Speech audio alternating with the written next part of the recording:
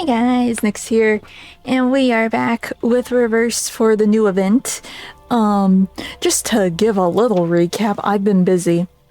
Also, I got 37. Of course you are. But no, I've gotten all of my 6 and 5 stars up to 50. I haven't been able to max them out, but I got them up to 50 at least. And now I'm working on, like, everyone else. I literally only just got them to 50 this morning. Matilda was like the last one for me to do, and I finally got her up to level 50 this morning. But no. New event. I haven't really been keeping up with what the new event is. I've just been focusing on grinding, so I really don't know what's going on here. It's one of the Arcanist lineages. A rare kind, Miss Bathadia. Based on the past cases, you will eventually become yourself again. The old self. What you saw in your mind were not illusions, but memories from your past self. Okay. I remember it now. Under the starry sky, on the scorching sand, countless Arcanists ran like a herd of beasts. Gosh, they're all in my head. That's the only sport stadium built for Arcanists! And I was the first priestess of Uluru ever! I don't think any Arcanist would say no to witnessing the revival of the once magnificent games. Okay.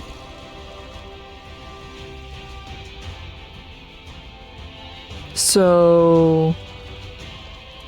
Aussie Olympics, question mark? Because I think that was an Australian accent. And that kind of looked like Australia. But it's definitely Olympics.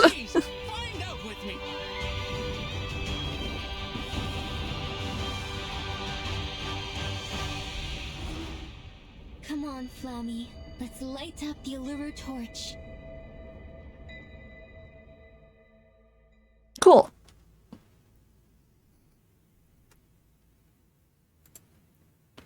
Oh, it's still going. I thought it was done. Okay.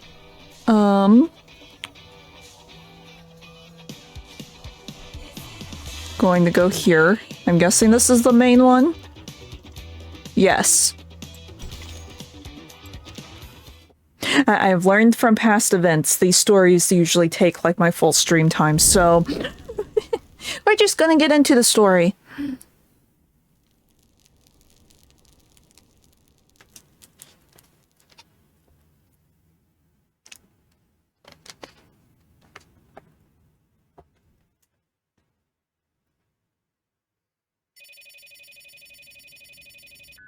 G'day, you've reached Desert Flannel.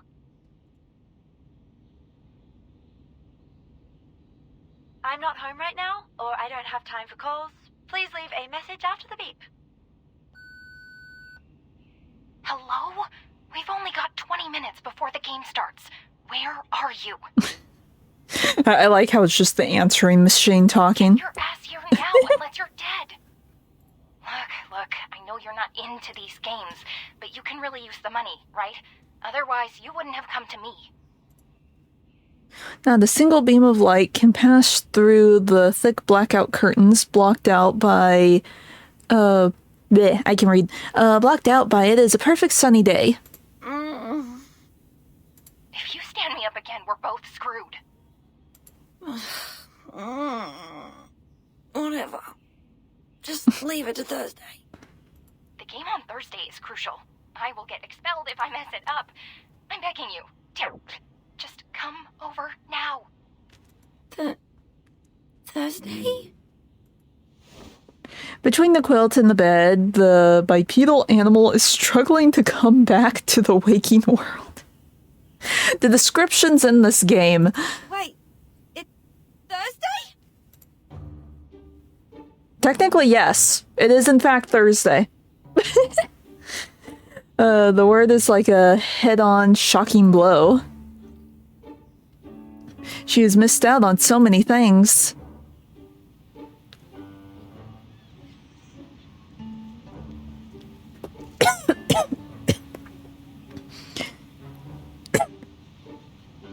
Sorry, weird tickle in my throat all of a sudden. Let's see. A similar misfortune befalls someone else We too. missed the right junction. The roads are different from the map Mr. Slouch Hat gave us. It's too outdated to provide any useful information. Terrific.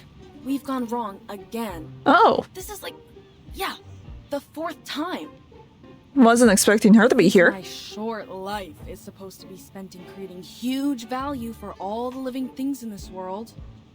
Foundation should have sent me another bodyguard, a more reliable one. And the contact here should have offered us a more reliable map.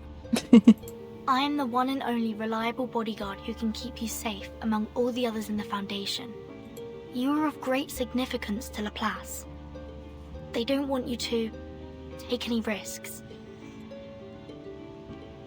Cities always change, and maps are supposed to follow them in step. We can go back to the last junction or keep going forward.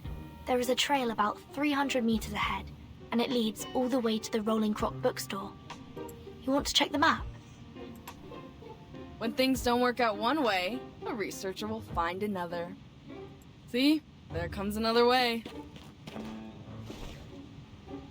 The girl coming around the corner is the perfect choice. Hey, wait. Miss Spathadia, right? Who are you? Do I know you? With sweat on the tip of her nose, she keeps hopping on the spot. Bestie badge with her name on it is pinned to her chest. Clearly, she is not aware of what gives her away. Excuse us. We're looking for a bookstore. It's called the Rolling Croc, with a hand drum made of crocodile skin hanging on the signboard. And that very store has the fragment of the fungus potion analysis report I want. If it weren't for that, no one would have taken a walk on this ridiculously vast land. No one! Besides, there's no frisbee here. The Rolling Croc. Rolling? Oh, I pass by that store every morning when I exercise. Go straight ahead, turn right into the lane after passing by a cafe with an orange signboard, and there it is. But do keep your heads down, or you'll be hit by the signboards there. I can take you there if you need... Oh, shoot! Beep beep beep. Warm-up time's almost over. I have to go. My coach is waiting for me for the punching exercise. Sorry, guys. Hope you find the store. Well, it's better than nothing. Make way!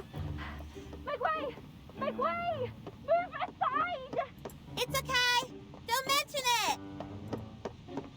The girl is setting out again. Her crisp voice overlaps the approaching shouting.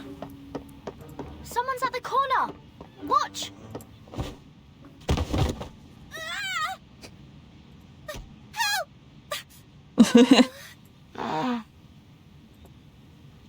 Fire. I'm on fire. Oh? Confusion and weak pulse. We have to take her to Laplace.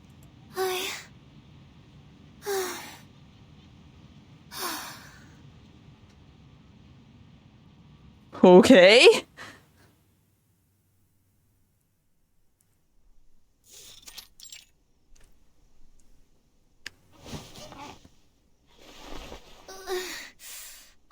I'm fine. I'm always fine. Are you sure? Tossing and turning. What happened to me? Did I really break some part of myself? They said I passed out, but it doesn't feel like that to me. My vest is dusty, but I don't feel any pain at all. She tosses around in bed, crumpling the bed sheets like wadded up tissues. Maybe I need more ice water. She gulps down some cold water. No. Maybe it's hot tea that I need. And takes a sip of boiling hot black tea.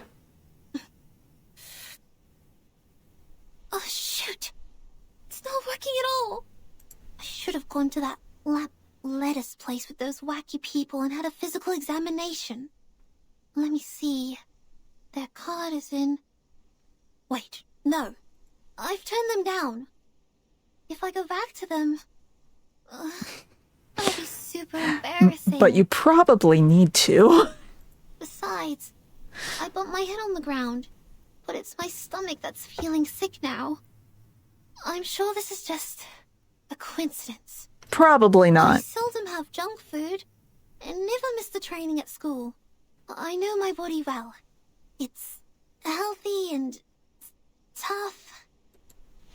And probably going to spontaneously combust. She said so to comfort herself, shaking her head and pulling out a photo album from under her pillow. I already took the medicine for stomach pain. Now just take a break and distract myself from it. The moment she opens the album, a breeze blows out from it. The smell of soil, mineral, burning coal, and the golden panda. That already makes me feel much better. Everyone has their own way to chill out, so the Spathodia. She eagerly draws in the breeze, running her finger along the edge of the photos. In one of the photos, an Arcanist with rosy cheeks is flying on a broom, cheering for her victory. This is the first photo of my collection. Mom gave it to me for my 5th birthday. In 1884, Branchfort was very popular amongst Arcanists. The Uluru Games that year had more trees than that in any other years. Then, in 1900, St. Pavlov Foundation took over the Uluru Games. Out of security concerns, they abolished 1/3 of the events that involved dangerous actions. And imposed a lot of regulations on the rest. Jones got 1st place in the game that year. Then, the Games in 1938.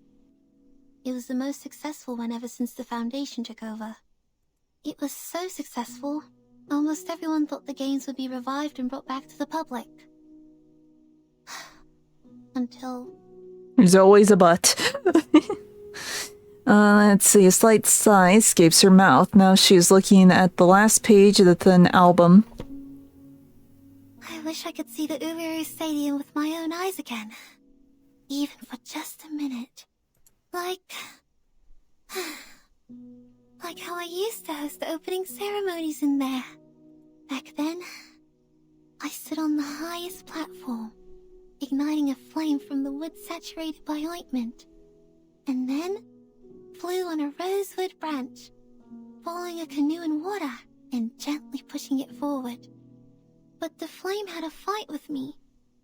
I trembled with anger because she was such an unreasonable blockhead. Then my sight was filled with darkness. My sight? My sight? She's realizing what she is saying. Spathodia unconsciously scratches her chest and then her throat. Did I just say something? What are these things doing in my head? Are they illusions? When did I go to the desert? Since when did I...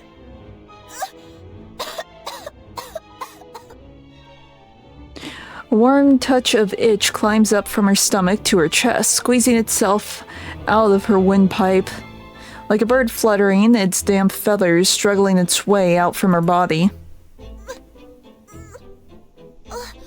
the medicine working? My stomach is much better now, but... my throat... it's burning and itchy.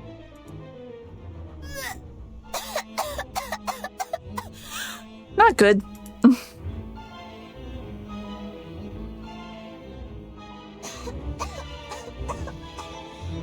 She is secretly dragon. No.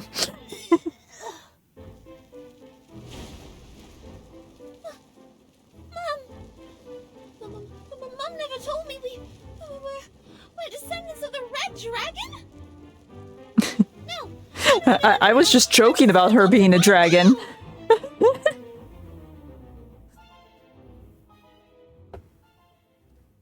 Okay, if she's Dragon Girl, I might need to go after her.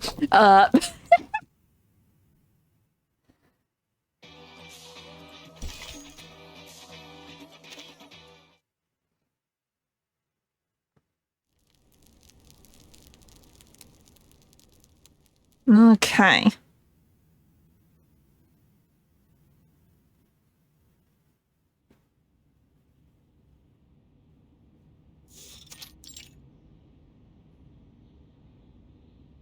Now, let's summarize what happened. You fell into a coma for 16 minutes and 30 seconds yesterday due to external impact. Then you woke up and found yourself fine. That's right! On that night, you felt an unusual burn coming up to your throat from your stomach. At the same time, you had weird illusions. And at last, you vomited a ball of fire. Yes, that's right, exactly! For one last time, are you sure no one in your family is related to the Red Dragon? 100% positive. I checked all the family photos and medical records, and even rang Mum and Dad. They denied every possibility of it. The symptom is really rare to see. I know. So, don't walk away on me. Let's see, each of her hands clenched one wrist from the other two, joining them together like a floating buoy line in the swimming pool. Are you really buying that? I don't doubt it. Then you're a fool. No nut. Would have lost all your clothes to any rorter that comes up to you if you wandered long enough on the streets. And you, I'm warning you. Take your little claws off me. Let me go now. Does she have like a Tamagotchi? Like a bootleg Tamagotchi? Hey, you were the one who burst out of nowhere and knocked me over. Now my brain's not working right and you're responsible for it. Yeah? You mean this smidge of zombie fire? You reckon this is the first time an arcanist sees it? Can get you 20 of these in 2 days in any workshop. You gotta try harder if you want to fool me. Whoa, whoa, whoa. I'm not a liar. I saw that ball of fire come out of my mouth. Irritated by their skepticism, she shoves the fire into her mouth.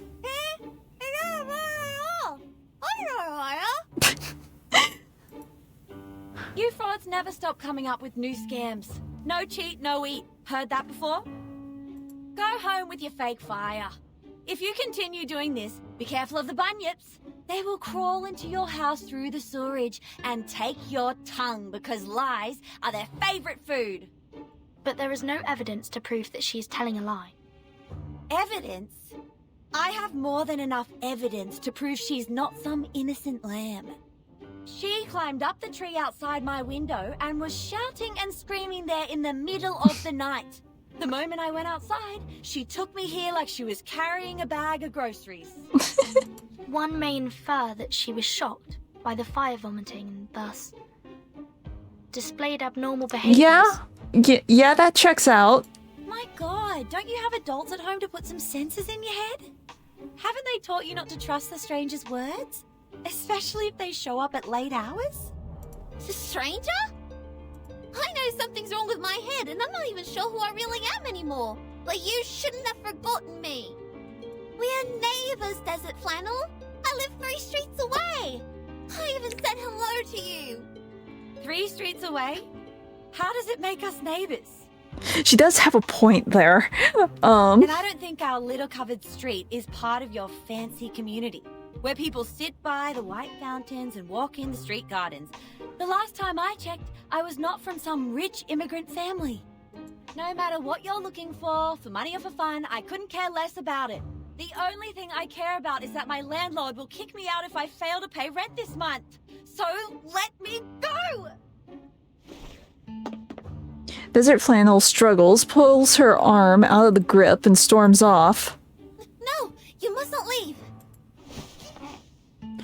Spethia jumps up from the sofa and grabs... I can talk. I can read. Grabs Desert Flannel's collar roll, but loses her balance. Like toppling dominoes, the 3 of them fall over each other and tumble down onto the ground. just nicked you in the teeth. You must not leave! At least, not before I figure out what happened to me. Things are flashing in my mind now. Sometimes the past, sometimes the present. I remember I can sing, but soon I forget how to do that. I remember the crowd who worshipped me on their knees. The running somewhere like the Uluru Stadium. And something hot. A hot bonfire? Is that a bonfire? Anyway, no matter what it is, I'm just an ordinary person like anyone else living at the end of the century. These things shouldn't be in my mind. There must be something wrong with me. With my head or other parts. I can't just go nuts now. My training plan... It's all ruined. I even have a game to play at the end of the year. Relax. The symptoms may not last. Sensing omens doesn't always mean danger to arcanists. Given the complexity of the situation, I think you need a more detailed physical examination to find the crux. We will help you and take care of you until you completely recover, or say, become completely normal again. Woo! You... Thank goodness. At least I can count on you. Both my mum and dad aren't home right now.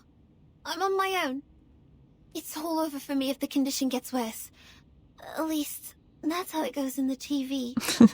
Don't jump to the worst conclusion yet. Follow me. Okay. Thank you.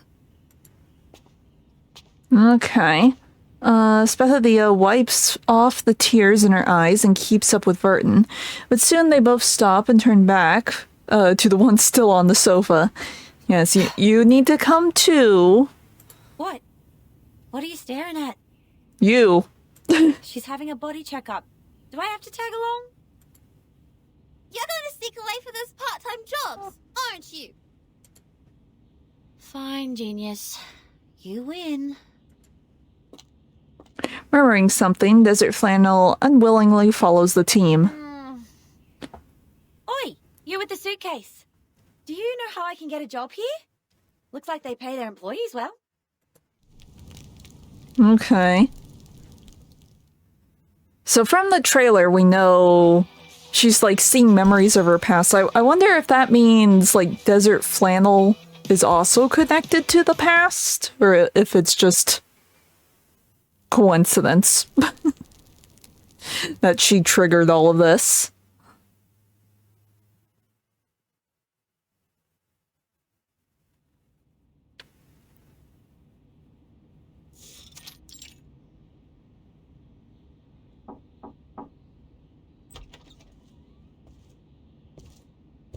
Here is Miss Spathadia's physical examination. Oh, how sweet.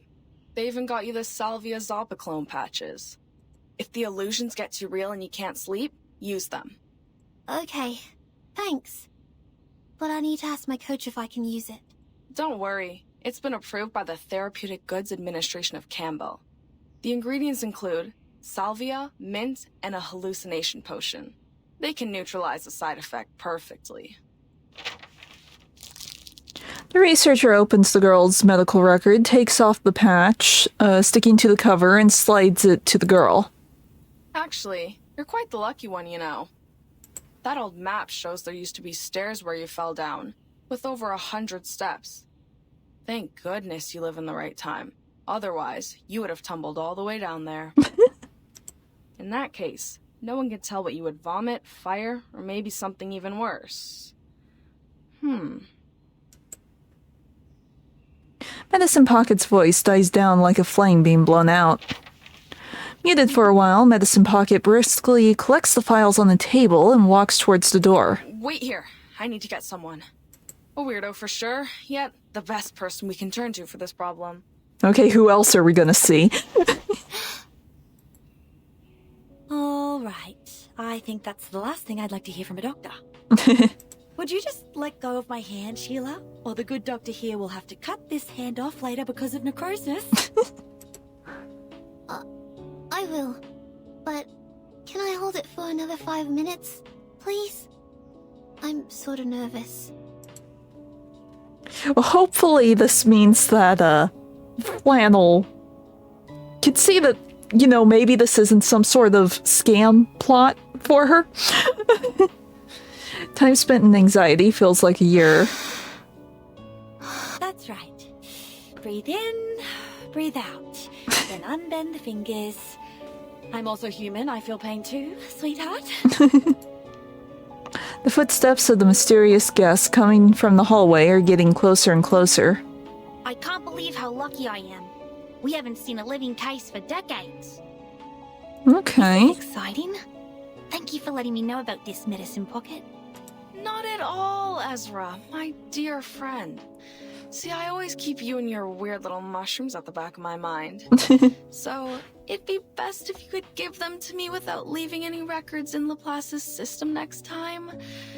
Anyway, we can talk about that later. Now, go check out the girl. She might be very useful for your paper on Arcanum. Of course. I'll tend to her in a moment. I just want to tell you how much I appreciate your thoughtfulness. I've been waiting for this for too long. Okay. Ezra turns directly to Spathodia. What? The young researcher walks to her, as steady as a boat floating on the water, smiling. May? You mean me? Certainly, Miss Spathodia. I came for you. I've been briefed on your case and had a basic understanding of the inner flame temperature and the fuel through the laboratory report. Here's a list summarizing all the conditions. It's still a draft, but please, take a look.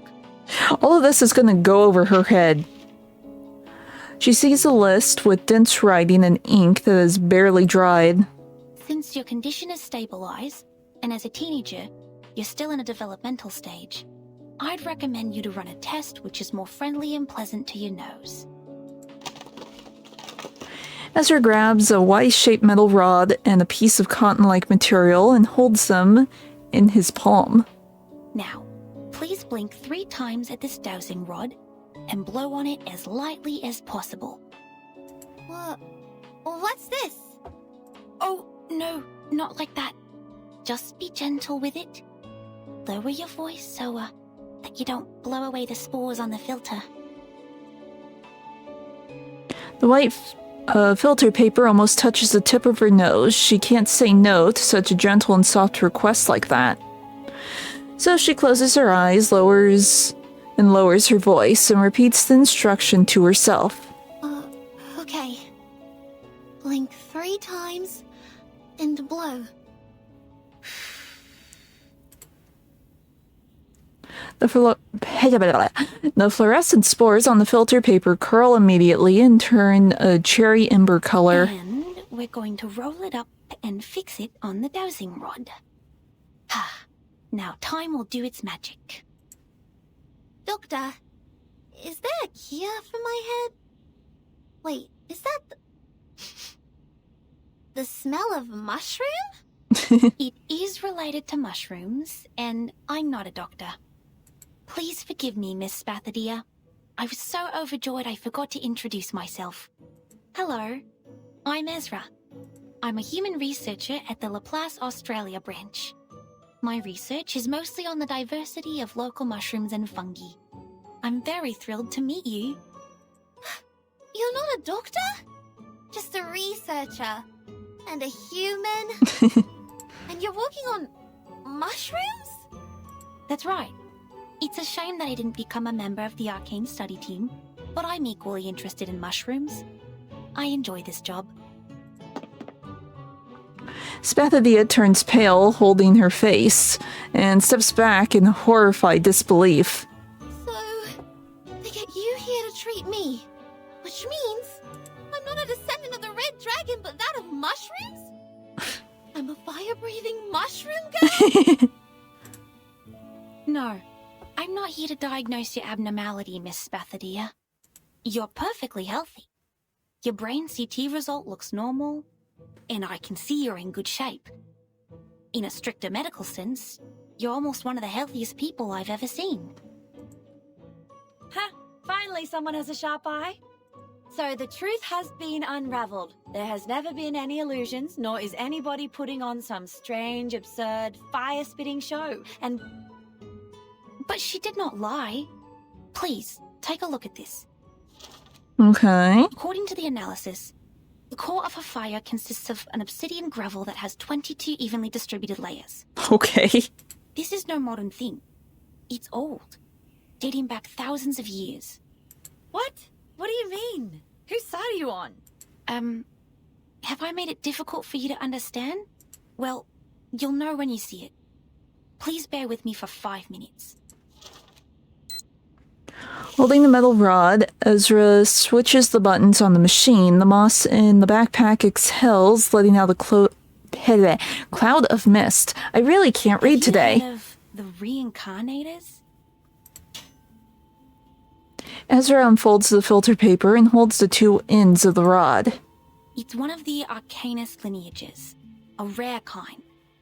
Since this power can only be randomly triggered, and its manifestation could happen anywhere, anytime, and in any fashion, it is hard to identify them when there is one.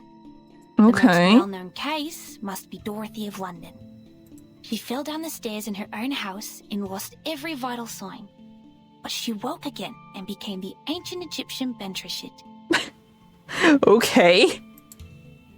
You're not saying that she's... Miss Spathadia is a reincarnator. Those so-called illusions are not a result of any brain damage. They were once real.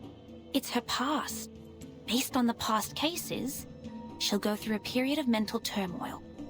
That could be short or longer than anyone could expect. But eventually, she will become herself again. The old self. So she's basically just gonna die. Okay. But how is that possible? Everybody knows that the reincarnators are just some lousy made-up tabloid stories. That's right. Sensationalism. That's the mainstream opinion about the reincarnators. In Dorothy's case, her experience of learning Egyptian and her career as an archaeologist also caused controversies over her true lineage, which is understandable since people haven't seen a reincarnator in years. But at the beginning of the 20th century, when Dorothy fell down the stairs which decided her fate, Laplace Scientific Computing Centre established its Australia branch, carrying out studies of local fungi. The fungi study is a brand new direction, and it has been secretly developing next to the public since, like the Australian honey fungus, growing without getting anyone's attention. The facts will speak for themselves. Please allow me to prove it to you. Medicine Pocket, could you please turn off the lights for us? Cheers. Huh? The poles of the metal fork sway in the dark room, letting out a buzzing sound like a bee floating in the air. When we talk about reincarnation, the real question behind it is whether the soul exists. Because the soul is commonly considered to be the essence of what makes a person who he or she is.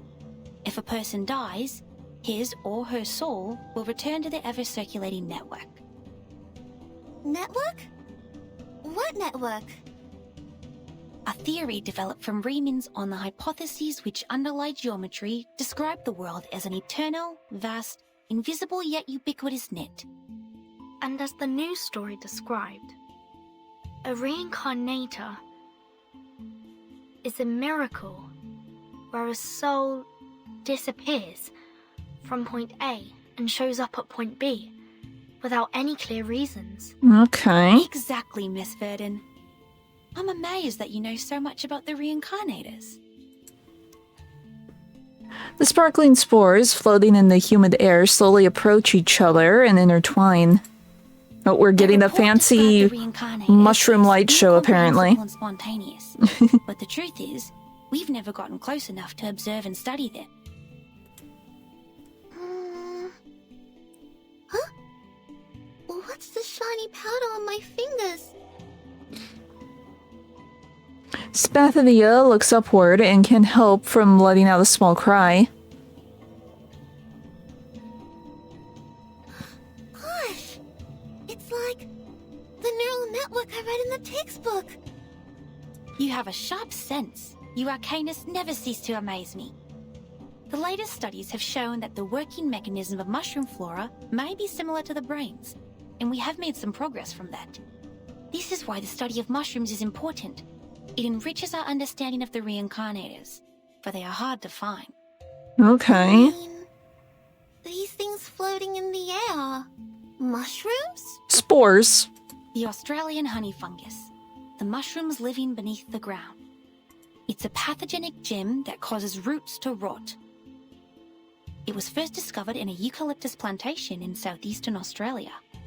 At the end of the 1970s, Laplace researchers who intervened in the local environment protection found that, unlike other fungi which reproduce through the spreading of spores, the honey fungi spread by the growth of their underground mycelia all over the forest. Huh. I think it's like that invisible net. Yes, a net hiding underground, in which you see an object disappear at point A and magically emerge again at point B.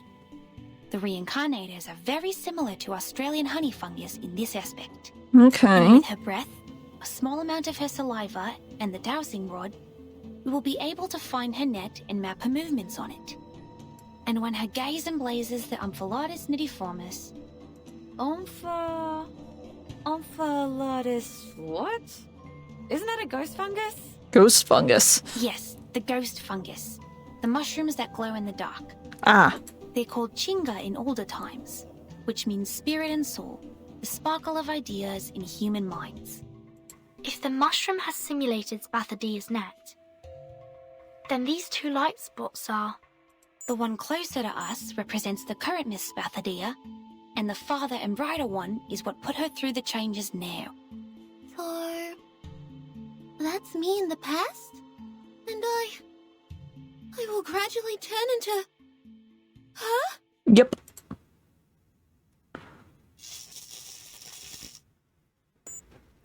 The light is back in the room, the ventilator emitting 2 consecutive notifications as it extracts the sparkling lights out together with the heavy moisture in the air. 5 minutes. We are right on time. Miss Desert Flannel, how do you feel? Damn it! If she's so badly injured, how much would the compensation be? Is this how my life will be? Being heavily in debt? Miss Desert Flannel, you're nibbling at your nails. You will get hurt from it. Please stop. Me? I'm fine. Are you talking to me? You were saying? Yes, I was asking how you're doing. Did you get my drift? I think. Well, I know it's highly unlikely that this little girl was hatched from a dragon's egg, but is it possible that she's just some kind of uncommon lizard? You know, the really ancient ones? Anything but a reincarnator. But what you said doesn't make sense. What do you mean it doesn't make sense? There was fire coming out of her mouth. Desert Flannel points at the fire placed on the couch, which is still burning, and shakes her digital pet machine. It was a Tamagotchi. And my only family here is a pixel emu. Does it make sense to you? I don't follow. Yeah, she's having like a mental breakdown all of a I sudden. know this is not your fault. It's just your arcanist nature taking over. It's very normal if you got too carried away by your emotions and became delusional and hysterical. Please, take my hand. I was once trained to help arcanists calm down. Now breathe with me. In and out. Me? I'm not hysterical. Are you sure? Said the hysterical girl with offense.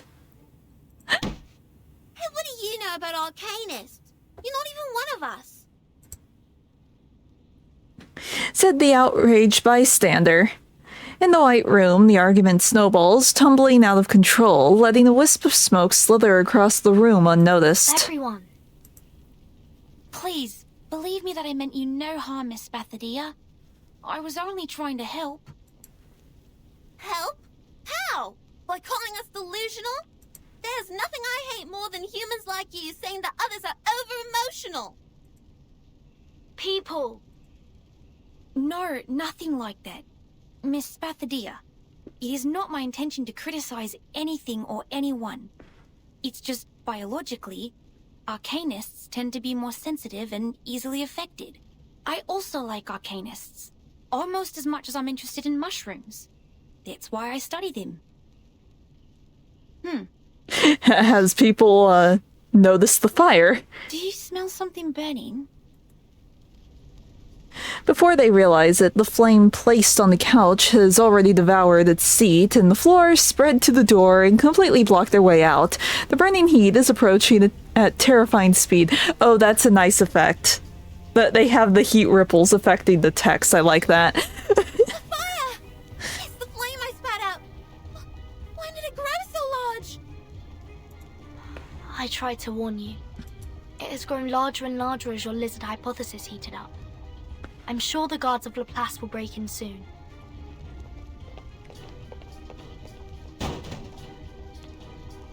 Security of Laplace Research Center Hospital taking over. All patients and non-staff, please follow me to evacuate the room.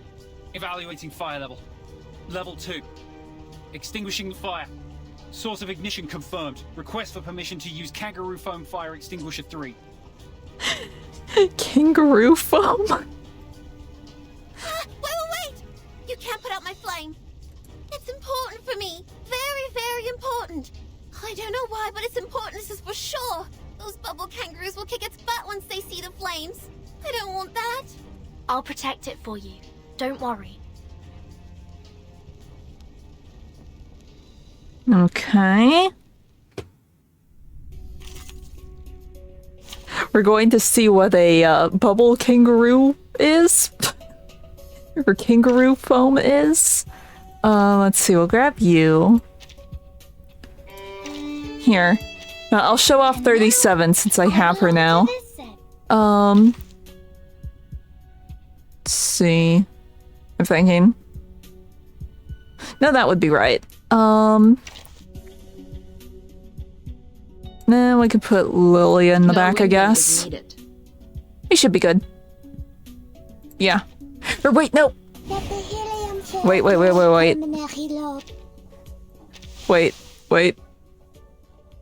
No, it... I forgot to,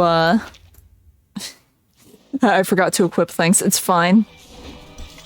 I forgot side tubes. It's fine. We can get back to it. Okay, that's fine. It's just you that doesn't have anything. Sure. That's fine.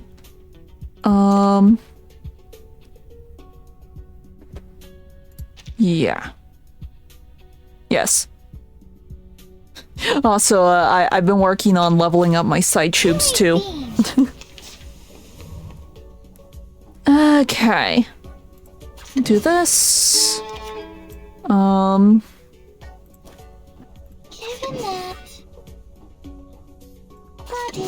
do that. For everyone. Are you irrational numbers? Break it.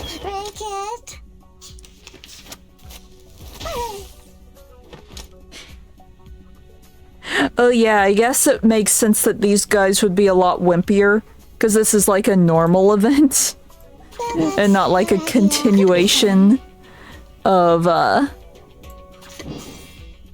the main storyline. I was expecting them to be a lot harder.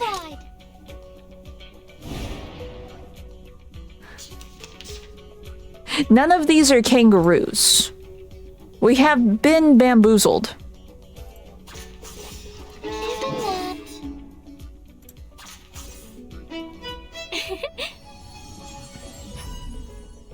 Intersect and divide. Goodbye. Oh, so close. Well, he's gonna take himself out. It could be party planet. Are you irrational numbers? Victory? Okay, but what does it mean to us? I mean... Okay. There you go. Now you're free from the fuzzy foam.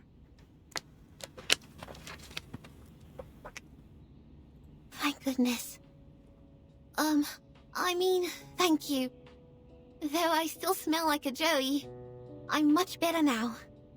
In the early stages of arcane ability awakening, the rate of Arcanus losing control can reach 74.3%. But it doesn't mean that you can set a fire in the clinic of the Laplace Research Center Hospital. Or fight the security to protect the flame. Oh, I know. I'm sorry. I didn't mean to do this, and I have no idea why my flame grew so large all of a sudden. That never happened before. I know I should have been responsible and noticed the anomaly earlier. I was completely lost in the argument. Pain. Let's see, she buries her face in her hands and is still trying to bury it even The deeper. silver lining is, as the fire was still under control, they used the kangaroo foam fire extinguisher and thus it didn't cause any casualties.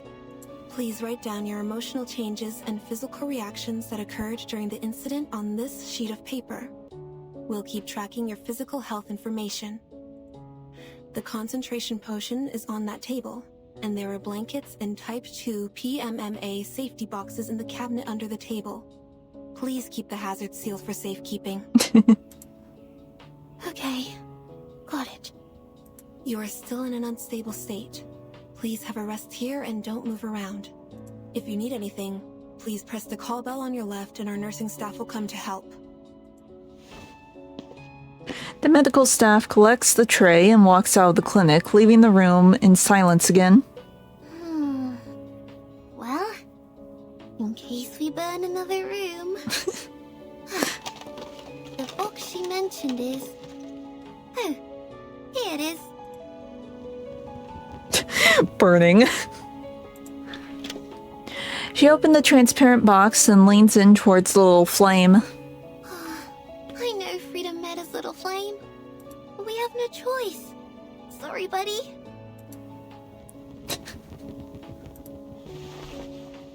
She reaches out a hand to push the flame into the box with great caution. Alright, listen. My teacher said fire needs oxygen to burn. So I'll leave a small window for you to breathe. I have always wanted to see you. Oh. Okay, now the fire's talking to us. What? Go. Are you talking? Gosh, the call bell. Where's the call bell? Go back to Ulu. He must go back to Uluru Games. Okay. Uluru? Uluru Games? You mean the Uluru Games? Oh, make it clear, little flame, make it clear. What's going on with the Uluru Games? Well, from the exposition you dumped earlier, it doesn't exist anymore. Spethadia grabs the flame in a hurry. The sparkling flame starts devouring her palm bite by bite. Ah! The fire! It's burning on me! It feels different this time. It's so... Far faster than expected, the flame spreads over her, and her cry for help fades into the burning red. Has she become fire?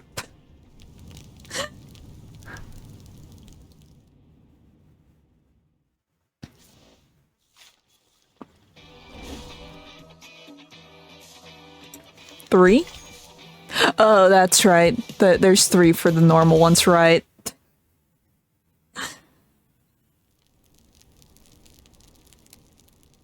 Okay.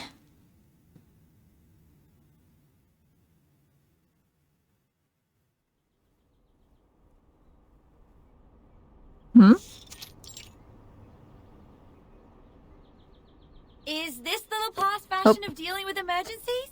Phone is going crazy. 1 second.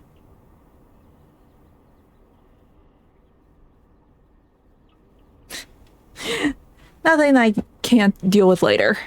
Oh, are these the bubble kangaroos? I swear, if anyone walks past us now, schoolers or deros, I will be instantly killed by their silent judgment.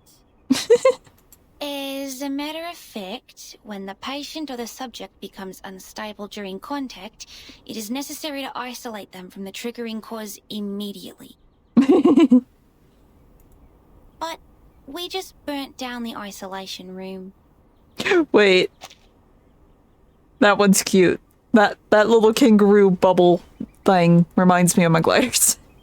Just sitting in a pouch. No wonder head nurse Judith was so angry.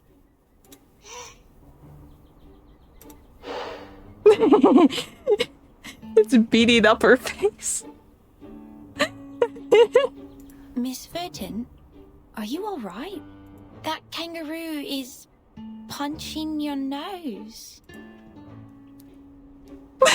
I'm fine. I like the bubble kangaroos. So is the kangaroo. I'm sure Medicine Pocket will bring us the concentration potion soon. They'd better. We look like a bunch of kangaroos, feel like kangaroos, and even, smell like kangaroos.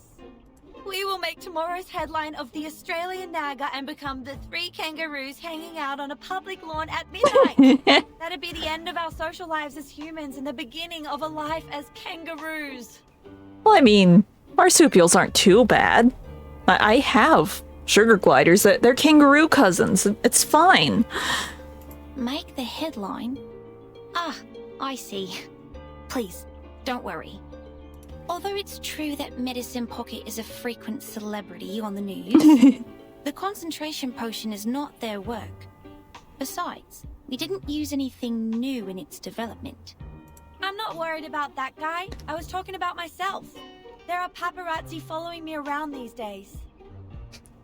I can't get over the kangaroo on her face. I didn't know you were famous. I'm not. It's just that someone wants my name spread in a bad way. Ugh, trust me, you should never piss off the paparazzi. You should turn to the police for help. Yeah, just shut up and keep your eyes peeled for anything suspicious. I will toss his shoes on the power lines if I find him here. Miss Desert Flannel, watch your back! Oh? What are those paparazzi? It burns! Oh, she's just spontaneously combusting now. Okay. Or wait, no, it's the kangaroos. Oh no. The young girl leaps to her feet, letting out a scream as the bench beneath her turns scorching hot. Oh, it's not the kangaroos? Fire? Miss Desert Flannel, the lake is over there! Get in there! Lake, I can't swim!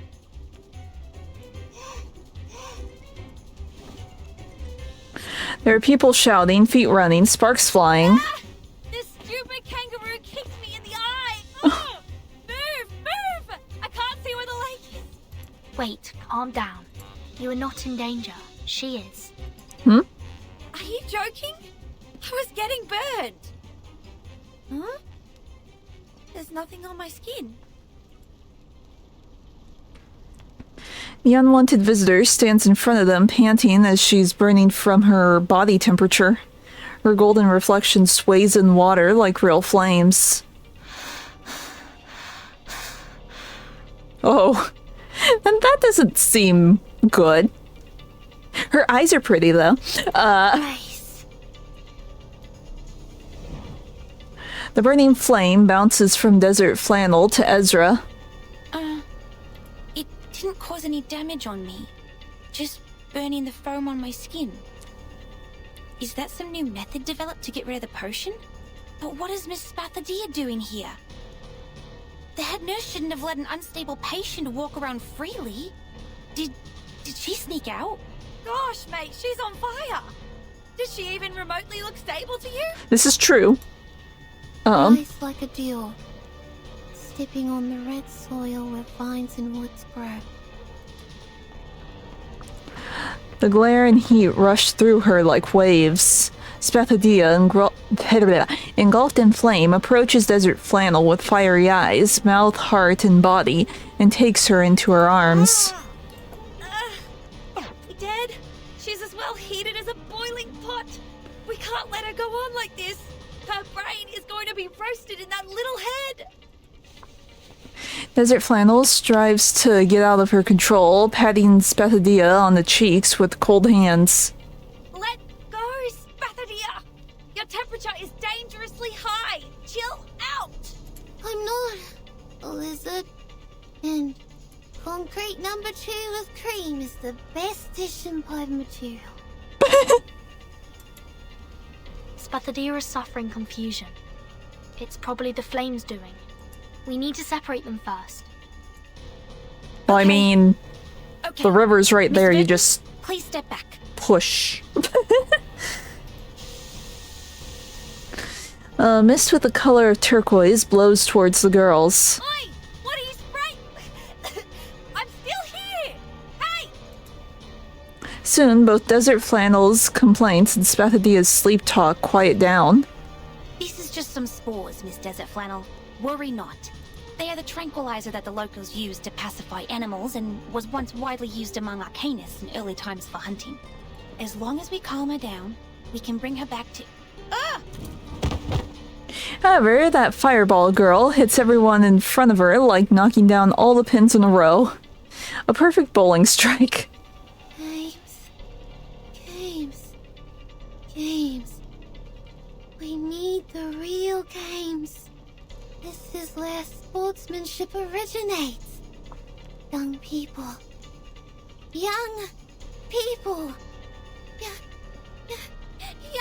need cats and strawberry jam. Cat jam it is. Did I use the wrong mushroom? Miss Spathadia has become even more restless. Well, I mean, spores are flammable? You're just giving her more fuel, essentially. What about Miss Desert Flannel? Is she... Ezra manages to get up, looking at the turquoise green mist without dusting himself No, you off. didn't. She's behaving exactly the way you described. Miss Desert Flannel?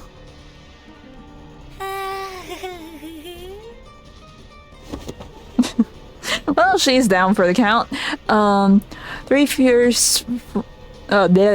Their fierce friend, with a smile on her face, is rolling on the ground like a cat getting high on cat mints.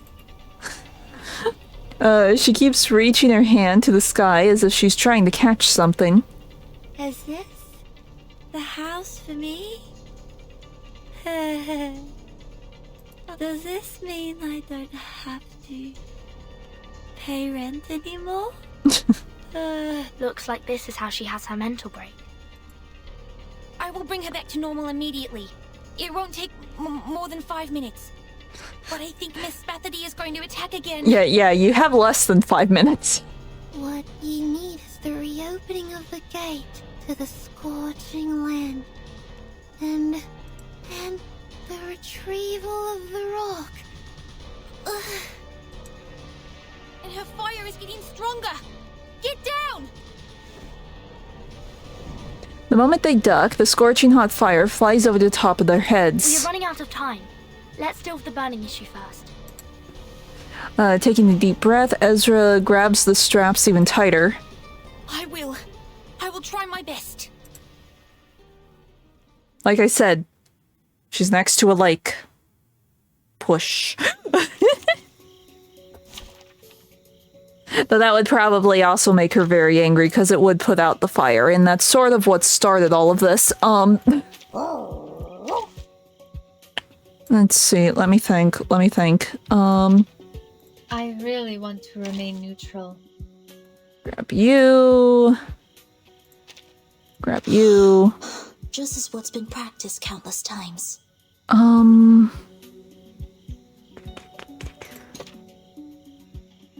I don't think she has extra, she doesn't have debuffs.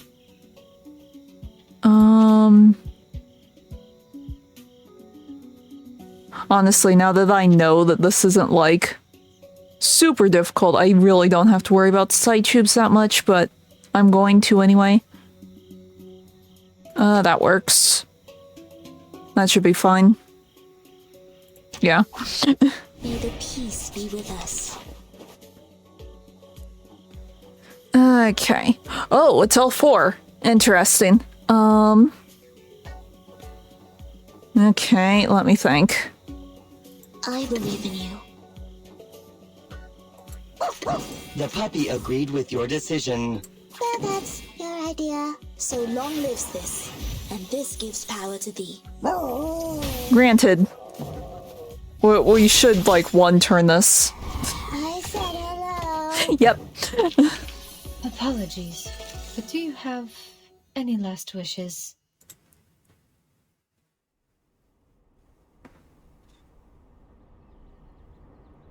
Where am I? What are you doing here, guys? I thought you were driven away. Great! She's back to normal! I remember it now. Spethadia can't maintain her balance and falls to the ground. The games. Game? There it goes. She raises one arm with all her strength and grasps the cuff of the girl standing in front of her. We must revive the Uller games. Okay. The rocks rumble on the knees.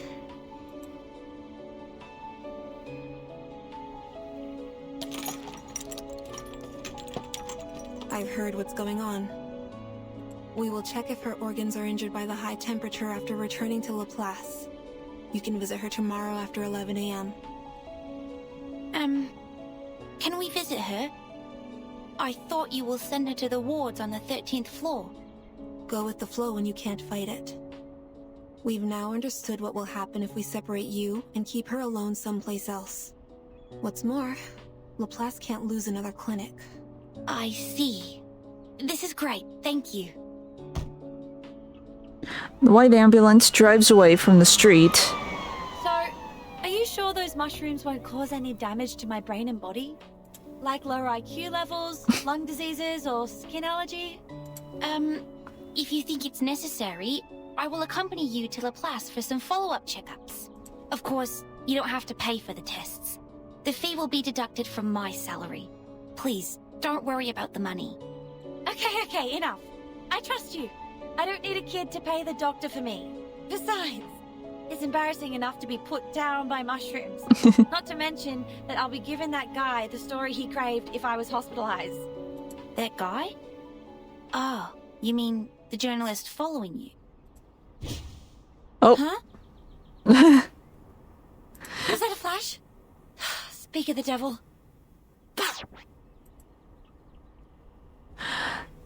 Silently cursing, Desert Flannel scans the bush in the dark with a serious look on her face. Come out yourself! Don't make me force you! The bush rustles. Seconds later, a man stands up, his black shirt indistinguishable from the darkness, making his face appear as if it were floating in the air. Okay. Don't you dare involve others. This is between you and me. I've told you long ago that one day I will make you feel the same misery that I did. I've been following you all the time, and this is the moment of vengeance. Okay. Now, I have more than enough photos. As for these other people, you didn't strike me as such a kind-hearted person. I didn't know you were so shameless. Let's see what tomorrow's newspaper has to say about this, Miss Photographer. Okay. A hideous smile forms on the floating face. A coward then disappears into the shadows. No! We can't let him get away! He has a photo of us! Is he your enemy? Maybe arch enemy? What happened between you two? Yes, give us lore. If you don't want to be one of the burning kangaroos on the headline tomorrow, shut up and start running! We have to stop him. I'm surprised Verton's like, yeah, we should stop paparazzi. She doesn't seem like the type that would really care. Well, she would probably care about Desert Flannel, but just like seeing her face in the newspaper, I don't think it would bother her that much. Also a reward.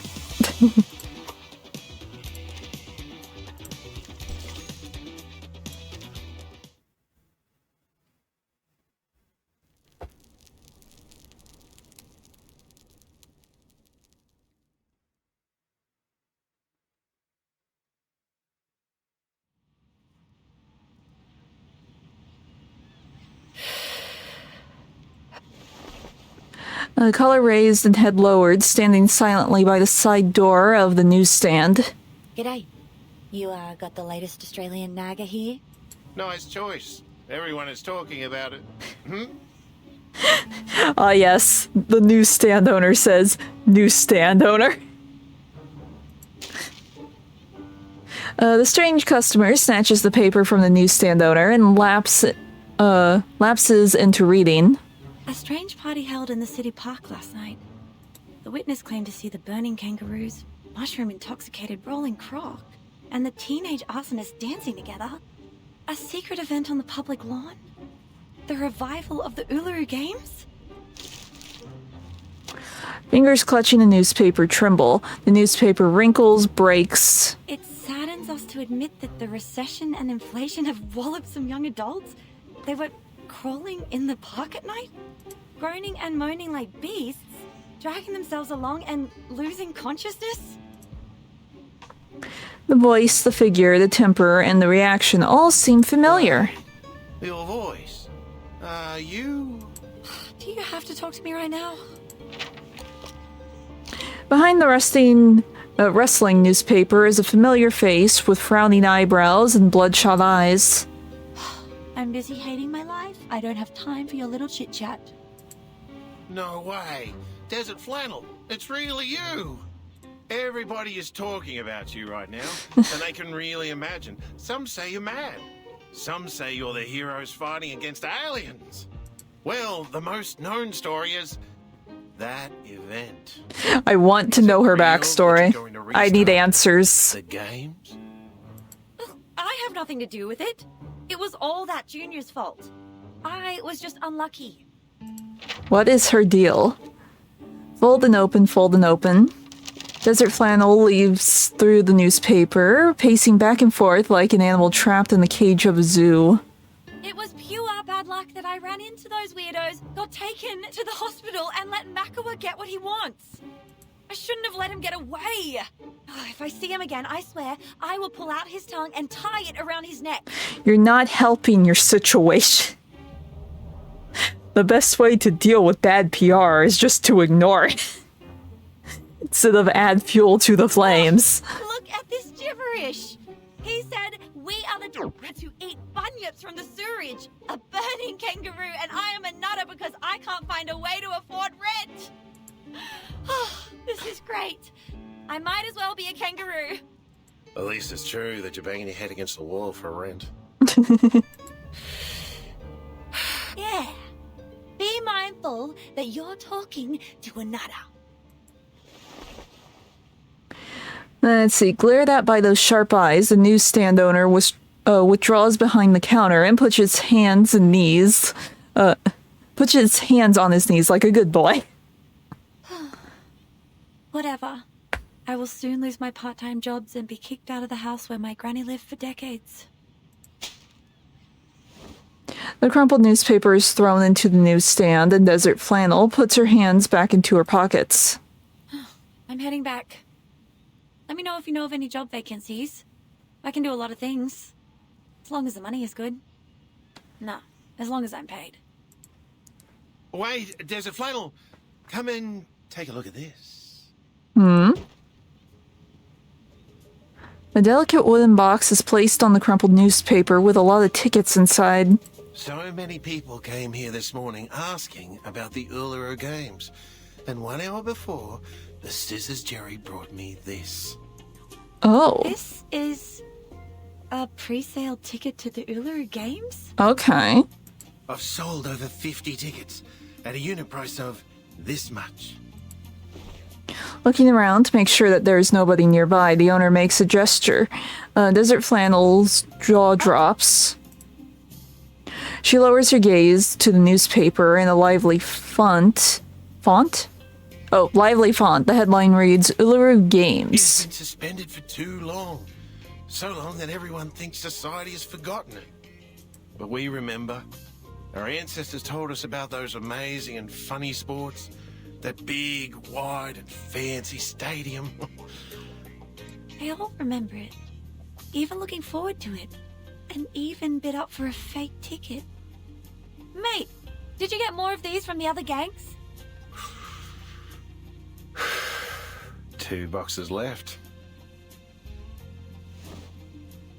Holding the cigarette between the knuckles of his index and middle finger, the owner squats down behind the counter. His hand lifts up, holding 2 even bigger and heavier boxes. His voice comes from below. These are from the Slicky and Eucalyptus Brotherhood. Eucalyptus and what? Didn't catch that name. Oh, do you have the mints that I bought from you before? The least purchase ones? You always put them at the bottom of your box? After the sounds of struggled searching, the owner at last pops his head back up, now covered with dust, and throws a faded iron box onto the counter. All right. Now give my ticket back and I'll put it away. I don't want any of the gangs to find out I'm dealing with the other... In front of him is an empty counter. A coin purse has been placed on the abandoned newspaper, holding no coins, but instead gray feathers. That's what I keep telling everyone. Letting out a fatherly sigh, the newsstand owner lights up another cigarette. Muddying the water is what this bad girl does. Okay. So she's going to start selling fake tickets? Right. Desert Flannel has taken the fake tickets with her. The ones from Clippy, Slicky, and the Eucalyptus Brotherhood. She's gone. No, not to the black market. Sir, I heard that the Bunyips are getting restless again. Is that true? On the other end of the phone comes a noise of Wait. I can read. On the other end of the phone comes the noise of pinching a cigarette, followed by laughter. Hiding the shadows in silence, the young girl darts past him. Ha! I'm gonna make a fortune out of it! She's just gonna make things worse for herself. I'll be able to buy that house, get myself a new oven, some new clothes, and that giant wool nest for Fluffy! Plappy? She talking about her Tamagotchi. In a crash, some wet black monsters flip over the well lid and crawl onto the road. Ugh, those bunyips are out again. Haven't seen them out in the sun for a while now. Ugh, I must hurry. Wait, are they coming my way? Maybe. I've got my eyes on them. They are more interested in her than in me. Oh, this makes sense. Since the Uluru Games have made the biggest news of the week, the people are going on and on about it all day. And where else will the rumor-loving bunyips go at this point? The last time I saw something like this was when that scandal of Mr. Pompadour broke. It will be a big story.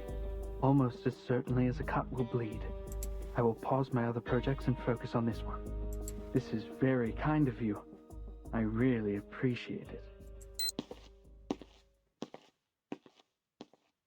Nobody, not any arcane creatures, can stop me from getting rich. Let alone that you haven't eaten enough rumors to grow into a 3-floor high and multi-legged gigantic monster. Boop, boop, boop, boop. Plappy, give me a hand! She swiftly takes a few steps back and presses the on button on her digital pet device. A giant emu jumps from the pixels, fluttering its feathers. What?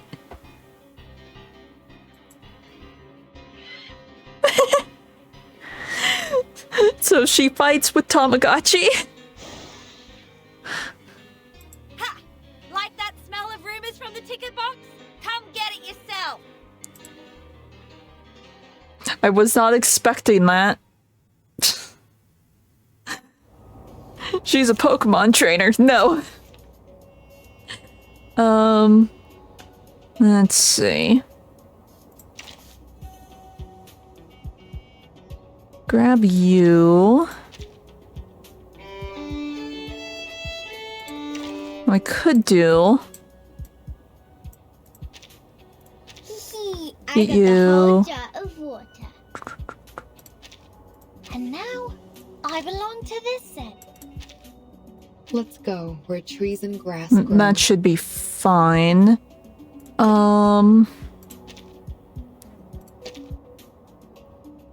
Yeah. I think. Question mark.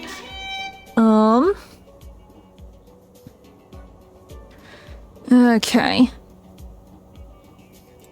Do that.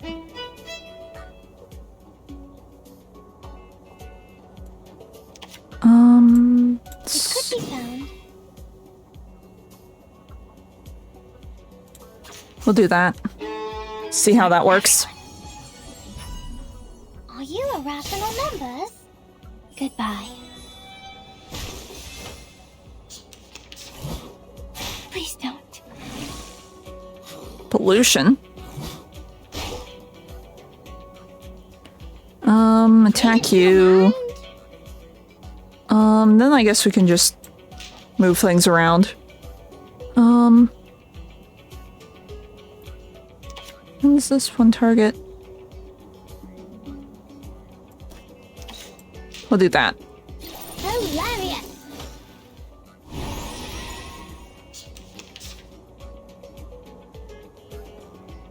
Okay. Do that. I mean, in theory, this should work. Oh, you deserve it. Are you irrational numbers? Beating. That didn't kill the one. I really thought that one would keel over. Oh well, it's fine. We will survive. It could be given that. Are you irrational numbers? There. Victory? Okay, but what does it mean to us? Meanwhile... Told you I'm super healthy. You should let me go now. But you need our care, Miss Spathadia. It's also our responsibility to make sure that you're safe and stable. Yeah, we can't really ignore the whole you burning down everything. When Arcanists were first introduced to their power, they would experience a 4 to 12 week adjustment period, during which they may suffer emotional breakdowns, strong hallucinations, or frequent comas. Hey! Stop! Stop it!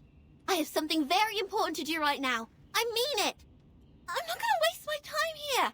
I'm fine. There'll be no more confusion, mental breakdown, hallucination, or coma! Something very important. What is it? The young girl stares at Ezra for a doubtful long time and finally talks. My flame talked to me last night.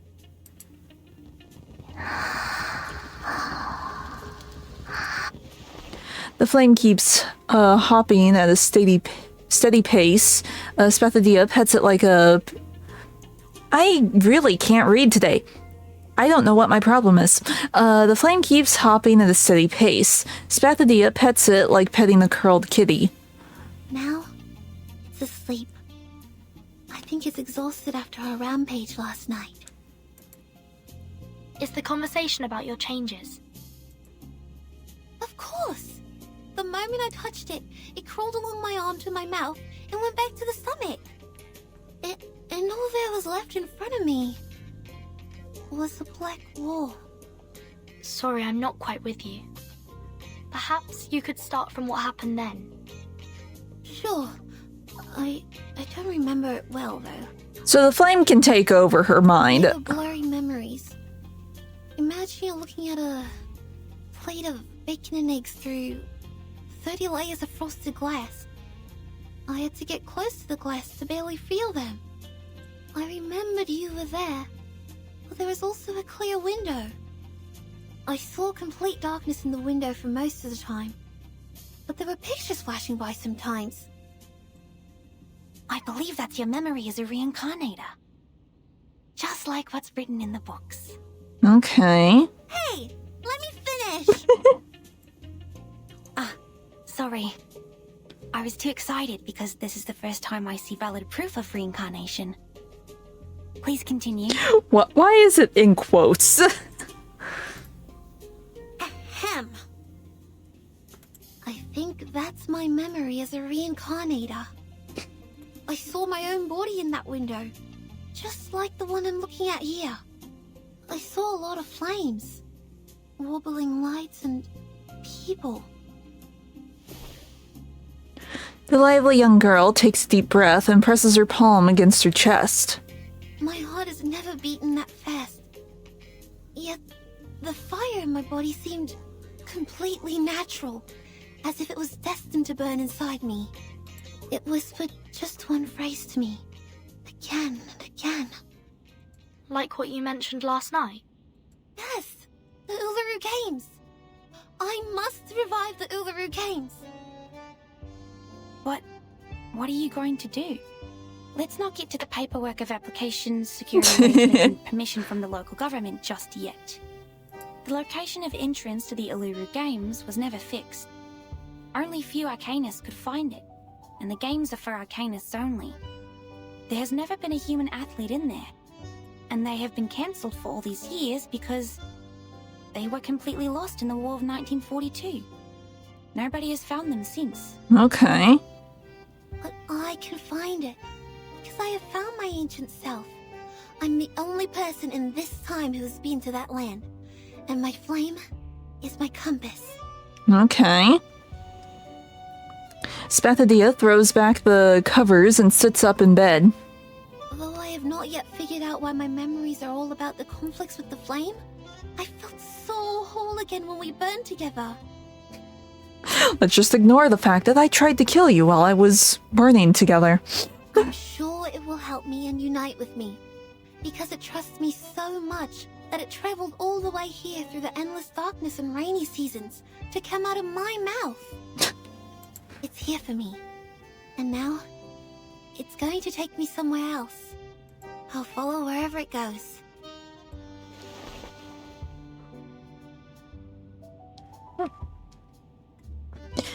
She seizes the cuff of the visitor, looking at her with puppy dog eyes. So, Verdon, you said you would take care of me. Would you come with me? I need a revival squad, and friends who understand and support each other, just the way the Flame and I do. By then, you'll go to the stadium too, and we'll run together. I promise it'll be a wonderful place where you'll never regret going. You will enjoy the Uluru Games. I've seen pictures of the Allura games in the school library collection a long time ago. I was not a fan of the routine physical fitness test at school. But I don't think any Arcanist would say no to witnessing the revival of the once magnificent games. Oh, so... I'm more than willing to join you in bringing back the games. It will be a wonderful new beginning. A handshake is offered and accepted to symbolize their successful cooperation. Wow, yes, thank you! I see. You're shouldering extremely important responsibility, Miss Spathadia. I will apply for you to be discharged and explain all this to Judith. Just ignore the fact that she is like a walking time bomb that can combust at any moment. It's fine. Thank you, Ezra. I won't forget your contribution to the revival of the Uluru Games. I'm deeply honored to have this chance to help. Then I will get the paperwork done and go back. What's that for? I need to prepare as many mushrooms as possible, so that I can better assist you on the way. You? On the way? She points at herself and then at Ezra. You're coming too? Of course. We've been through so many things together. Am I not part of the team? No, of course not. How can I take you and the revival squad? The games are meant for Arcanists. You've read the documents, right? Since the very beginning of history, humans have made countless attempts to find the entrance to the stadium, yet none of them made it. It's just not for humans. If you're a fan of sports, you can totally watch those held by humans. There will be a boxing event in Melbourne tomorrow at the National Tennis Centre at Flinders Park. No, Miss Spathadia. I'm not interested in any games. The only reason why I'm coming along is because you haven't fully recovered and still need medical care. This is true. Besides, I hope to collect more information about reincarnators from you. I will not disturb your mission searching for the stadium. Please, let me come with you. It's going to be good for both of us. Collect information? You're monitoring me. That's his job. Since when did I grant you the permission to do that? I never said yes. It's his job. I don't want to be studied or published on newspapers like the reincarnator you talked about. Our research does not need to be published in the newspaper. We can do it in a more subtle and secure manner. I will not design any tasks for you to perform, nor will I force you to take any potions. My job is to observe, record, and ensure your health and safety, like what we do with the mushrooms. But I'm a living arcanist, not a mushroom. I've had enough of everyone watching. Looking up and down at Ezra, she hesitates and returns to her bed, wrapping herself up with the quilt like a burrito. I don't want to be the embellishment added to someone's academic achievement, or a subject of the paper that'll help you switch fields. I didn't explain it right. Miss Bathadia, please listen to me. I have never changed my heart as a researcher, and I care about Arcanus as much as I care about mushrooms. It was never my intention to use you as a career boost. You are such a rare opportunity to us, because none of us know when and where the next reincarnator will be found. If we miss this opportunity, the academic circle may have to wait for another decade to further their research. The discovery you and I made may shock many. Our names might go down in history, but most importantly, it's going to help a lot of people.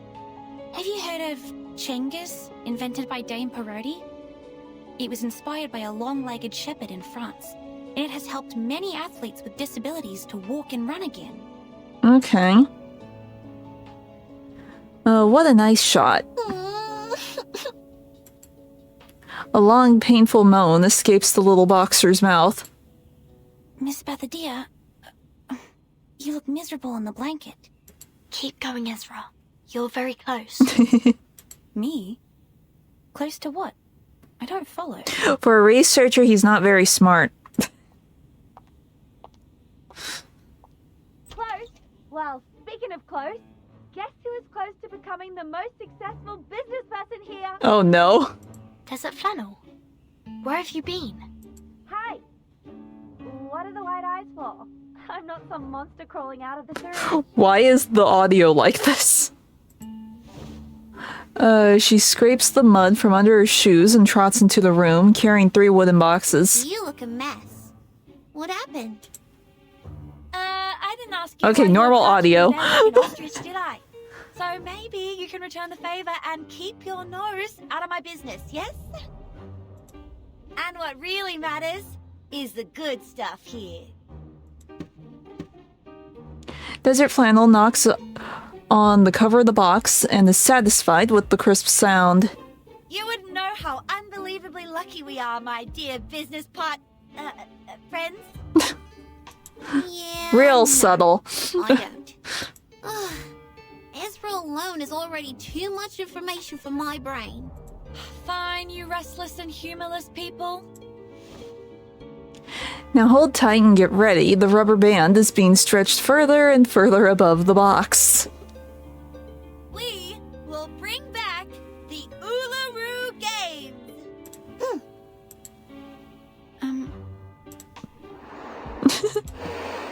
Hey, what kind of reaction is this? Why are you quiet as stones? This is a great idea, and you're giving me this? In the room brimmed with wordless doubt and silence, a hand reaches up from beneath the quilt. Right. Join my revival squad. Handshake? Handshake. Then I... No, not you. Spathadia retracts her hand away from the burrito, and the movement so fast it blurs. On the choppy waters, several buoy balls are connected together. They are floating towards the depths of the pool, hand in hand. Okay.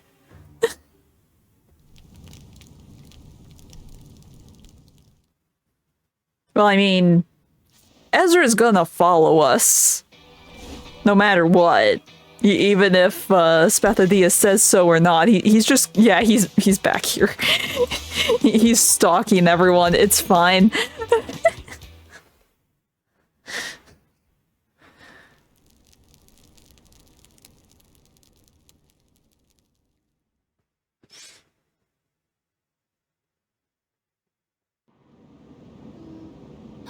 Hey! I see it!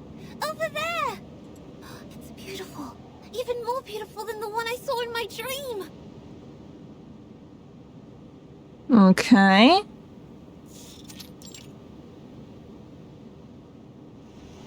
The Greyhound bus closes its doors and drives away, honking and leaving the girls standing by the road in a puff of dust and smoke.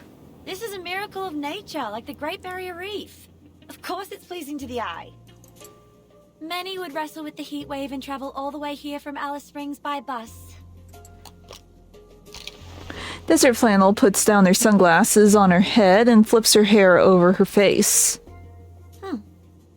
I have to admit, it is worth the effort. The temperature here will get even higher at noon. Ezra has prepared plenty of cooling tablets and water in the medical kit for us.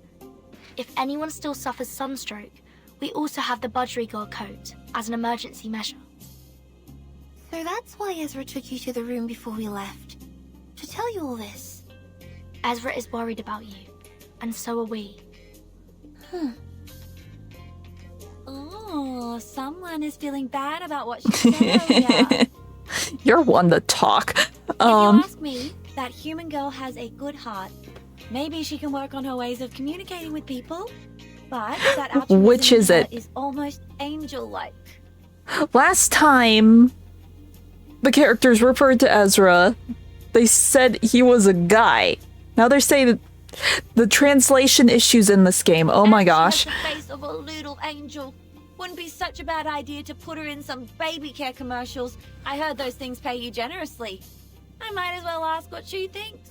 Maybe I should just go on to the wiki and see. The wiki would probably say. Go forward.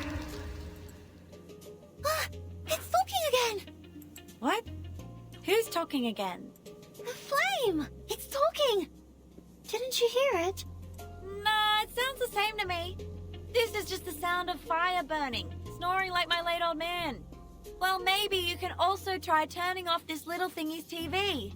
Maybe it will jump up and shout, "I'm still watching." I'm not joking. It's really talking. Listen. Lifting the flame with both of her hands, Spathadia puts it close to Desert Flannel's ear as possible. Desert Flannel looks more and more alarmed in the silence. Wait, its temperature has gone up, and it's transforming. What is this, a rocket? No more waiting.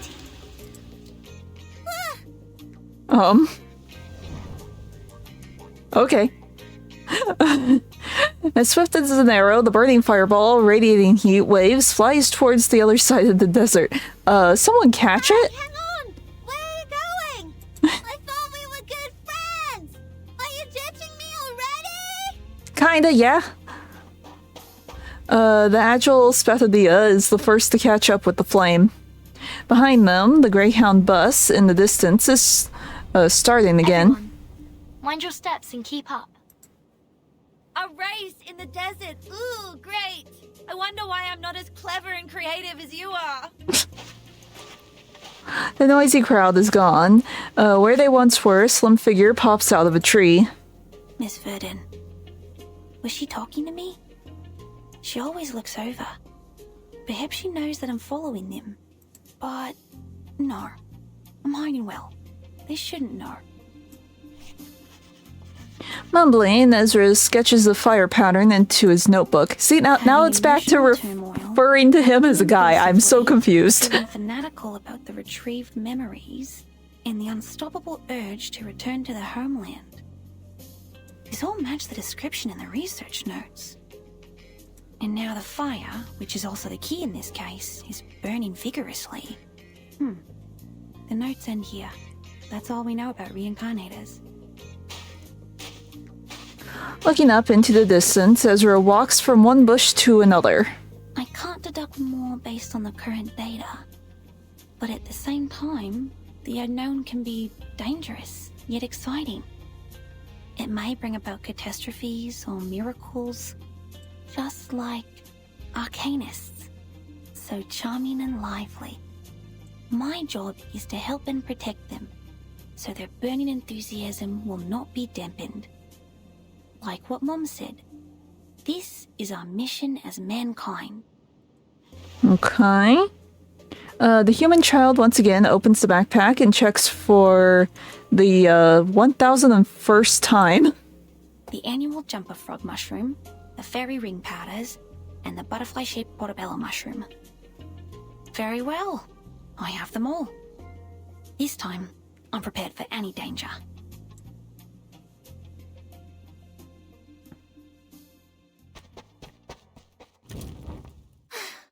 Gotcha! You're not running away from... This is the beginning of the journey. Okay.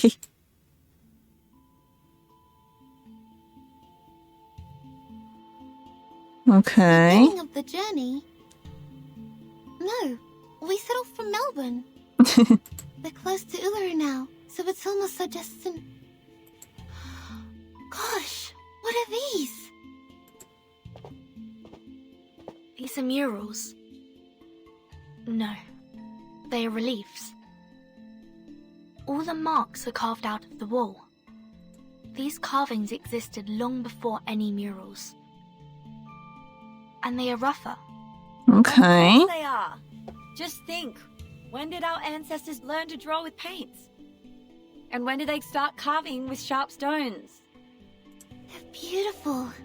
Like star trails, one circle in another. I think I've seen them before. They feel familiar and make me thirsty at the same time. Look, this circle's just like a spring. We don't So need it's a map. spring. We brought water ourselves. Drink as much as you want. Look here. These are most probably some ancient relics. This one looks like an animal, and this a plant. And what is this? Birdie. They have something to do with people's lives. These marks have to mean something. Okay. Maybe they will lead us to the entrance to the stadium.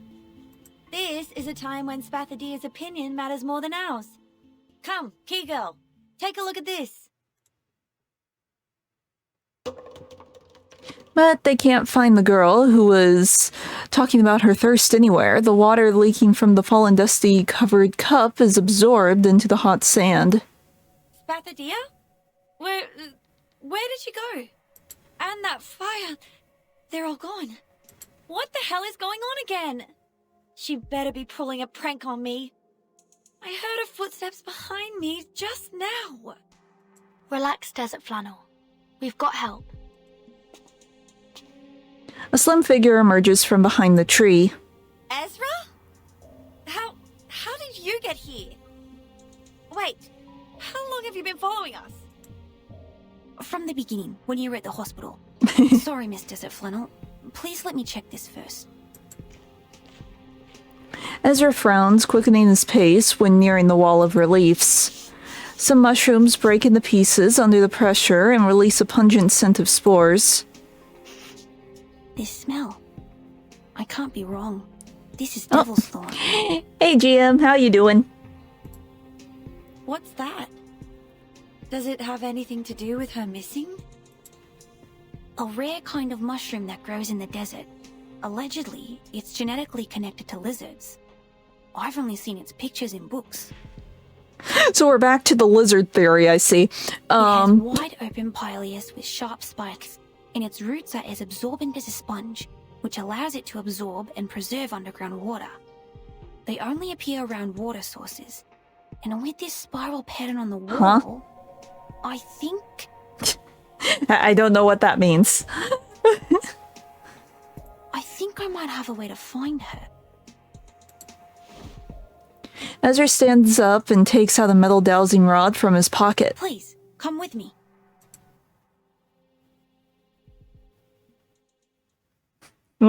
Oh, okay.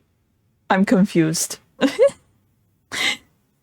Let's see, thirst. She felt the dry thirst throughout her body, as if she had never taken even a single sip of water, or she was a beast that must keep running and running for its survival. A gout of flame pierces through the formless dark. Little flame? My throat. It hurts. What?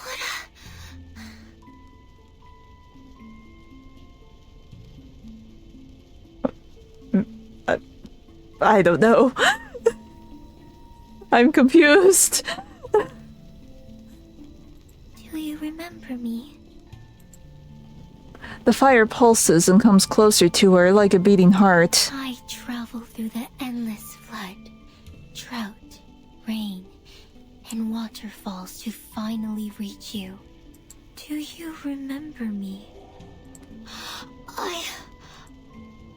Her dry throat keeps twitching as if a toad is resting there. I do, but not really. I can't recall your name or your face, but I do remember. She curls up in a tight ball, her palms and feet getting hotter and hotter. Do you remember our fight? The boiling raindrops mixed with the fire are splashing on her spine. Together, they pour into her dry throat. She's not sure if she's standing or crawling on the ground. The only thing she can do is breathe like a fish.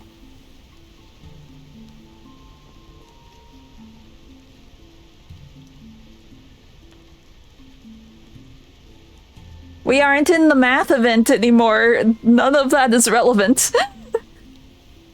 And I don't know math, so it's not relevant to me in any way, shape, or form.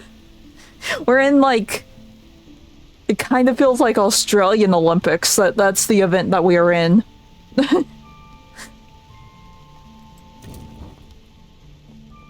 The fire flows from the back of her ears to her eyes like a warm hug from behind. Pay the anchor of the current feelings and seek in the boundless net. She hears a different voice coming from her own throat. Seek me. Seek the past. Seek the intelligence and spirit we are bound to find. I want to make up with you, you dumb ball of fire! Neither do I, you stupid girl!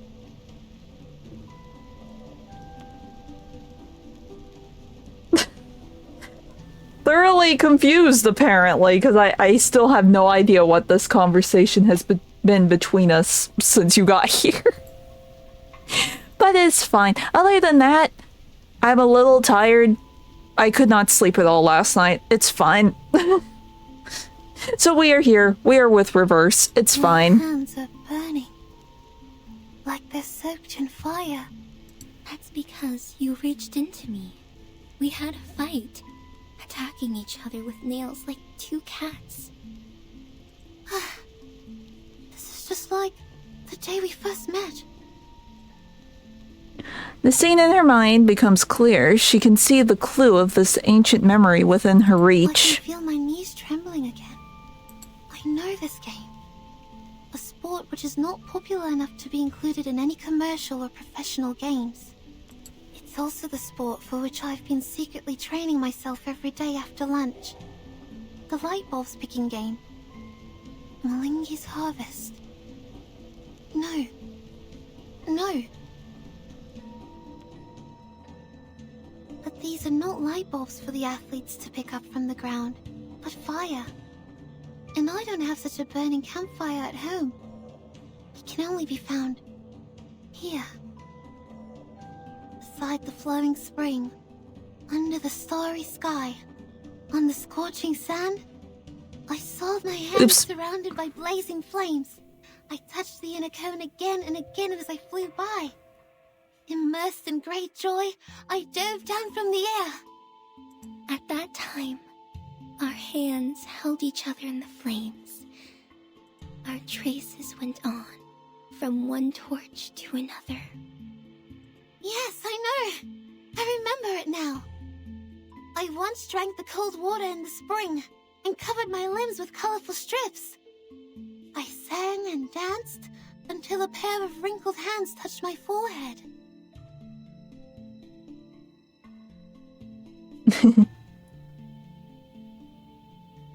Oh.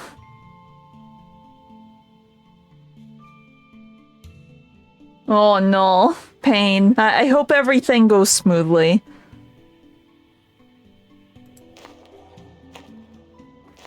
An elderly man staggers to his feet and rises from the depths of the dark cave. Good girl. My good girl.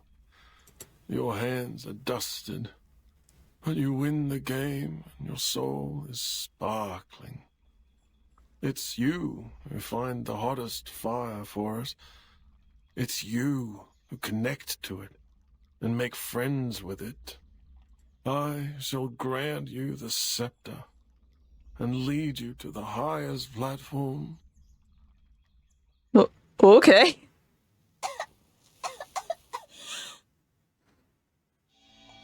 I shall become the next priestess of the Uluru Temple.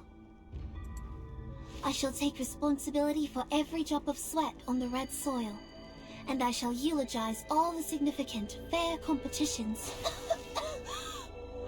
I shall store the flame in my mouth, my stomach, my heart, and my ribs. I shall protect her, not to let her extinguish, nor to let her go astray or away. I hereby swear, I shall be with the Uluru Games until forever.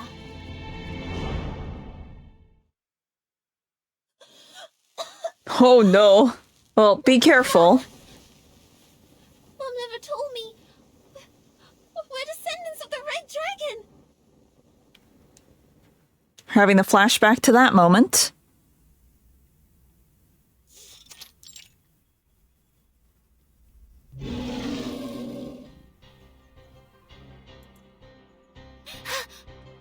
I'm awake now.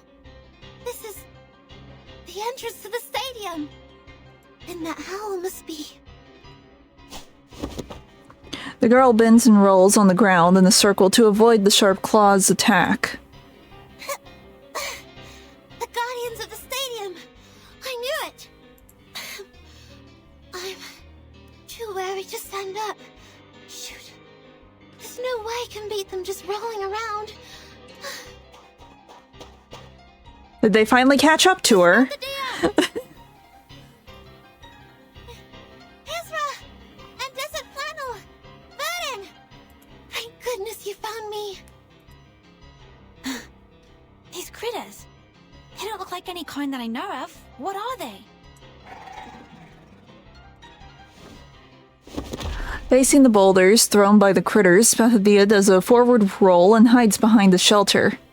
These critters are the guardians of the stadium. They, I can explain it later. We have to deal with them first. Hmm? Little Flame?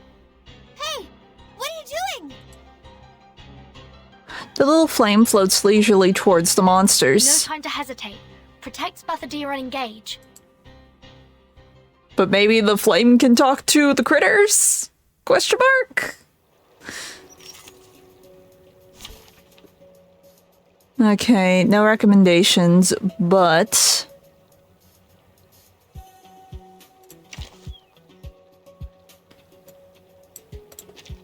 Wait. Give me 10 more minutes. Me? Is everyone else dead? Do you... Just to my liking. Huh? Am I not late? Thinking.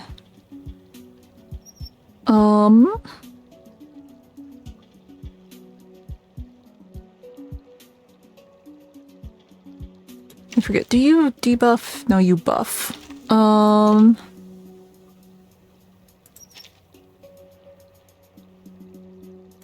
That should be fine. We don't need this.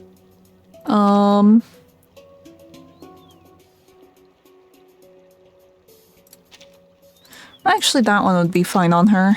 There. I don't like to resort to violence, just like real accidents. Oh no. Well, just take it one step at a time. Hopefully you can get through it. I know what it's like to, bite off more than you can chew for art projects. Intriguing. Or just projects in general. Hi. It is a pain in the butt. 3, 2, 1, down. Simplify what you think you can, and save the more complex parts that you think you can pull off well. That would be like my best advice. My lady. Sterilize. Sadly, these are counterfeits. An unconventional choice. Get out of here.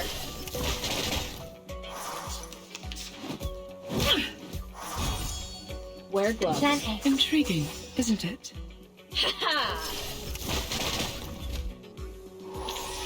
Whew, that went smooth. Exactly. Okay.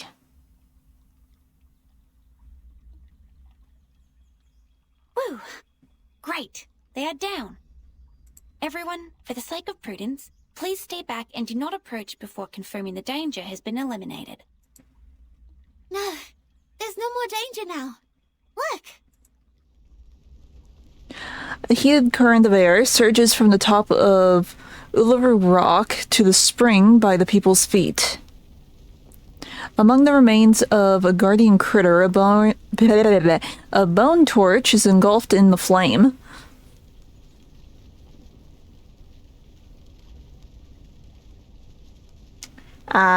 Yeah.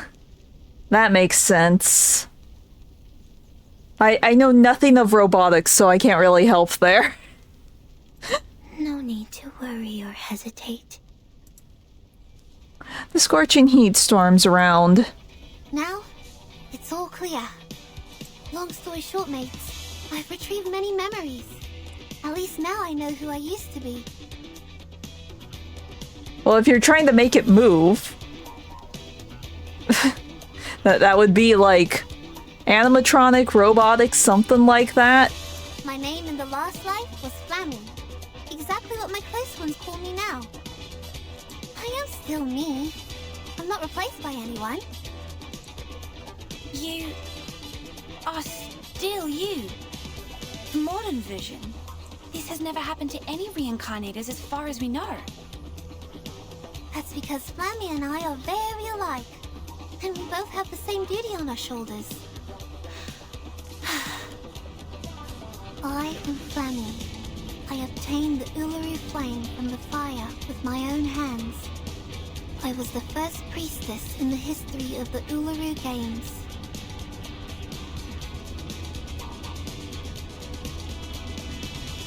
Yeah. Well, engineering then. How's that? Is that closer? Engineering? Either way, I know nothing. I am Spadutia. I keep the flame that traveled all the way from the ancient times inside me.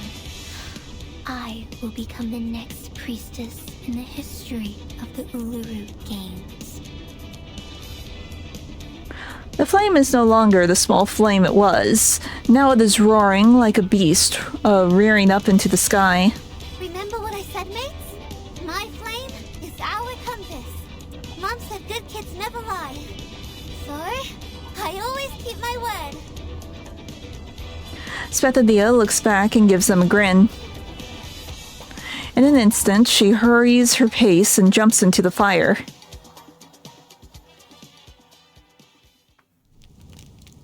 Ah, I see. It is all magic to me, because I do not know how people get those things to work, but it's cool either way. Let's see, what a strange sensation. I feel warm all over, full of energy and invincible. Perhaps it's because I understand myself better now. I understand what it means to do what I'm doing. Hey, I've got it. We should record the process of revival, the traces of our experience and thoughts. It's sure to be helpful. Okay, new thing. Okay, so journal time. Okay, so this gives us traces. Cool. New. Teacher shows a student the way. Ezra, what are you looking at? Ah, Professor, this... I suppose this can be considered extracurricular reading material. Dr. Crawford... I really can't read today. It's fine.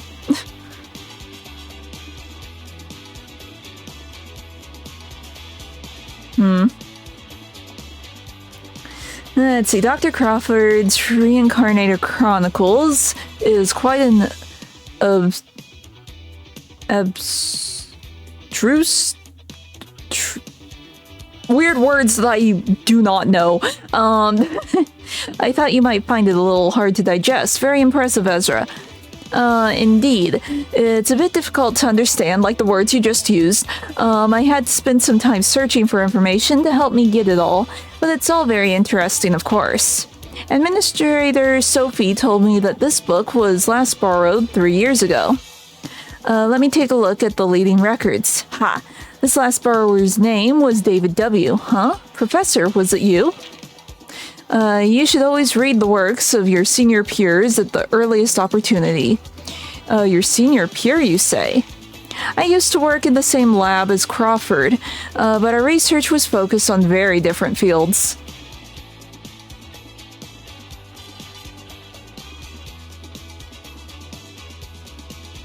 Okay.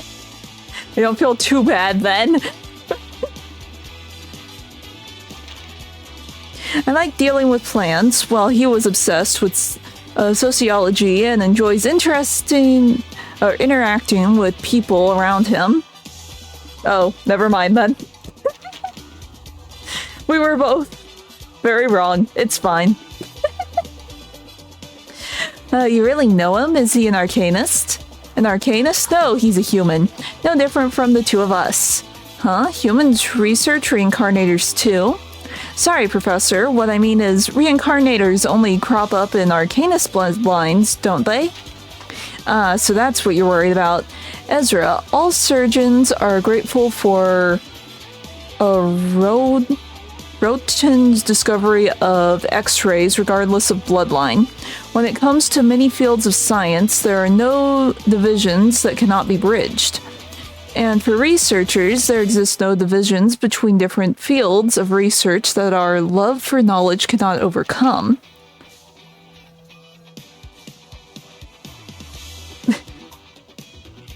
So the hard to understand word actually means hard to understand.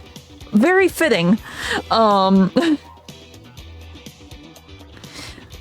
you mean I can also consider pursuing reincarnators as my own field of research? Just like your peer? Okay, he encourages a young researcher to continue pursuing the tale of reincarnators, while at the same time providing as much support as he possibly can. Okay. Give.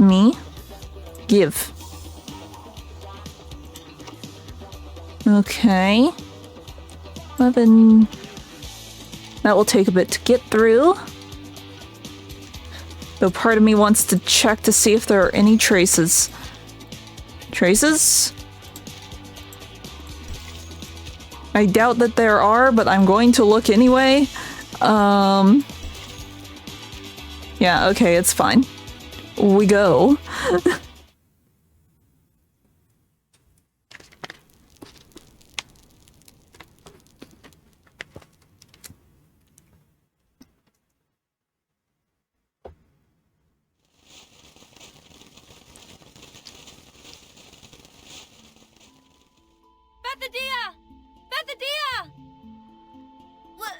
Where did she go? It was like a long slumber, or a view of the garden behind the wall. A new voice is heard coming alongside a gust of cold wind, blowing away the thick steam. But now, I finally get to see the sun again. The world out there has completely changed. The person made of fire opens her eyes. They are also filled with flame. You remain the same, Flammy, my dear friend. You found me and put an end to the long, dark dream. You set me on fire again, bringing me back to what a flame should be like. Welcome to the end of the 20th century, Ulu. For you, this is an interesting era with many, many new things. Well, I think we can learn them together, later, one by one. While for my dear brave friends... Welcome to the Uluru Games! My dear brave friends! The giant heavy gate opens with winds blowing out from inside. Team members go through the gate one after another. Ezra, however, remains still like a statue. What are you waiting for? The conjuring of the entrance to the Uluru Stadium is sourced from a fantastic arcane ritual. Instead of a summon, it's closer to a sacrifice. The fire element also plays an important part in the sacrifice. In Spathadia's case, Ulu is her flame. Will it have anything to do with the unique condition Miss Spathadia has? Unlike other reincarnators, she still has a clear memory of this life, despite her young age. Or, it's because the two light spots of hers, the older self and the modern self, are not that different, so she's spared going through any drastic changes.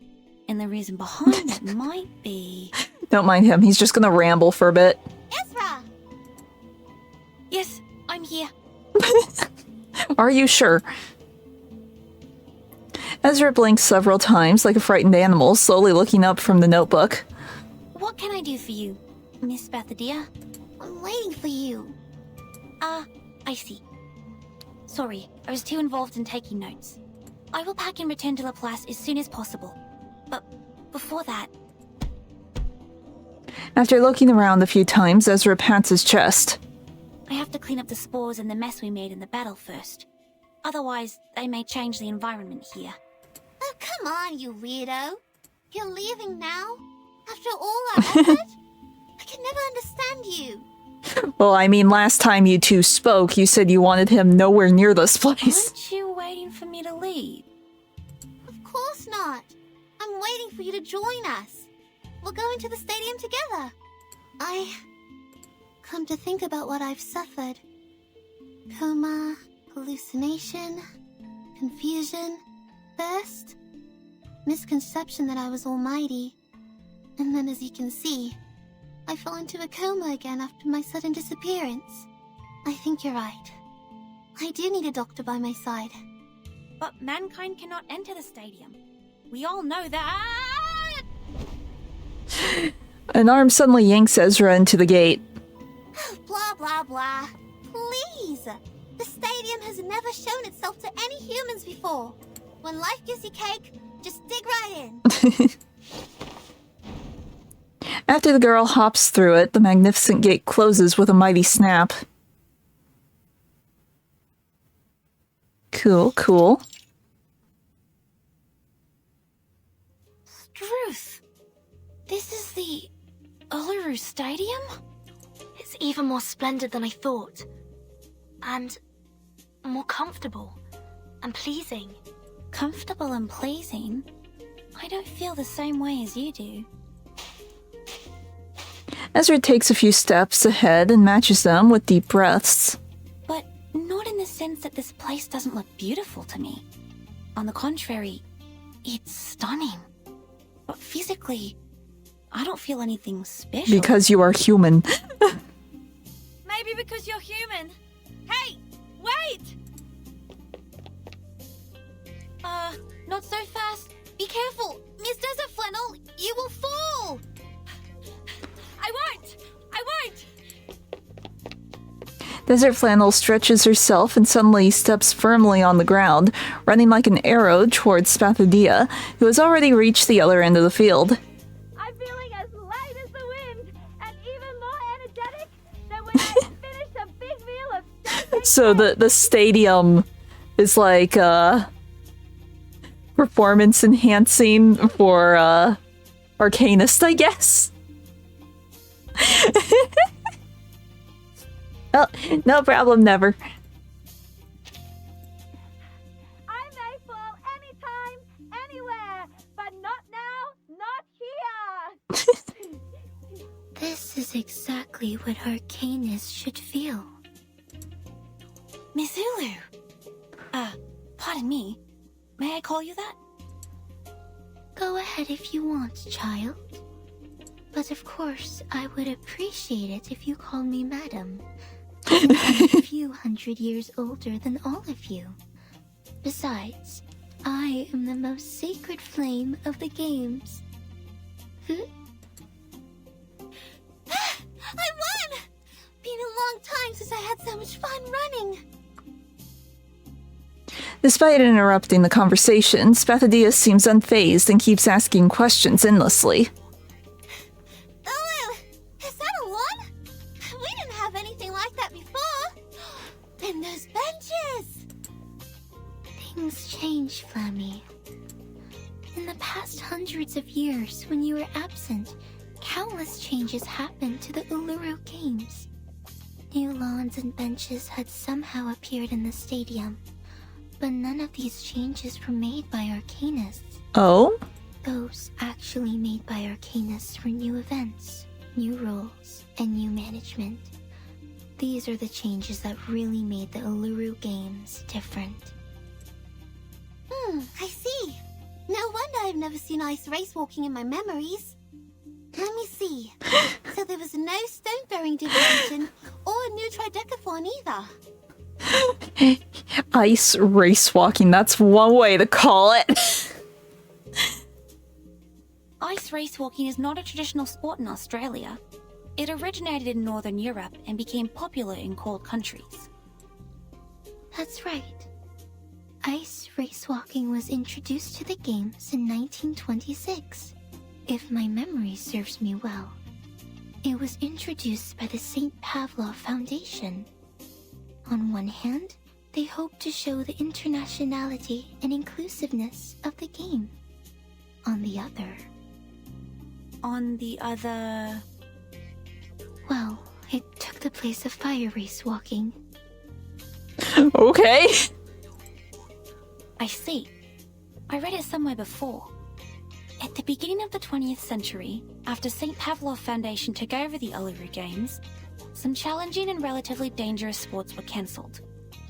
Yeah, fire race walking does sound a bit problematic. This was also the turning point of the Uluru Games. From then on, the games declined in popularity, and fewer athletes came each year. These people. No, these idiots. They know nothing about the essence of the Arcanist sporting event.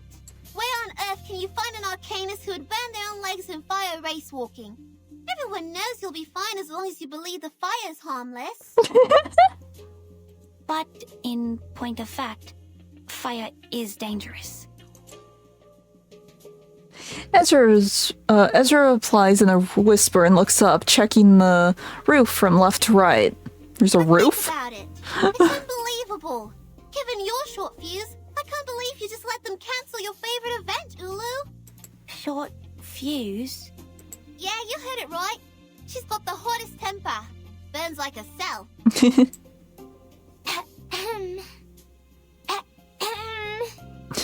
Things changed, Femi. I have already spent over 1,000 years in this world. I'm no longer the young, hot-headed flame of your age. Even your grandmother should call me Grandma now. Grandma? So they can just take away your favorite event just because you're old now? I don't understand. Walking a few steps away, Spathadia clenches her fist in anger. Anyway, Flemmy is back.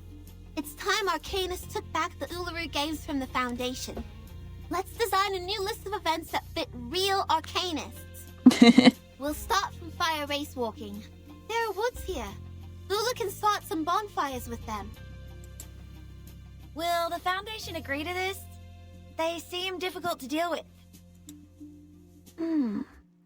It's hard to take it over from the Foundation. But if we have all the security-related facilities prepared and apply to host the event through Laplace Scientific Computing Center... Considering Spathadia's identity, we do stand a chance. But the paperwork we're going to deal with... Come on! Come on! You're not supposed to talk about paperwork in the sacred Uluru Stadium. Instead of a bunch of weak office workers who would pant from climbing a few stairs, what I need is some real athletes who can help me complete the fire race walking. I don't mind whether they're cute or weird. I only need them to be energetic. This is the only thing we ask of athletes in this sport. Great idea. But the only inconvenience is that we are in the middle of the desert, a place where only flies visit. And as I checked my contact list, I saw only client, client, and client. The ordinary ones and the ones I once stood up. Where are we going to find athletes? Well, I happen to know many arcanists who meet your need. Let me just open the briefcase and... And... they happen to be here. Yes, she really is just going to, like, pop open the suitcase. What? How come I can't see them anywhere? Why are you opening the suitcase? Are you gonna organize your stuff here? Open the suitcase, place it on the ground, and knock on the edge. A knocking sound echoes in the black space. Anyone care to have some fresh air? The other three standing around the suitcase look more puzzled. Spathadia tentatively opens her mouth but shuts it once more. Soon, a clear clip-clop comes from the bottomless suitcase. The first thing they see is a silky shining horse with a mane fluttering in the wind. Fresh smell of grass with smoked fragrance. There is no doubt that it tastes better than gilded carrots. And look at this army of royal guards. They must be here to greet the great Darlie Clatton. Royal Guard? What is he saying? No kidding. Is that giant creature covered with spikes his Royal Guard? A deep angry roar comes from the depths of the stadium. That's the Thorny Devils, the enormous creatures born in the burning sand of the stadium. They used to be mounts for the players, but looks like they have forgotten their master after all these years of slumber. Enough talk. Let's put them back to dust and ashes. Just casually, these used to be my pets, but now they burn.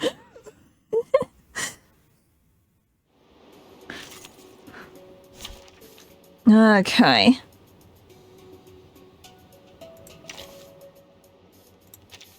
Let's go where trees and grass grow. Get our healer. I got the whole jar of water. Who do I want to use? Doesn't really matter. Moop crime. Oh no. Shall I ask the enemy for their tactics? Let me check something. Yeah, one target. Okay. Oh, we should, in theory, be okay. You should not make an enemy of the earth. Oh, they're cute. Let's see. Good timing. Fine. Frost you with the armor of the forest. No need to look back. Oh, you deserve it. No! Made it feel mine. I will do as asked. Watakushi ni omakase kudasai. Oh, you deserve it.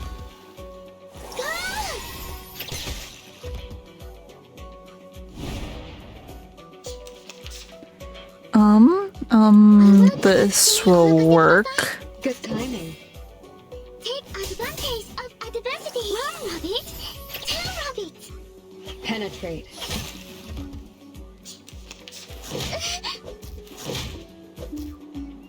Okay. What a great season!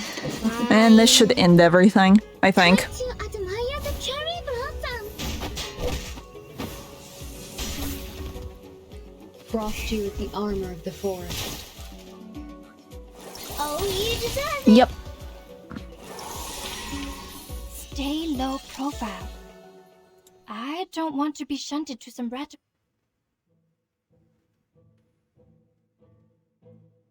Yes!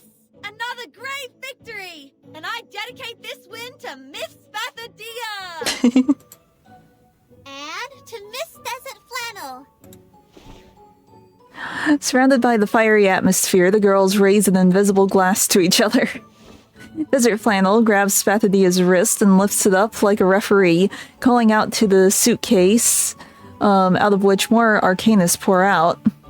Now, people, those of you who are not afraid of fire and wish to walk among the flames, please register here. I wonder how many of the suitcase characters we're gonna see. They're pulling out a lot of characters that I wasn't expecting, because we have the rocking horse, and we also had Medicine Pocket earlier. Oh, trail. Give. A list of sporting events for the Uluru Games. Track and field, 400-meter dash. The use of arcane skills such as vaporization, blink, and flying is permitted. Potions and special vehicles are strictly prohibited. Requires implementable drug testing procedures to be designed. For example, random sampling before the start of the competition for standardized drug testing procedures for the top 6 athletes in each event after the competition. Branch vault. The world record for this event was set by Carlos Castillo, the Cuban flying mouse, in 1924. By the time of his retirement, he was still unable to break his own record. Mr. Pavia. Oh, Pavia is being mentioned. Mr. Pavia once surpassed this height in training. I witnessed it with my own eyes. I'm really looking forward to seeing him perform out in the field. Oh, okay, so Pavia is going to be here. 10,000 meter vehicle race.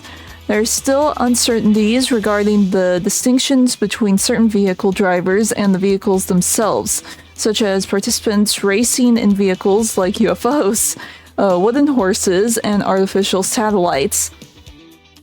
The individual event rules will provide more detailed information on the situation to avoid any potential complications regarding the referee's decision-making duties. Combat events, incantation duel.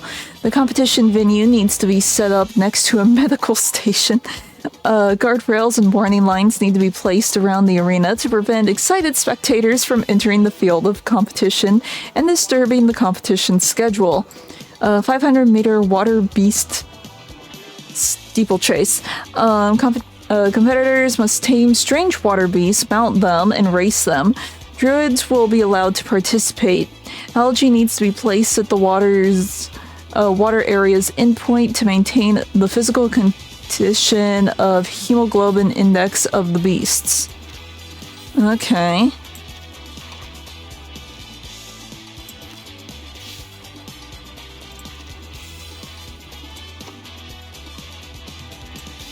Cool.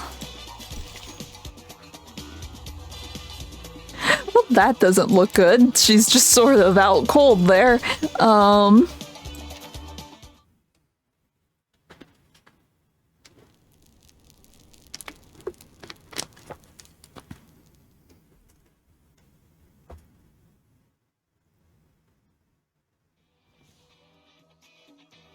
you're doing great! Faster! Higher! A grandma can be crazy about sports too. Give her time and she will burn like the sun. Yes! Ulu! You are exactly the Ulu I knew in my memory. Fire race walking. Operate 400 meters. Branch Vault and Melinji's Harvest. You've brought back so many old games. Oh, I have to go. is about to start.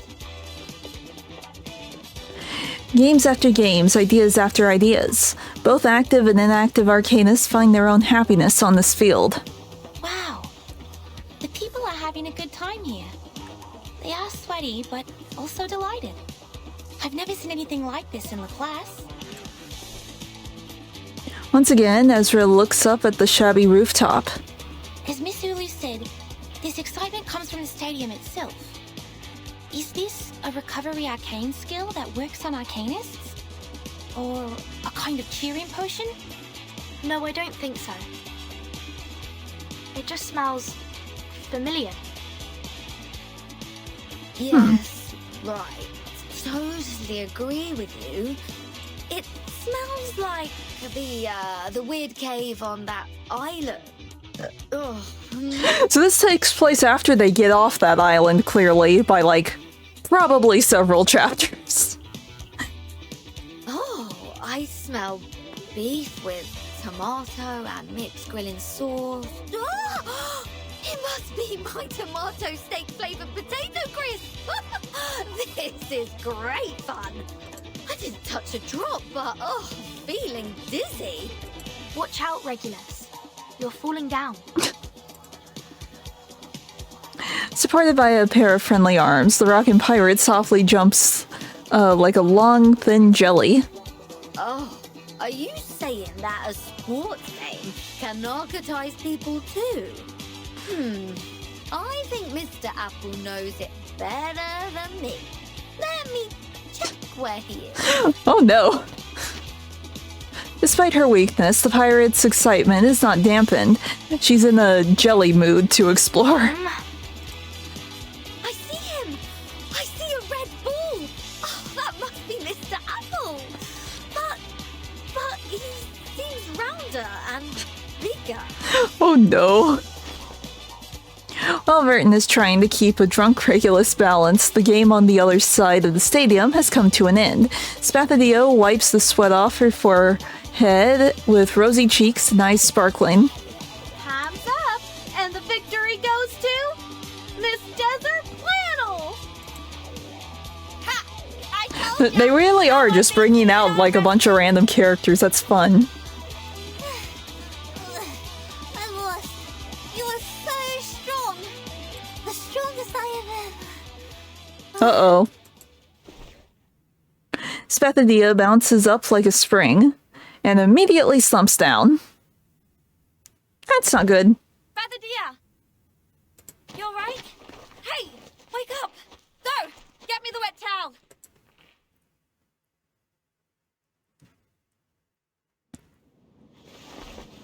Folding the towel and putting it on the rosy girl's forehead has become a routine to Desert Flannel.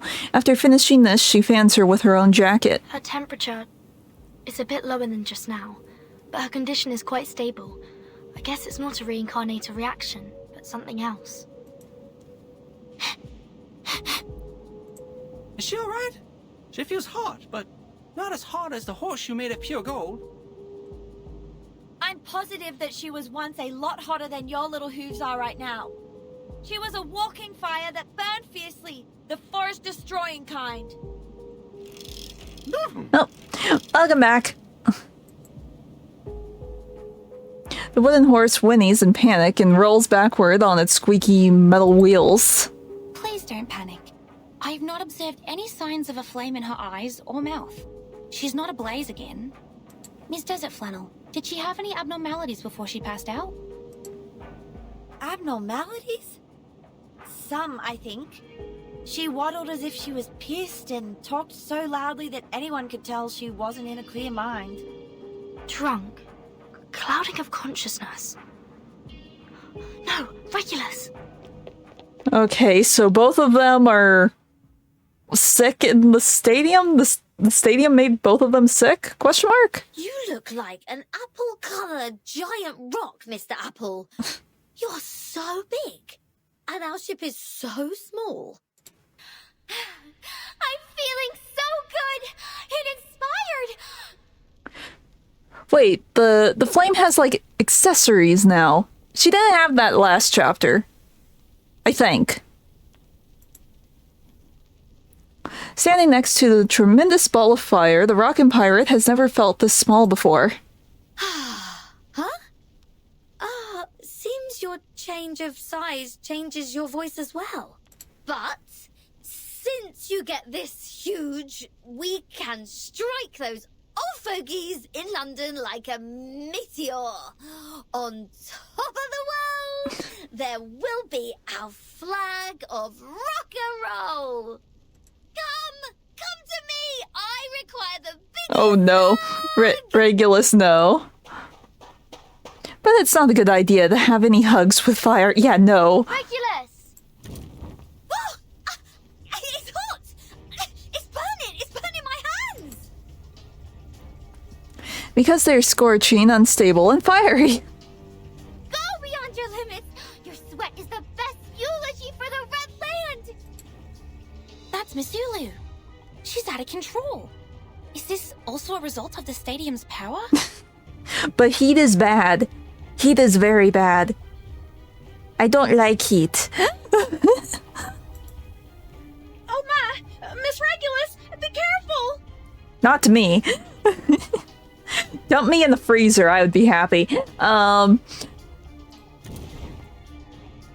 The fireball grows bigger and bigger. Bunny runs to Regulus and grabs her sleeve.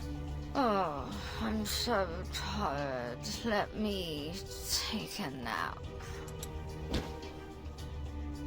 Regulus? Regulus! Oh dear, don't pass out now. I'm getting you out of here. Just a sec.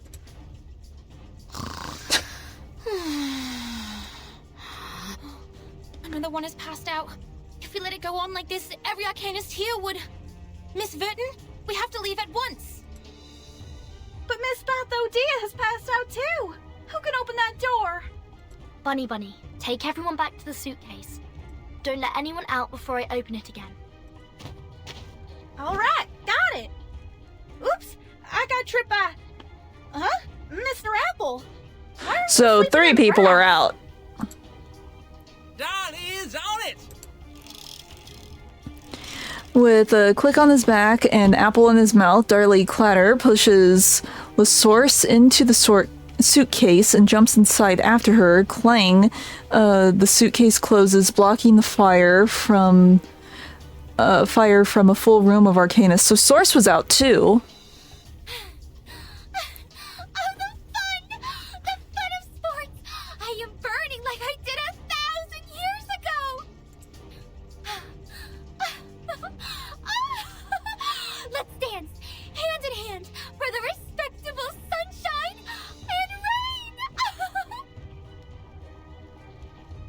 Fire is always scorching, not to mention that the Uluru flame, which has been burning for 1,000 years. She emits her heat like she did a newborn baby. Smoke... I can read. Smoke coming billowing from the soil. Even the beast bones inside eventually burn. This is too dangerous. She may start a fire. She is a fire. We have to put her out for now. Ezra returns to Verton. They both remember what happened the night at the park. The good news is, we are already a skilled fire brigade. Okay.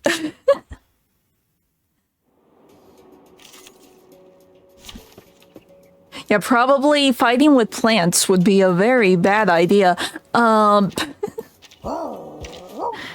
Where is Balloon? Let us get to know each I really want to remain neutral. Just as what's been practiced countless times. Sure, we can go with that. I'm ready for now. Oh, she looks very angry. Let's see. I believe in you. Yeah, that's your idea. Grab this. Are all these one target? Yeah. I'm listening. So long lives this, and this gives power to thee. Break it, break it. Have a feeling we should go after the tiny ones first. Okay. Or maybe not. I guess this is like easy mode, so My sword it shouldn't be too stupid. I believe in you. Sempre caro mi fu quest'ermo cole. There. It's time to say goodbye. Don't miss me, really. 1,000 years of burning, the land turned red by passion. I danced 1,000 years ago on my native soil to pass it on. Lady Ulu, please calm down. The flames are rising again. She seems to be confusing her past memories with the present. We must help her remember the era she belongs to. The era I belong to. Where we came from and where we're going. The starting and the ending points of the torch. Do you remember how we met? Okay. Okay. Torch relay.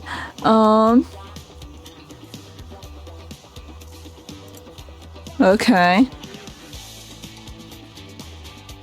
I don't know. Oh, this is probably the one we start with. City Street Corner. What took place on the street corner became the defining moment of the entire story. Sparks flew as the fires of youth met on the spot. Okay. What took place on the street corner became the that's what we just read. Pass the torch! Oh, I see. Well, I mean... will we be able to use them in fights if we dispatch them?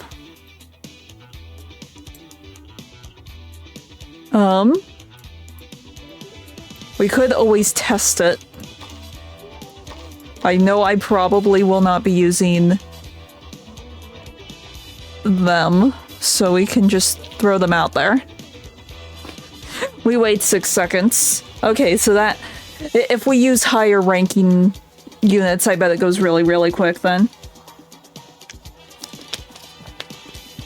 Let's see, you've completed the torch relay. The light of flames illuminate the corner of the city.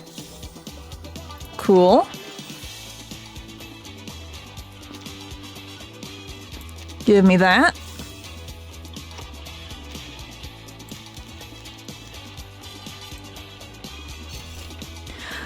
This is a fire. It may signify a lie, or it may represent an incredible miracle. Pass the torch. 20 minutes! Oh, is it just always 20 minutes? I'm guessing since these are, like, not their current set costumes, that I'll still be able to fight with them? We'll see. Okay, this fire, let's see, dispatch at least 2... Laplace characters, recall? Laplace. So, like, you? Would Mesmer work? Where is she? Where is she? I know she's there. I want to say they're the Laplace members. I don't know if anyone else is.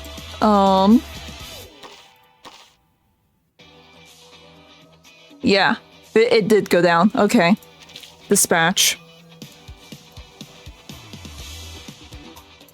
Okay, so that will go in the background. A list of spray products. Okay, see you later. Have a good rest of your day. Let's see. Emerald Tranquility Spray. Add a small amount of rough cocklebur extract and maidenhair fern powder to chanterelle base.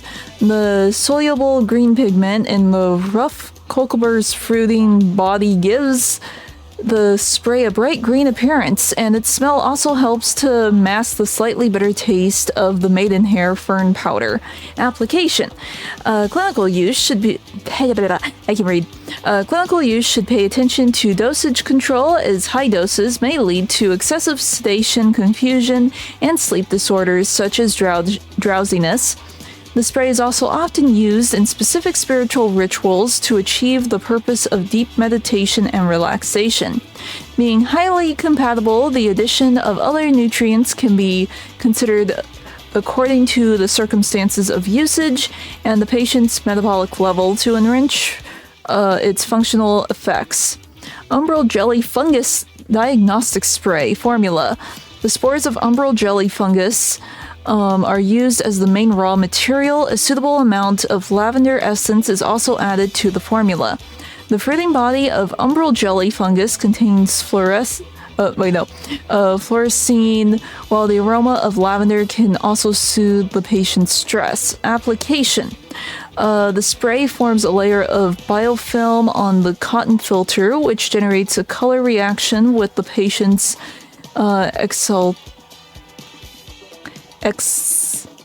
when they exhale.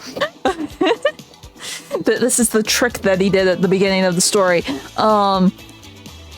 After chromatographic analysis, the patient's physical condition can be preliminary identified, providing a benchmark for data for subsequent diagnosis, treatment, and observation. Commonly used in children, pregnant women, and patients with limited mobility due to trauma.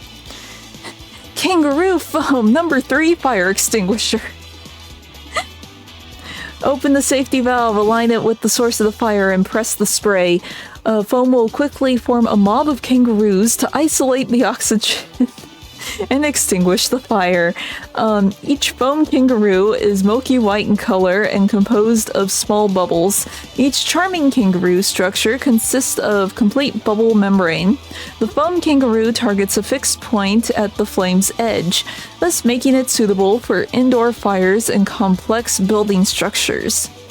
Iterations. The Kangaroo Foam number 3 fire extinguisher is a standard public safety implement of the Australian branch of Laplace. The Kangaroo Foam number 3 fire extinguisher demonstrates major strides in innovation with regard to the appearance of its foam kangaroos to avoid any risk of copyright infringement on the previous version. Compared to the previous versions 1 and 2, there is no significant difference in functionality. Yes, we need to be careful with our kangaroos not to copyright infringe on our kangaroos. It is very important. Okay, nothing there, nothing there. I take it we are allowed to continue?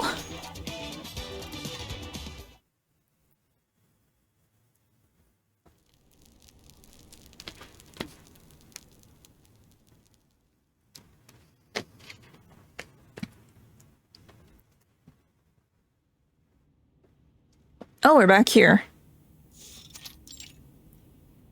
Or not. Desert Flannel's dizziness is in remission. She's already well enough to deal with her business on the fax machine. Will it do harm to her physical condition? Miss Desert Flannel is only experiencing a very mild reaction. She can move around freely, and it is recommended for her to do so. Miss Bathadia, on the contrary... She's not even awake. No. But her body temperature and her arcanum level are getting stable now. She should wake up any minute. Cool, cool. Is it because she took part in too many events in the stadium? That's right. She has to stay in bed for the next 3 days. As well as Ms. Regulus and Mr. Apple.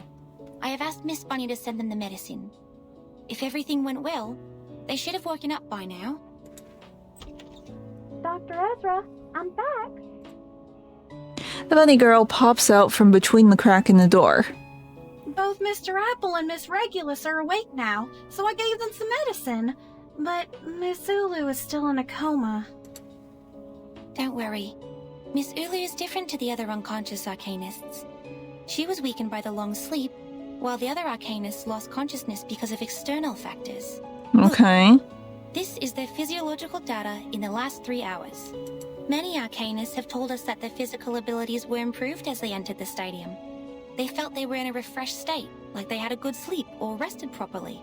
But after they competed in 4 to 6 different games, or the average sporting time exceeded 3.5 hours, they would feel dizzy, as if they had consumed too much alcohol. And these symptoms were relieved soon after they left the stadium. Ah, you mean people are in oblivion because of that stadium? Yep.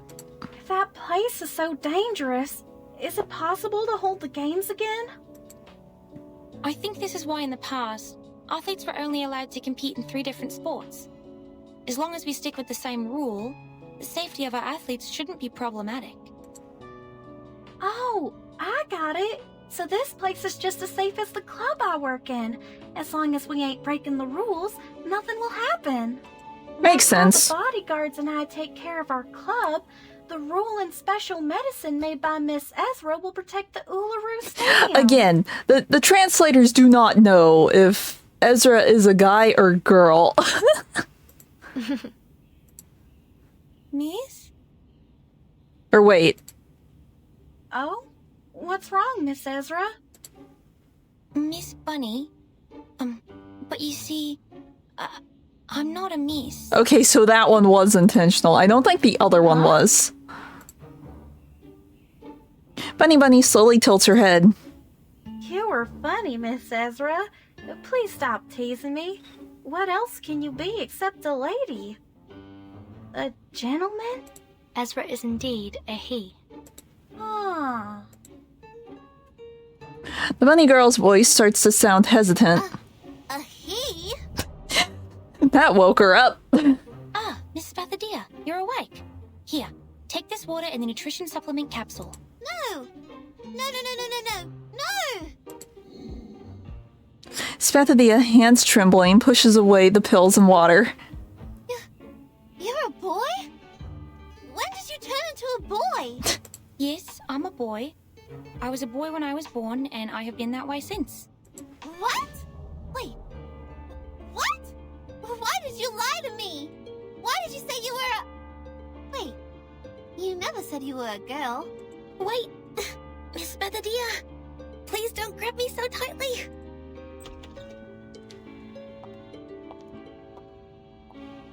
Hey, yeah, I'm back.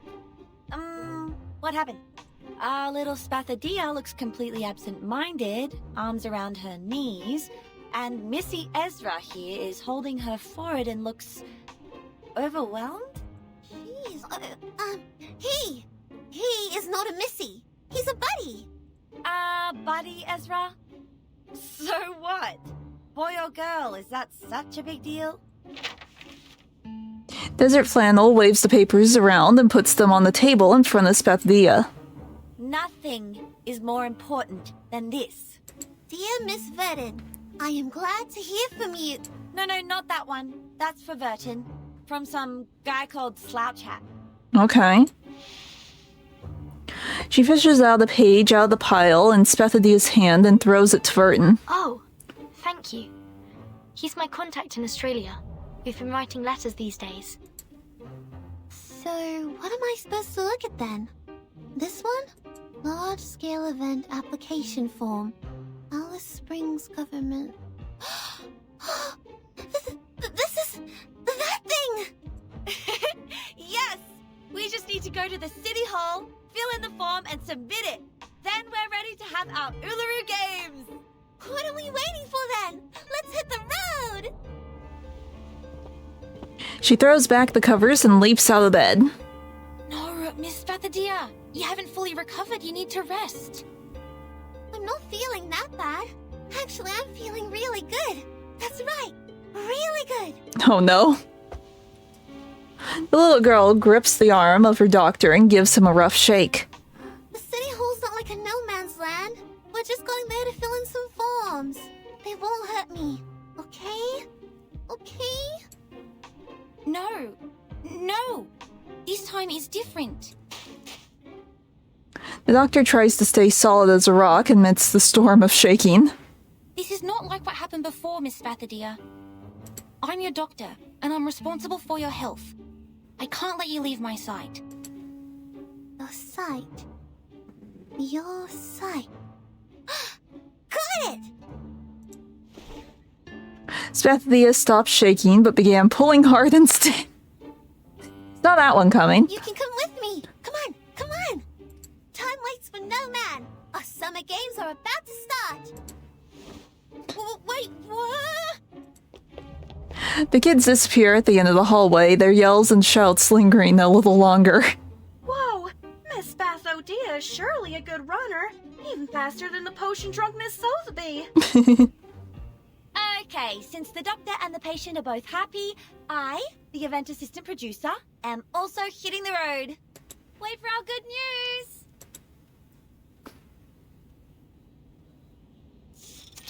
Okay, how will this go horribly, horribly wrong? Because it has to go horribly, horribly wrong.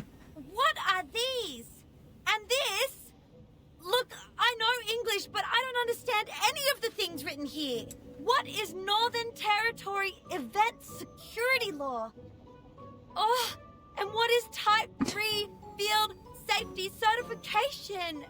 Ugh, I think I'll just go with C here for event types. That's what looks closest to the Uluru Games, since they're both two-word phrases. Oh no. Maybe let's just go with that one. I always go with C when I have no idea what I'm reading. Desert Flannel buries her head in her hands, wailing while Spathadia keeps biting her pencil. Mass event application, fire escape plan. Miss Spathadia, does the stadium have a fire escape? Not in Flammy's memory. Let me check Spathadia's. Alright, I have no idea at all. The sports are all that I care about.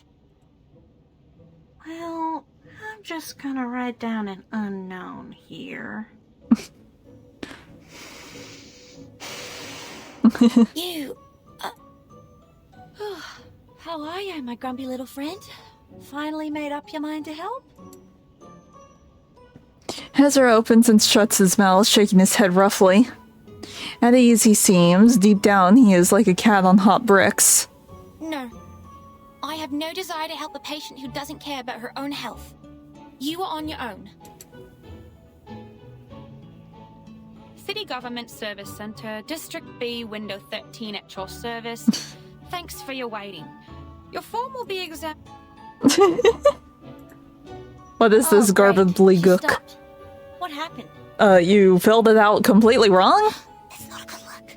I've seen that look on Miss Judy's face. She's my math teacher. Whenever she puts on that face. You're about to get an F? Yes? It means none of your answers are correct. Uh-huh. Failure. A sheet of paper stained with ink is returned, and its owners talk to each other, walking away from the service window. We can't fill who knows in the form. Who knows you can't write that? Please take this one.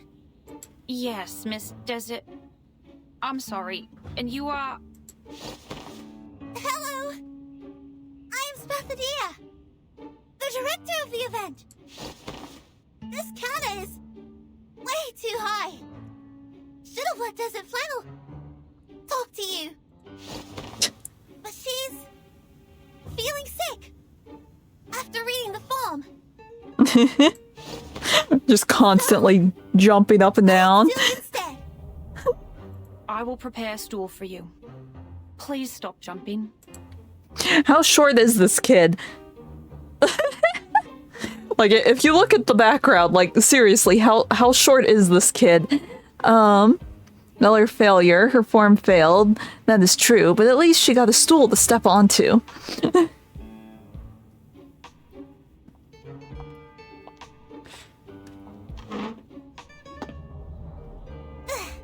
Yes, with this stool, I don't have to jump up again and again.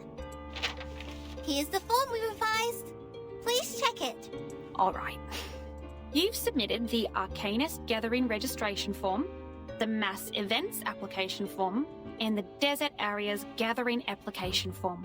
Your application will be in the approval process very soon. Gosh, yes! I'd go crazy if I had to fill them in again. I've never experienced such pain. We cried on each other's shoulders several times. Same for me. I'm sorry? It's nothing. But please take a look here at the second half of the sports game process and events application form.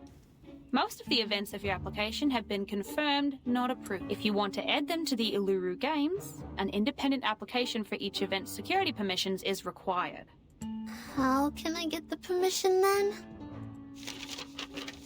Forms, more forms, indigestible forms. You need to fill in these forms and take live photos for the events you want to apply for. What a miserable piece of news. Excuse me? Please, give me the forms. Another tiny figure jumps up from under the counter.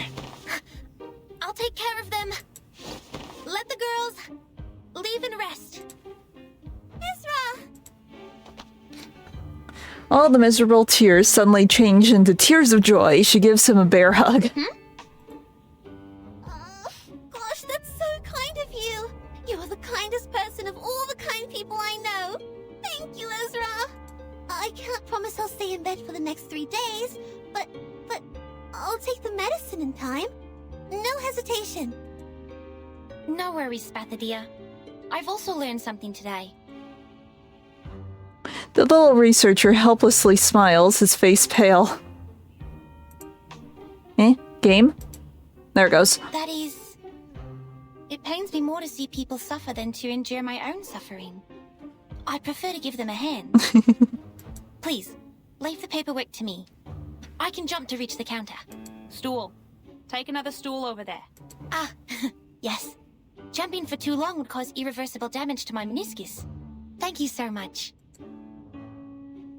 Behind the glass, the exhausted receptionist finally shows a smile of relief. Someone with like a decent head on their shoulders.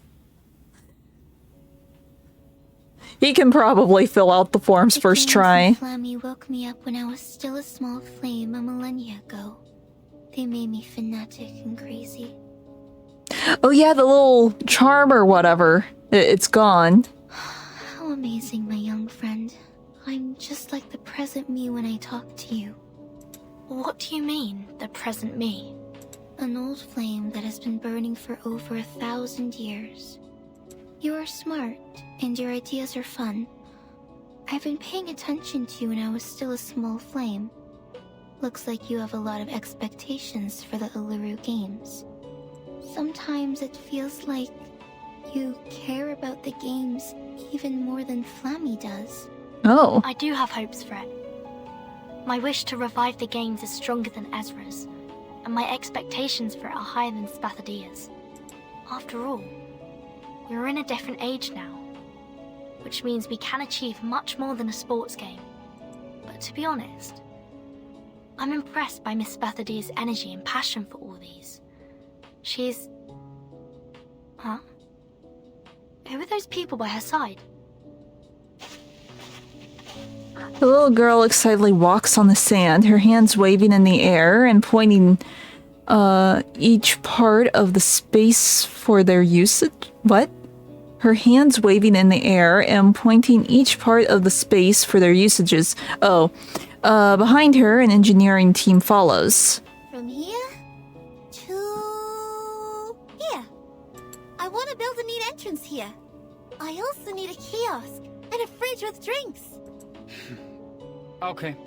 Our engineer will bring you the suitable sample materials before tomorrow, 5 p.m. You can make a choice then.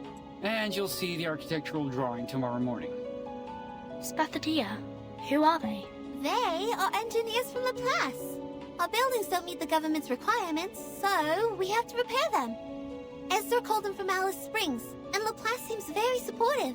They took the fastest ride and got here in less than an hour. Cool. Repair? Will they change the internal structure of this stadium? Of course not. There's no way I'd let him do that.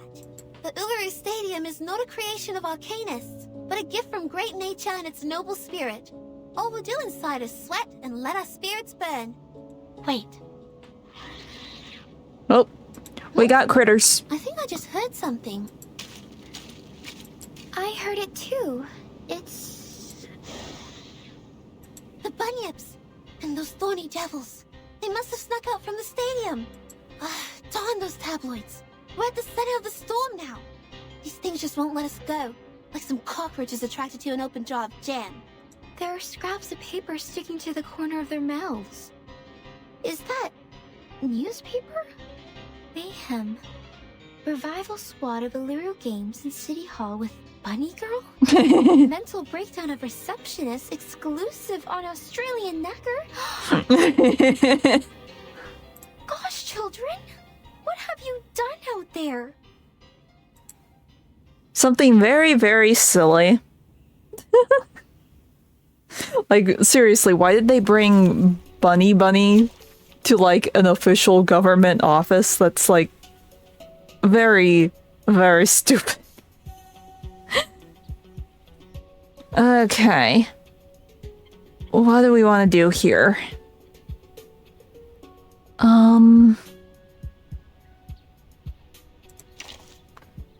When in doubt...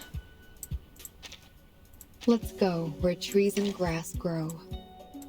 I'm actually going to... Where is she? Grab you. I'm not the one you saw on the wanted list. And then... You can be my backup. Wait, I doubt we need her, but she's there anyway. Which one is it? This one? Which one is it? This one. Yes. Yeah. In theory, that should be fine, I think. Or wait. No, that one doesn't work. This one. I think. Go. You should not make an enemy of the Earth. Let the show Good timing. begin. Here, wait now. Let's go after this one. Well,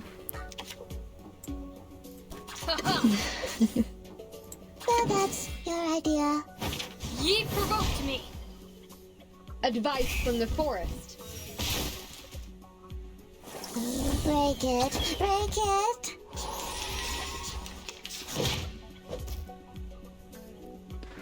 Okay. Get rid of you. Let this.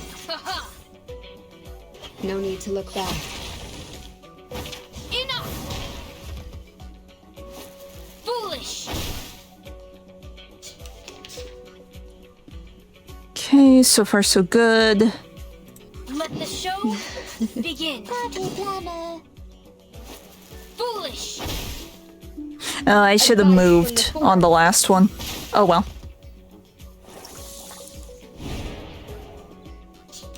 Well, they look goopy. Focus you. Shall be my only act. We'll do this so we can have counter. Your idea. Thy ending is destined.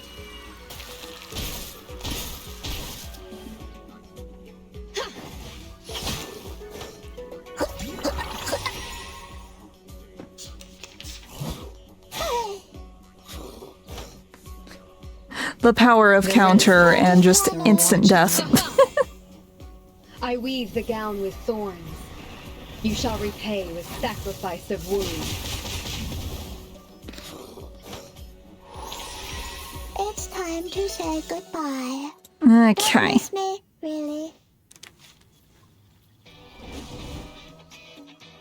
Ezra helped with the application and Spathadia brought the repairman. That's good.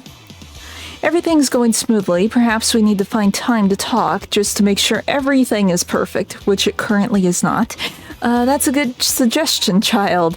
You've noticed the power inside Uluru Stadium. It's the fire totem, which burns brighter through understanding and spiritual connection. More communication, this will help us. Even more things! Okay,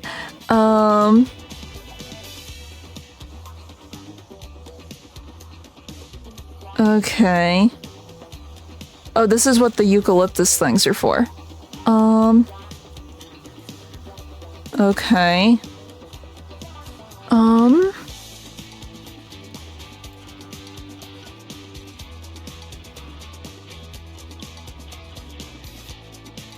Guess we just grab one?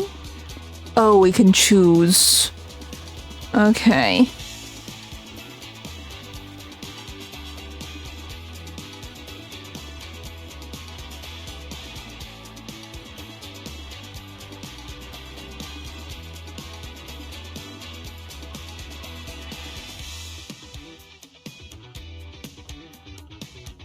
This one.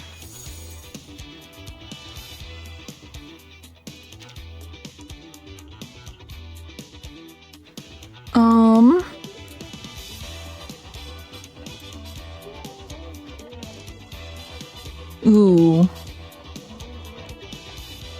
I'm gonna get this one just to prep for like the later rounds, because that just sounds good.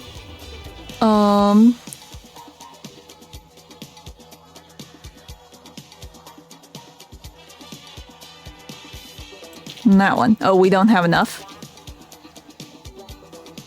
Okay. Cool. So we need one more. Can we get one more? Oh, did we finish this one? Cool. Completed the torch relay. The light of the flames illuminate the Lab Plus Research Hall. Cool, cool.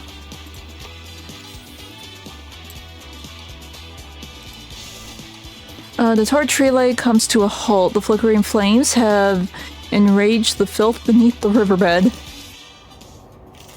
Okay, so this is a normal fight. No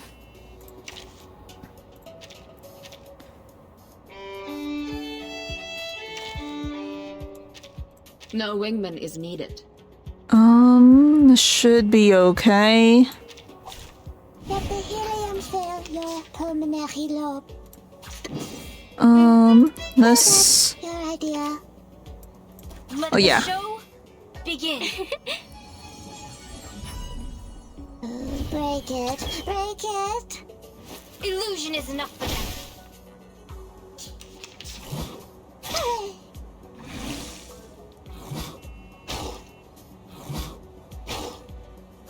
them. Okay. Do this. And add counter again. Illusion is enough for them. Eating.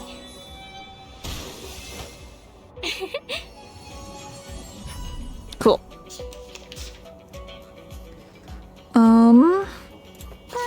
Let the show begin. I'm not sure if that is enough, but we'll do that. Just in case it's not enough. Foolish. Cool.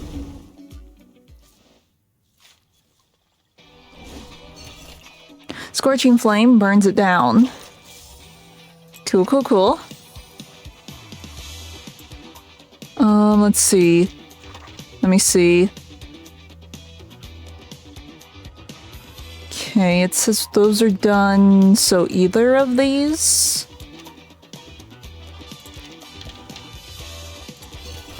For the first time, they're so close to each other. So close that each can touch the other's flames and each can be illuminated. Okay. At least one awaken. Oh. So like all of my 12 hours? Wait. One awakened.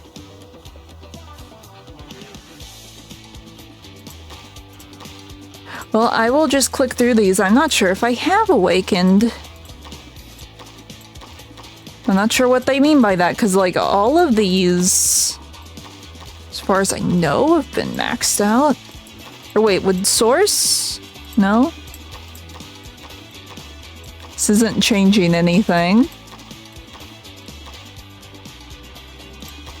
I might not have awakened characters.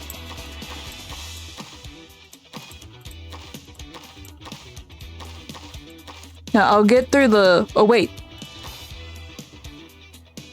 I did something. Who was it? Apple.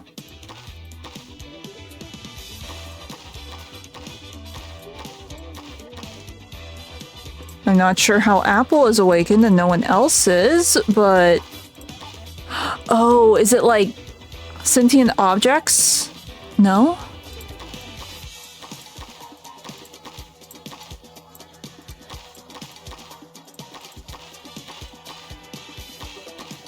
Well, we got Apple. That's all that matters. Then we can just do that.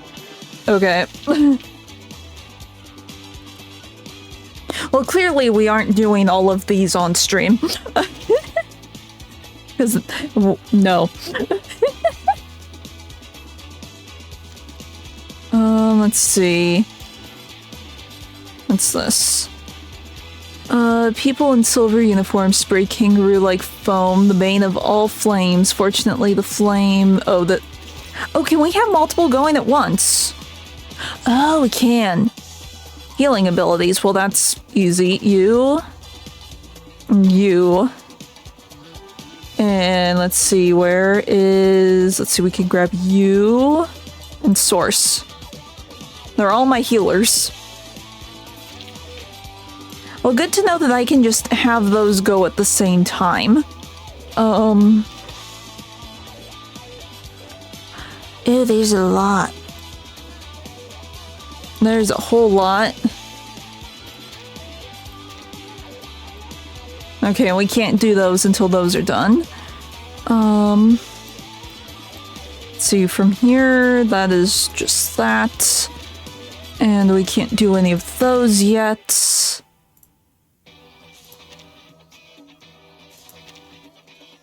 Ah. Okay, work log for municipal employees. When they gave me the civil service job, I never thought I'd end up working with an emu one day. Or perhaps I should say that when I was drowning in those irrigation project application forms I couldn't finish last month. There are always so many applications I can't seem to finish. I never thought an emu formed of pixels would be of any use to me. But Plappy really is something else. I'm not even sure if that's its name. I just heard that girl with the ponytail call it that. It's quite strong and it has a strangely trustworthy air about it. So when I noticed it flipping through the unapproved forms and trying to help with them, I didn't think to stop it. To be honest, and I'm not sure if I'm just imagining this, but I think I can sense an aura of guilt resonating from Plappy. It's like the kind of guilt a mother clad in polka dot skirt feels after her child's soccer ball smashes through a glass window. The same sense of guilt felt by a grandmother wearing a woolen beret after her grandchildren ride their bicycles over a beautiful flower bed. Anyway, I can always count on it to bring me a basket of golden apples, appearing at my door, then bowing down, all the way to the ground. I know this all seems a little over the top, but when it's true, but whether it's true or my imagination, I have managed to calm down the revival squad formed by those rambunctious children. Oh, that's right, I mustn't forget to return Kate's backpack. She left it in my house when she came to the housewarming party earlier. She took her sick leave immediately after and won't be at the office for 2 weeks straight. I saw her today. She looked good and seemed to be preparing for an interview. It's strange. Who would she want to interview?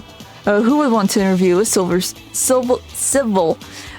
I always trip over civil and try to say silver. It's civil. Civil servant. Maybe I should ask her next time I see her. And this one, colossal complex task of filling out documents. And it's just a battle.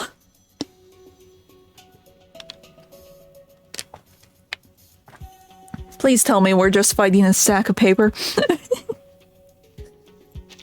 Let's go. Because that would be hilarious. Let's see, grab you. I got the whole jar of water. Actually, sure, why not? Ask the enemy for their tactics? Or wait, no. Green. I'll get you. Group crime. Let's see. Nothing. I like using this one with her. You should not make an enemy of the Earth. This is not a stack of paper. Slightly disappointed. Who's hard? I hear Good something. timing. Don't be so furious. Radio waves are everywhere. Advice from the forest. Everywhere.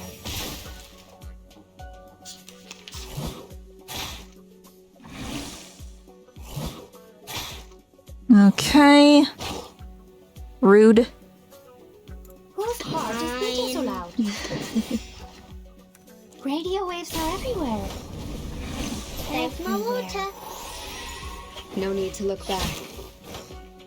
That actually worked out really well for me.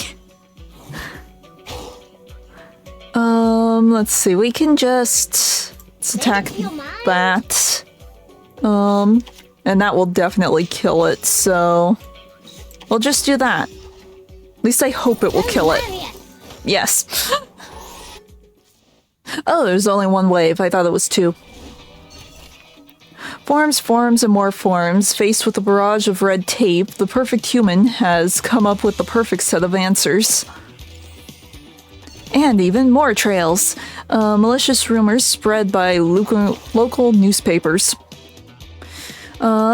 Exclusive expose. Revival Squad and Bunny Girl cause commotion at City Hall. Civil servants suffer mental breakdown due to extreme intimidation.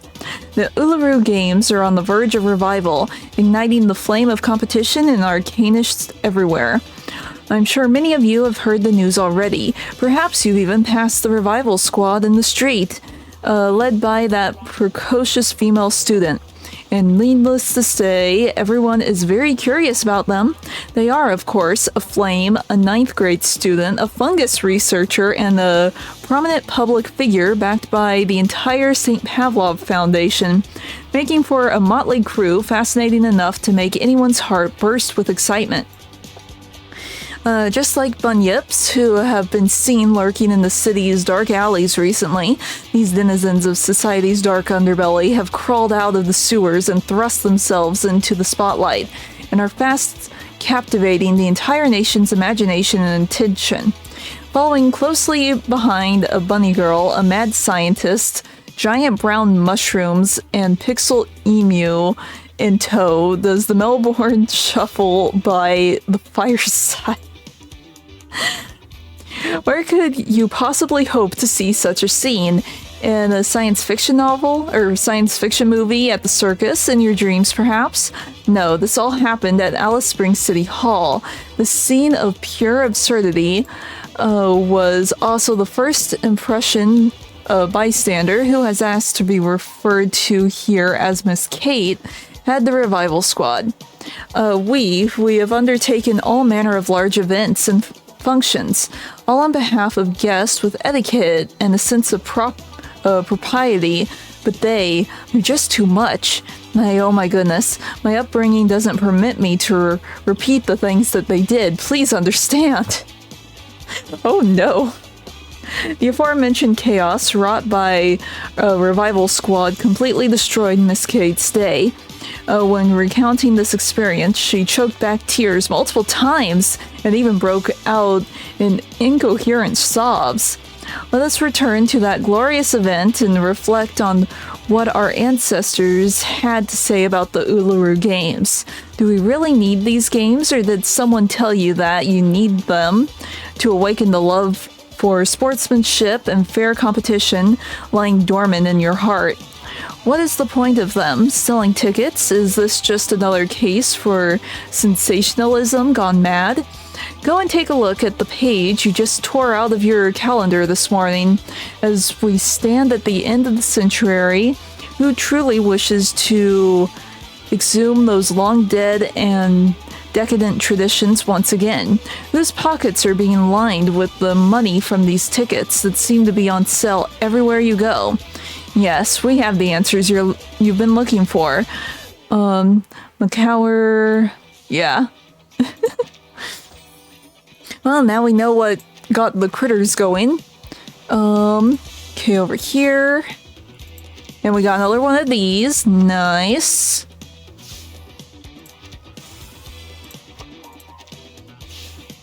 Cool. That was over here.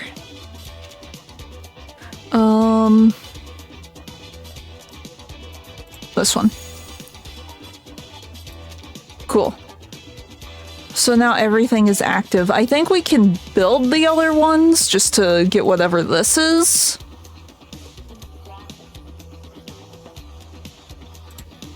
But, yeah. Cool.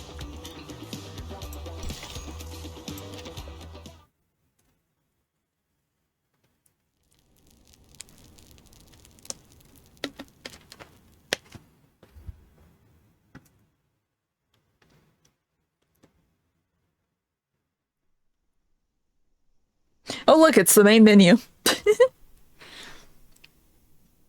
Everything is going smoother than expected. Laplace has forwarded the Alluro Games application to the Foundation. Oops. And it has been moving smoothly in the system in the last 2 weeks. I heard that from Mr. Slouchat on the phone this morning. Cool. They believe it will be a good opportunity to build a positive image for Arcanists, and it will strengthen the communication between them and humans. The Foundation is happy to see that happen. Then when will we have the result of the application? The procedure is long and complicated. Besides, the safety reports were only submitted a few days ago, so it will take at least 20 days. Dun dun dun. 20 days? If we start the construction after that, we'll never make it on the opening day. The engineers said the construction will take at least a month and a half. That's almost the fastest they can do. Can we postpone it a bit more? I'm afraid not. I already postponed it until half a month later for the construction. Summer will be over if we wait any longer. It's okay. We have talked about the construction arrangement. A map marked with writings is rolled out onto the table. Ezra draws a new line. We may start the renovation ourselves and move on to other things when we have more people to help. As I demonstrated here, if we plan it properly, we may be able to finish the construction in a month. By then, we can start the event as Miss Bethadia first planned. Gosh, I already checked the schedule 100 times. How did you manage to cut down 15 days from nowhere? This is unbelievable. Spethadia holds the paper leveled to her nose and has a read. You're a genius, Ezra. I guess the games would have died on the vine without you. It's nothing extraordinary compared to what a real human genius can do. Don't forget Arcanists are the pillar of the games. Let me see. Divide the construction team into 3 groups, one building the entrance, and the other 2 repairing the internal ceiling and walls. The internal ceiling and walls? Ezra, I have never made that request to the construction team. You must be mistaken. We need not repair what's inside the stadium. But... I added it to the list. I have investigated the site with some workers from the construction team. The stadium is ancient. The walls are badly weathered and can barely hold up anything. It has become more of a natural scenic spot than a stadium for sports. For safety reasons, we might use a support structure made of alloy to... No, she won't like that. Definitely no! Spethadia stands up quickly, overturning the chair. This is the Uluru Stadium we're talking about, not some office building on the street. I will not let you in. I wouldn't have left the gate open if you told me your plan earlier. But what about the audience, Miss Spathadia? How are we going to look after their safety? If one of the walls or the ceiling collapses, how can they escape? Nothing like that has happened before. Not even one case in the past hundreds of years. Nothing stays the same forever. We have to foresee the danger before it is too late. They can run away from the danger themselves. Excuse me. You Oh no. already figured it out, right? The stadium can get rid of fatigue from Arcanists and adjust their conditions and arcane abilities to their best. Even if accidents really happened, they can protect themselves. The prophets and diviners will also warn the others. We never needed metal bars above our heads to protect us. What about the human audiences? They have no superpower, nor super senses. They can't fly a broom or teleport themselves. They can't even get themselves out of a packed room. In your plan, how are you going to ensure their safety? Humans? What are they doing in the stadium? Yeah, I sort of figured she wouldn't let anyone else in. There has never been a single human in the Uluru Games. None of them have managed to find the entrance. Not to mention enter it. Except for, you know, Ezra. But I am human, Miss Spathadia. You invited me to the games. It's also you who told me that humans, like myself, can enter the Uluru Stadium if it shows itself. The cup in his hand falls to the table. You... I thought you were different. You showed concern about Arcanist, and you helped us a lot. You're a kind human. But I'm not special. I'm no greater than any other humans. I don't deserve to be treated differently. I'm just one of the majority. An ordinary human. If I can be accepted by the stadium, so can other humans. Ezra presses on the map, dotted with red marks, dragging that arc he drew towards himself. Spathadia, Ezra, guys, calm down. This is not the time for a fight. This is not the time? When shall we have it then? The world is full of sports games for humans. One after another and another. But this is the only sports game for Arcanists. Why don't you go mind your own games? And haven't humans stolen enough from us? They even made our arcane skills accessible to them. They modified arcane gadgets and added some science stuff, and bang! The arcane tricks I know suddenly become something new. Some invention exclusive for humans' use. Pain. And now they're even taking away the Uluru Stadium with metal bars! It was me who found the stadium, and I'm not giving it to anyone! Not to be outdone, the girl pulls the map to her side. Taking away? No, I have never thought of taking anything away from you, Miss Spathadia. I was just trying to help. Like most of the Laplace researchers. We spend most of our time in the lab. We read, we study day and night. We weren't doing it to make humans noble, not for Arcanists. Those products and achievements, they are the fruit of the combination of Arcanum and science. They were made to make everyone's life better. One side is full of sullen resentment. Make life better? Get out! You think I never saw the ad of Laplace? Guide Arcanum with science. Tame the orderless power with sense. That's what you tell the people! The other side seems unwilling and filled with grievance. Spathadia cranes out to Ezra, her face flushed with anger. Sense will guide sentiments, so as to prevent the latter from destroying itself in the flames. You have to tend to the flames carefully, to understand them, protect them from danger. This is what I've been taught, and this is also the principle I've always acted upon. And this very suitcase that we are staying in is also placed at the entrance made by humans. You shouldn't think so ill of them when you're standing on it. The rational, delicate boy frowns and grips the pin until his finger whitens. We were only trying to help. That's all. Rip. The drawing is torn into two pieces, underneath which the table in between seems like the King's Canyon. I'm tired. I read that as crayon and was very confused. I'm out! It's pointless arguing with a rude human who has no respect for Arcanists! First trotting, then scooting and running, Spathadia storms towards the room at the end of the hallway. Bang. She slams the door and shuts the world out. Sorry. I will go back to my room now. Shoot, I'm still confused how he's in the suitcase. 'Cause, like, wasn't it implied that only Arcanists can be in the suitcase or, like, survive in the suitcase? Or, I don't know. I might be mixing something up. Let's see. Head lowered and murmuring, Ezra runs away from the table as if chased. Or wait, no. No, I guess anyone can go in the suitcase. My bad. I remember that one scene now. Never mind.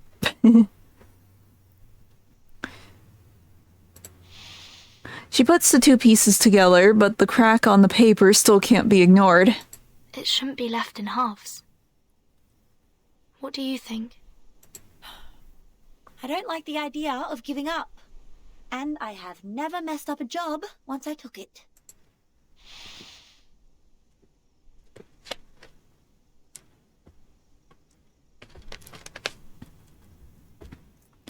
Desert Flannel pushes the left half of the map towards the burning flame.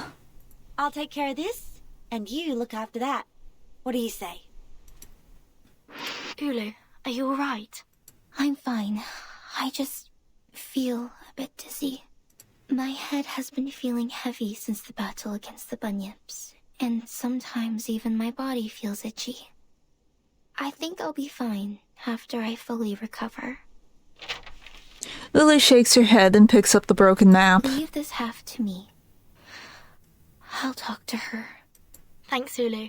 I'll request another raise of your accelerants from Laplace. Desert Flannel, you take care of Ezra. I'll follow the progress of the Foundation's examination. Let's move, friends.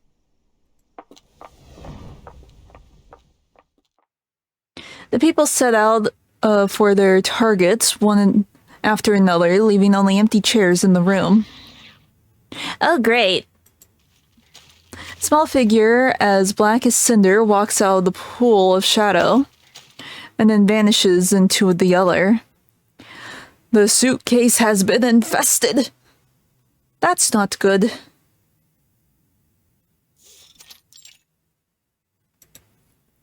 What the heck did you say? What do you mean no other progress? Progress of the Uluru Stadium renovation? Who the heck will buy our newspaper for this piece of shit? His mustache quivers with every angered breath. Sorry, sir. We haven't been able to find anything new about the revival squad for a long time. They didn't even step out of that suitcase in the last 2 weeks after we got their names in the papers. Neither did we hear anything from the source. A file filled with papers is thrown at Machauer's face. I'm not hiring a notorious journalist like you for this boring news. Get out and find more. Some big and breaking news like that revival squad of Uluru games in City Hall with Bunny Girl. The chief editor storms off, leaving his lion roar lingering in the room.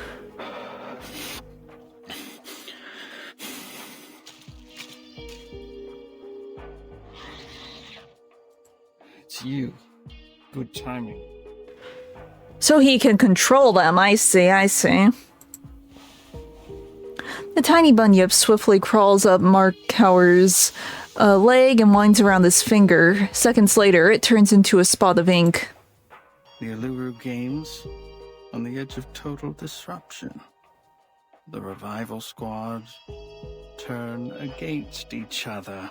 I knew it. A group of monkeys. This is fun. The chief editor and that chick will both enjoy this.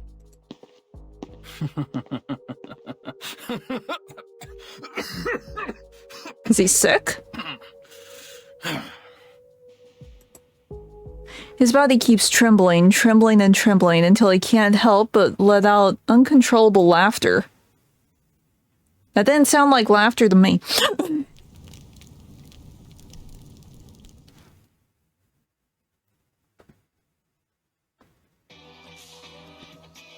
Oh, we apparently need to look for things. Research report from a biology journal. A study on the effect of changes in water temperature on bunyip's lie detection mechanism. 12 adult bunyips numbered YP01 and to YP12, each approximately 10 feet long, divided into two groups, A and B, with 6 in each group, with a balanced gender ratio. 3 human volunteers numbered V1, V2, and V3. 2 large enclosed aquariums capable of accommodating a total of 12 bunyips. 3 color picture cards placed in a sealed, unlit box depicting apples, bananas, pears, respectively. Place the 12 bunyips from groups A and B into their corresponding aquariums while ensuring fresh water quality and oxygen quantity are consistent. Ensure that Group A's water temperature is set to 14 degrees centigrade and Group B's is set to 32 degrees centigrade. Direct V1 to enter the room and select one of the picture cards from the sealed box at random without showing it to the two groups of bunyips. V1 then describes the selected fruit on the picture card to the two groups of bunyips. This description can be true or false. To avoid personal traits of individual volunteers affecting the results, the voices of the volunteers must be altered and the volume unified. Record and physiological responses to the two groups of bunyips, including dorsal fin vibration frequency, heart rate changes, and body temperature. Replace the volunteer and repeat steps 2 and 4. Determine the authenticity of the content described by the volunteers via hidden camera recordings. Compare the differences in physiological responses to true and false descriptions between the two groups of bunyips. When volunteers provided authentic descriptions, both groups of bunyips remain calm. When volunteers provided false descriptions, dorsal fin vibration frequency and heart rate in both groups of bunyips increased significantly. Both groups of bunyips could sensitively distinguish between the behavior of humans when lying and when telling the truth through physiological responses. And the higher the water temperature, the more sensitive the bunyips became. Let's see, the individual YPO7 in Aquarium B showed significant physiological deviation in its responses. Through retrospective analysis, we found that regardless of whether the description provided by the volunteers was false or not, YPO7 was more likely to believe that the picture cards drawn depicted bananas. Whether this is because the individual concerned prefers bananas or because the high water temperature affected YPO7's judgment in a way that made YPO7 more willing to believe that the fruit on the card was of a tropical nature has yet to be determined. Follow-up research will expand and optimize the current experimental setup based on these two assumptions in order to study the correlation between them. Okay. And there is other things. Chance encounter between Plappy and a bunyip in the suitcase. Raises its head, raises its forelimbs, and slowly approaches. The bunyip hisses. Plappy takes a step back, then stops and observes. Plappy screams goo goo. Bunyip rolls sideways. Bunyip groo-groo-hoo. Plappy flutters its wings, lifts its front paws. Okay, it's just random sounds. Okay. Whatever works. It's something.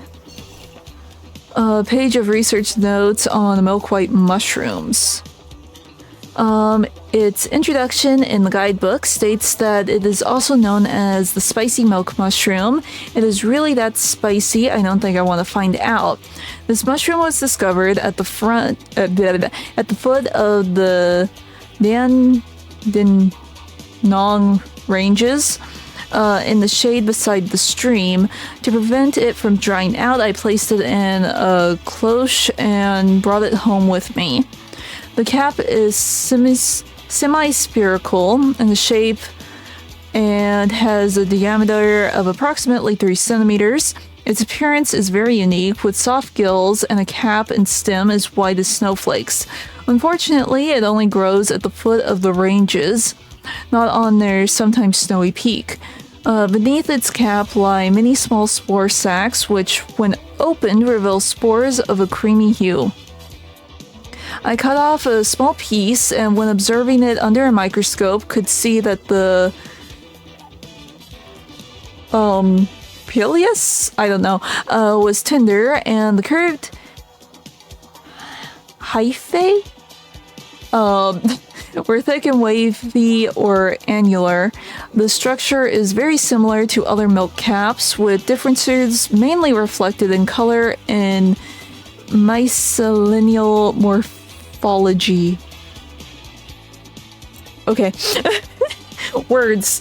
Edibility. Being a wild mushroom, it can be eaten raw or used as a cooking ingredient.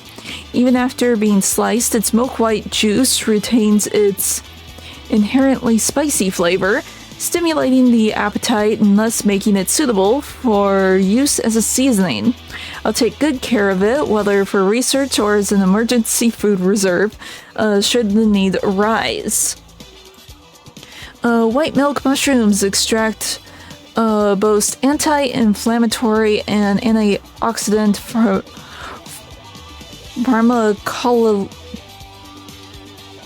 medicine properties. Big word I cannot pronounce. I know how to say it, but actually getting my mouth to work. It's something and something. Components are used in anti-inflammatory drugs, and their inhibitory effects on tumor cells are also used in therapy for tumors. White milk mushrooms can enhance the body's immune system and enhance athletic performance. Does this mean Arcanus can use it as a nutritional supplement? I'll make note of this. I need to gather more data. Let's see. The white milk mushroom is highly sensitive to its growing environment. Thus, its growth status can provide a preliminary reflection of a forest's ecological health. This has caused it to become one of the ecological indicators for environmental assessment. Humidity, nitrogen, and pH level are all indicators that correspond to the growth status of white milk mushrooms. This was an oversight on my part. I only recorded the growth location but forgot to test the environmental indicators. Treat this as a lesson to be more careful in the future. Okay. Any other little things that I need to click on? Oh, this one's done. Oh, no? What? Oh, there is another one. There's a scroll wheel, I see.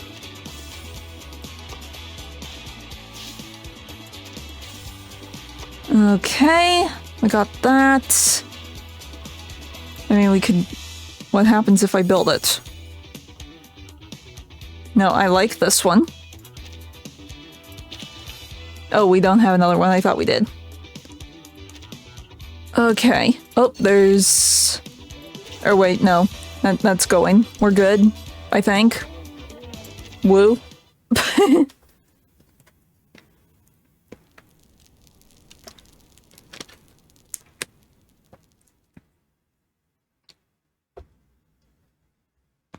Wonder how many chapters are here.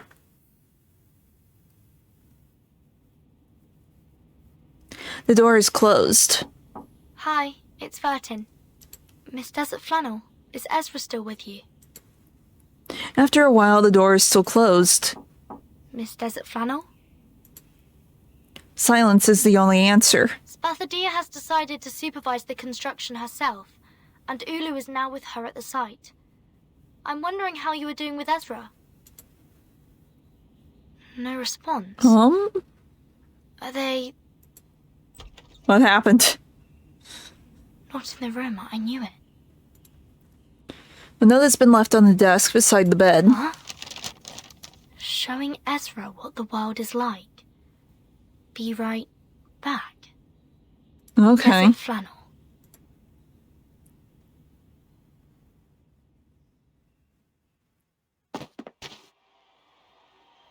Watch your feet and your head. The people here never look down. That's how you get muddy shoes when you're out here. Here, take my hand. Miss Desert Flannel, what is this place? What are we doing here? Something that needs to be done, and something that needs to be said. The deeper they go, the louder the cheering they hear from the crowd. Hey, big bloke, don't get in my way! The big guy steps aside. A ray of light penetrates the air and pierces Ezra's eyes. And the only thing he can see is boundless white.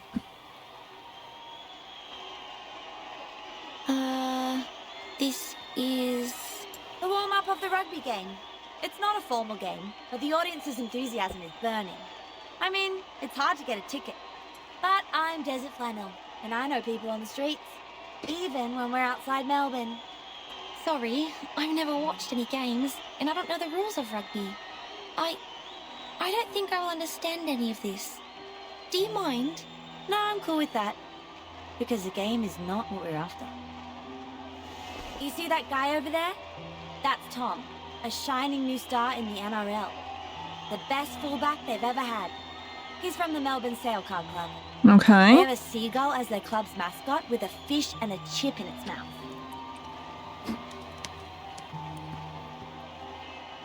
Yes. Okay. And that bloke over there, that's Kip Carl of the Hobart Blue Lake. He's the kind of player who knows how to really tackle. They call him the Unbreakable King. And lastly, I want you to look at that smaller guy. That's Russell. Doesn't look tough, does he? But he is the slippery Jerboa because, man, he is fast when he gets the ball. But what is this to do with us? I still don't understand. Ezra, guess how many of them are Arcanists? Nice one! Nice one! Russell made it again. Excellent interception. The key score, now that Jerboa is slippery as butter. Run for it, Russell! Victory is going to the Shepherds of Melbourne!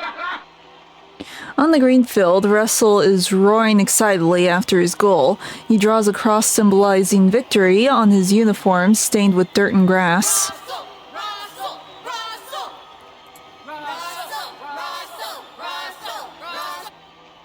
Wave after wave,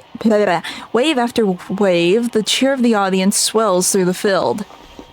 Ezra, however, is pulled by a sudden force at his arm and heads out of the stadium.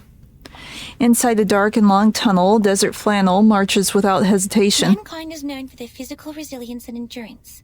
That is to say, Tom and Kip Carl are humans, while Russell, whose skills and unpredictability are his strengths, is an Arcanist.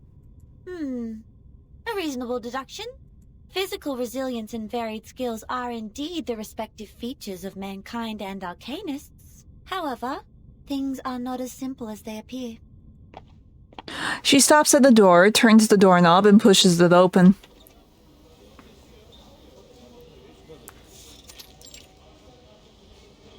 I'm guessing all of them are human. What welcomes them is a mixed smell of sweat, dust, grass, and medicine, together with occasional curses. Players, black and blue, are busy coming and going. Nobody has time to take care of these two trespassers. In fact, all of them are Arcanists. Oh. Really? Give me that thing. Here. Be careful. Don't overdose. Painkillers are addictive, you know. And the newspaper's gonna interview you, champions, so don't get high in front of the camera. Hey, listen. Sporting is great fun, but it can also be dangerous, especially for sports like rugby, MMA, or boxing, which involve a lot of intense physical contact. And the Arcanists who are good at healing will naturally become the best athletes of all. 15 minutes. That's all they take. Most of the arcane treatments take only 15 minutes to heal the patient. And before that happens, the athletes would just take painkillers to help themselves get through the game. And after the 15 minutes, they are refreshed and healthy, like those athlete dolls you find in the souvenir store. They can slide, impact like a maniac, and don't have to worry about missing any important sporting sessions if injured. This is an advantage? That's right. An unbelievable advantage. But are they really as good as they look? Their glory comes with a price. Ligament damage and the irreversible tears keep recurring. But there is still an elephant in the room. It paces around, making noises which are unfit for the place. Like this conversation we're having in the locker room. But on the sports field, where blood boils, power and strength are the only things that matter. Nobody has the time to stop and ask what we're doing here, Just like they don't have the time to notice the elephant. 10 years ago, Margaret of Broken Hill was invincible on the court. In August last year, she died on the last day of winter. Did she die of recurrent injuries? It's very likely that Arcanist athletes who repeatedly get injured and heal themselves would get hurt on the same body part in the future. The body will become fragile. They might even twist their ankle from walking. Sometimes even break a bone or two. That's just true for humans too. No, she died from an overdose. She needed a horrific amount of painkillers to ease her pain. So much that her body was overwhelmed. This is cruel. We have to report this to the Foundation and solve it once and for all. The athletes could have played in a safer way if given help. It's rare to see the boy being so unsure and nervous. An astonished look takes over his pretty girlish face. Desert Flannel ponders and looks at him. But what if I tell you the Arcanists also don't have a choice? For humans who have the talent for sports, they can win medals with their physical strength. So, Arcanists have to make the most of their advantages to keep abreast with their competitors? She silently nods. I had no idea. I'm sorry. Truly. Desert Flannel once again puts her hand on his shoulders and pulls the boy into her arms in a sisterly embrace. I didn't mean to make you feel guilty. Nor did I deliberately put you in pain. But Ezra, I was once one of them. I used to live on the prize money. Oh, we finally get her backstory. I'm only telling the truth. It is happening every day, every moment, and every second. Drug addiction, premature senility, and irreversible physical damage. This is almost a destined end for every Arcanist athlete. And nobody is held accountable for this. Not the clubs or the hosts of the games. Drug abuse is a personal behavior.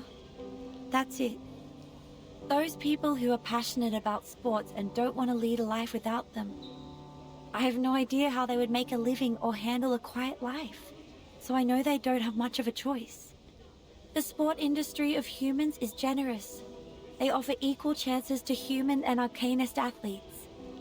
But it's also cruel, and the athletes are like the girls in Cinderella's story, who wish their feet would fit the glass slippers. They have no choice but to cut off part of their heels to earn the glory. This isn't fair. These sports and rules are not appropriate for Arcanists. They have been treated unjustly. They aren't taken seriously and respected as athletes. Pain. Is Spathadia one of them? That's why she was so furious. So the rumor that they are turning against each other is true.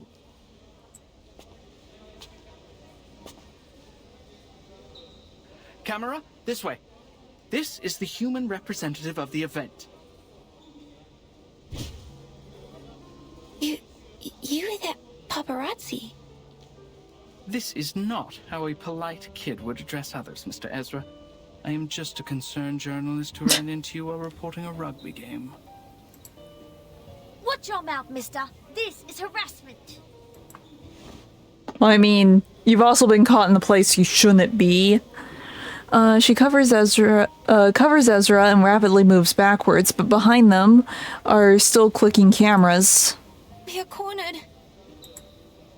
Then we will break his camera and let him know the price of being a long-tongued liar. Well, okay.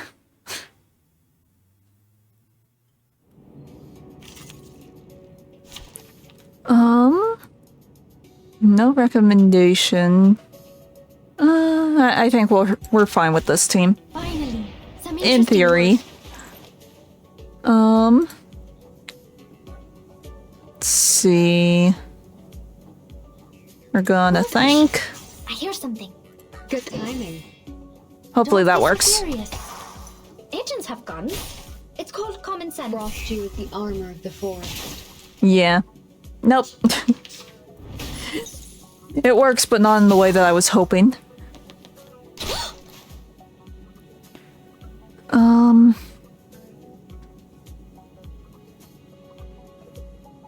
I'm gonna do this so it combines by itself. Good timing. You don't drink this every day. Advice from the forest. Penetrate. Cool. No need to worry. I'll save the special.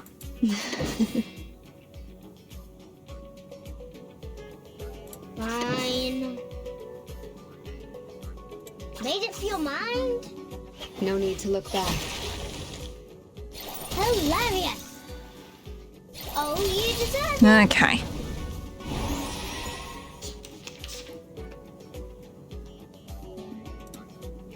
Focus you. Are watching. Good timing. And I'll attack. Fine. I weave the gown with thorns. You shall repay with sacrifice of wounds. So close. Advice from the forest. Oh, you deserve it. Still one left. Oh well. Whoa. We can poke very easily.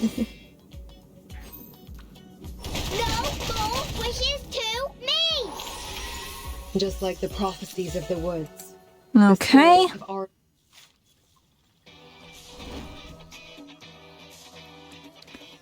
I'm just curious.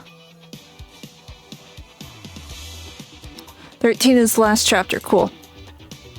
So we're almost there. A ticket for an Australian rules football game. Crumpled ticket stub covered in creases and watermarks. The handwriting on the front of it has become blurred.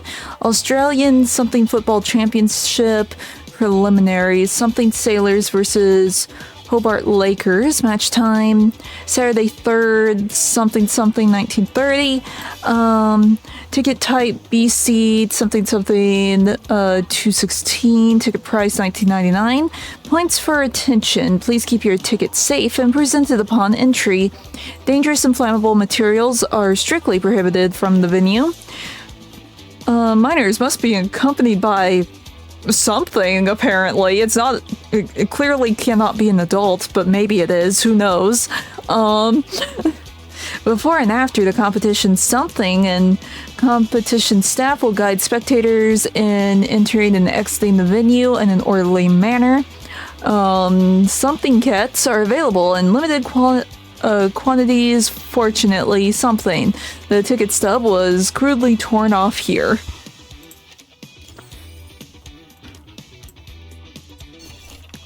Front page of a local sports magazine.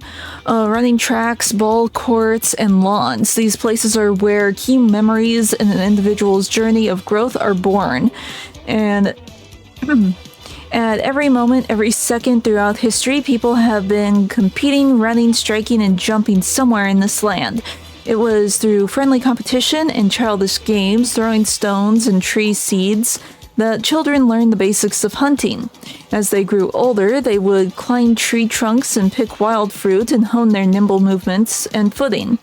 The youth walked upon redwood branches, placing stones on their knees, then sought to catch the most dazzling sparks from a fire. Tree seeds, trunks, and branches. It is from the top of a eucalyptus tree that our lives can be seen. This is the old saying that accompanies the tradition of Arcanists. Arcanists journey through dense forest and rivers, hiking to reach the belly of Earth, Uluru. Okay.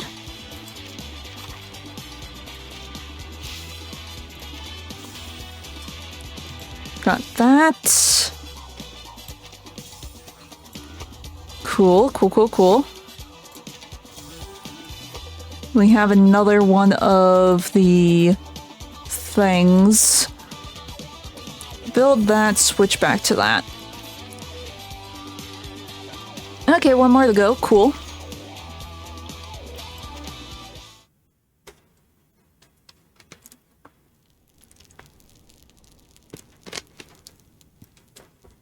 see. Water.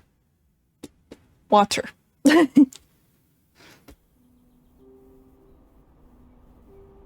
Spathadia, it's not all your fault. The tools are scattered all over the place, but no one is working at the site. The young girl sits on the ground, leaning against the timber and burying her head into her palms. No, you don't have to be nice. I'm not capable of the job. I should have known when I couldn't even fill in some forms correctly. I don't know how to supervise the construction team. They all left and my schedule's in a mess now. I'm hasty and careless. I actually lost my temper with the people who tried to help me. And I also did that to Ezra. Pain.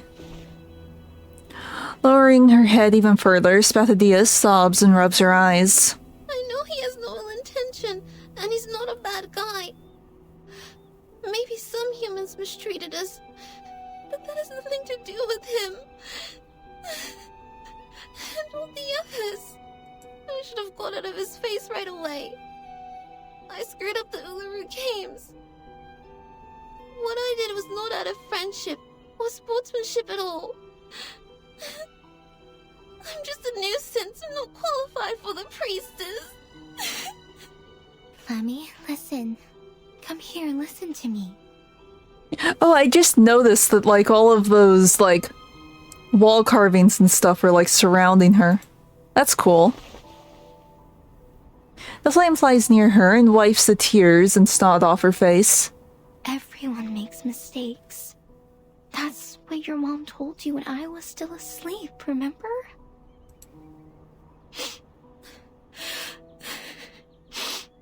Yes. Everyone makes mistakes. Especially young people. We were of the same age in the past.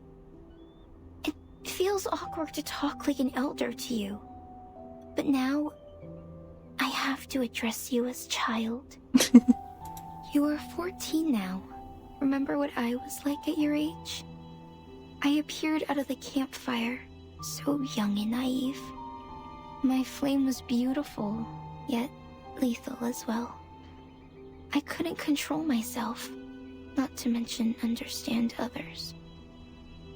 But my situation is different. I said something really bad, and I already... It's impossible that you make no mistake or do everything perfectly. You just need to face them and learn from them. You stepped into the muddy river, that's fine. Just keep going towards the clean stream. True. The point is, you must know your mistake and apologize to the friends you've hurt. You still have room for improvement and the opportunity to avoid the lasting regret. Lasting regret? What's worse than what I'm dealing with? I can't think of anything. Ooh, I'm screwed. Maybe Flammy is a better choice for you than Spathadia. My name has changed, and I can no longer be your best partner. Neither can I be Verdon's good partner, nor Ezra's, nor Desert Flannel's. Pain. The little girl asks her questions with uncontrollable tears running down her cheeks. This is my second life, but I still feel like an idiot. What was I like in the previous life? Did I grow up? Did I hurt my friend? Did I have fights with you? Oh, hey Lim. How you doing? Remember our fight, Flammy?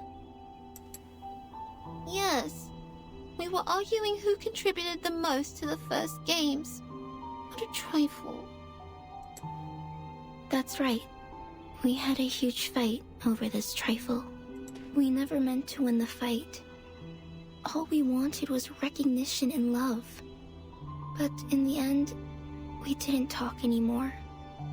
This lasted for several days. Pain! Then I tried to find you to make it up.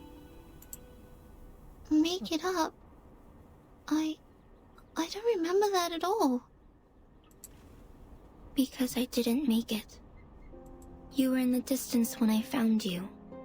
The next second, you were attacked by a toxic red snake ambushing from the bush. Its venom made you pass out within seconds. Oh, so that's how she died. Oh.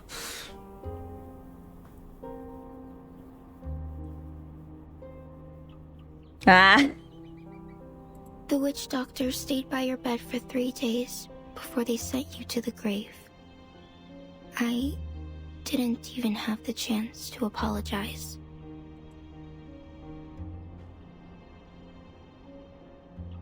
Oh no. Pain. Pain. Is it at least something that you can, like, reheat easily, or is it something that if you reheat it will be very, very nasty? Let's see, the dim flame keeps flickering. Large tears roll down Nulu's face and drop into the fire, evaporating into steam, sizzling. That's good, that's good. You never grew up, my friend. I'm already an old flame after such a long time, while you are still a teenage girl. So, I'm really happy to see you again, and really sorry that we once grew apart. So far, the story's really good. We're getting close to the ending. This is like the second to last chapter, and I'm assuming we're like in the middle of the cutscene. So it's almost over. It's Australian Olympics. We're setting up the ancient Australian Olympics that got cancelled, and we're trying to bring them back. It's fun. But there is a severe lack of sugar gliders, which makes me disappointed. There are kangaroos though. The kangaroos are funny. So I will take what I can. Kangaroos are glider adjacent, so I'll take them. I see. Thank you for telling me, Ulu. They're really funny because they aren't like real kangaroos. They're made out of bubbles, but they are sentient. And one gives Verton a face hug, and it's great. They come from the rainforest of Australia and Indonesia. Ours specifically are the Indonesian kind. The Australian ones are bigger. But yeah, there are gliders in Australia because they are marsupials. There are a lot of marsupials in Australia. Let's see. Spethadia opens her arms and wraps her friend. She feels tears dripping onto her chest, but soon they get warm inside of the heat of the flame. You were in my heart. But no, there is this one stand together as a whole. possum in Australia.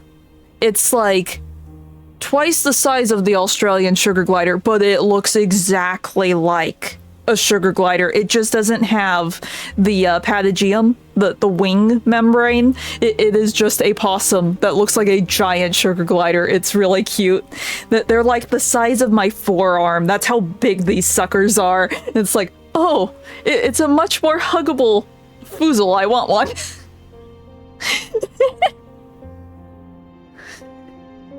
No one knows my heartbeat better than you do. I will grow up as you wish. I will find Ezra and make it up to him. But no, Isn't that convenient? yes, but once, me and my family found out that, like, was it Animal Planet or Discovery Channel? They were doing, like, some sort of Australia Day leading up to, like, this big documentary all about, like, Australian animals, and it's like, we must watch. We must see if there's a sugar glider. And for a second, we were like, sugar glider? And it's like, no, this is a possum. It cannot glide. It just climbs everywhere. It's just a big glider thing. Afterwards, they showed the gliders. They did this, like, slow motion video of a glider, like, jumping from one tree to the other. It hit the tree so hard there was shrapnel coming off of the bark. It was crazy. And then it was like, yeah, I'm fine, and crawled away. They are very sturdy little things.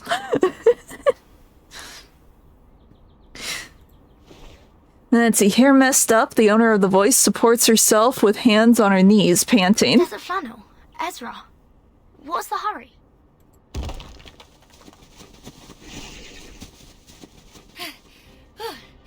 That was...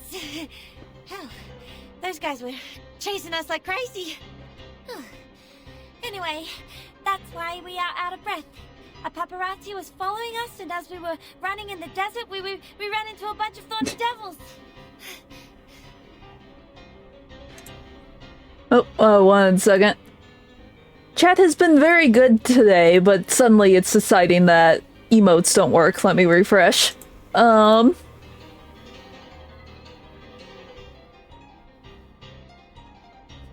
Yes, it's like, oh no, they hit him super hard, but at the same time, like I said, these things are very sturdy. They don't get shaken up by much things, and when they do, they just scream. Well, it's not really a screaming sound, it's, thanks cicada on steroids, that is their crabbing sound. If they want to, like, scare something off, that's what they do. That or they bark at it, like a little dog. No, sometimes they do. Sometimes they do.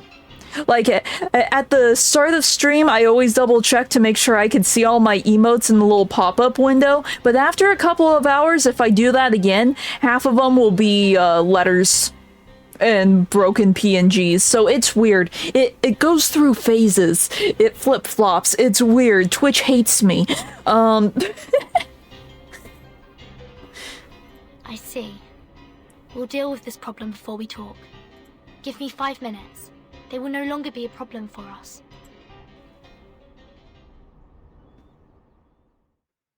Oh, and another cool thing about this mission specifically, a lot of some of the characters from the suitcase that haven't been like in any sort of story mode have shown up. So, like, we get to talk with Medicine Pocket, the horse, the rocking horse is in here, the bunny girl is in here. Was there anyone else? But we're getting like side characters that haven't been in the story yet, which is fun. Let's see. Yeah, this team should be fine. I can also grant my enemy's wishes in my own way. Okay, who should we go after? You're the only one attacking. So I will attack. Made it to your mind? Penetrate. Oh, you deserve it. I know I looked at the website event, but I forget what was in it. I forget what character it said I was. I just did it real quick so I could get the rewards, and I completely blank on what it was. Whose heart is beating Shh, I hear something. Was it? I don't know. I did it when I was half asleep, so I really can't remember what it was. And let's see, oh, Pavia got name dropped in one of the, like, side things, so that was fun. Good timing. And Source got name dropped too, in one of the cutscenes. Is it over? That's great. Let's go back together. Ha! Fire! Uppercut!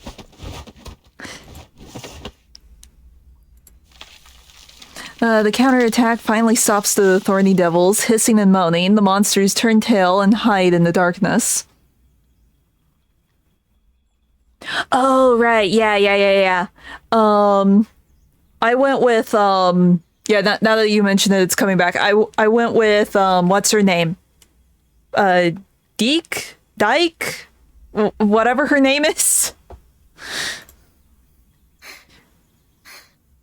Yes! Finally drove them away. 2 weeks ago, you were in the column Whose Heart is Hurt by Fire Kangaroos and Housing Stress.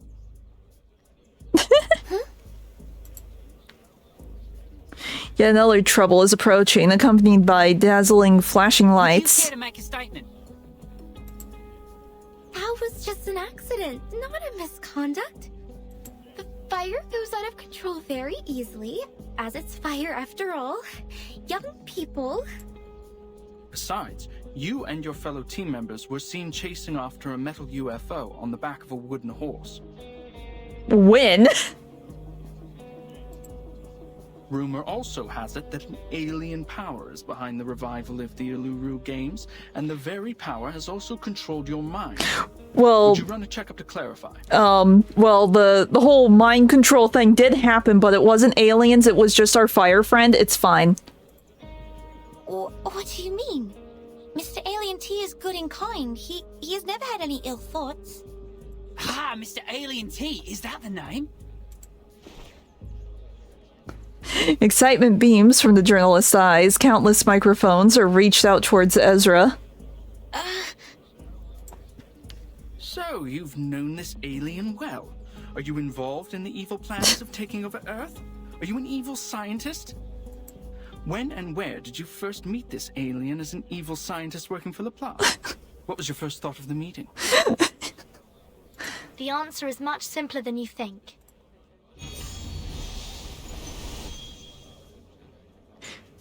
Oh? Wait. Why is he just a hat? An arcane ritual shimmer silhouetting a figure against the light. Mr. Alien T and I met in a very simple way. It was in the office of a Foundation branch, New Mexico, USA. My first thought, well, there's a UFO here.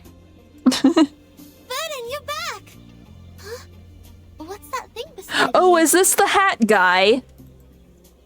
Greetings. I was thinking that it might be alien, but no. Story of yours. It's a sentient hat, okay. An Australian slouch hat, decorated with parrot feathers, is floating in the air beside Verton. He's a hat. Very straight to the point, yes. As well as a helping hand. And greetings to everyone. I'm Slouch Hat. Go, go!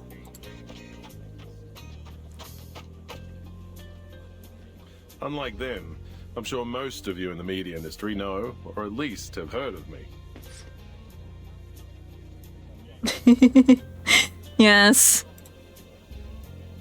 Slouch hat flies in the air elegantly, as if its invisible owner took it off from their head, put it before their chest, and bowed to the people. I'm a member of the Northern Australia Rangers. Also, the spokesman of the St. Pavlov Foundation Australia branch.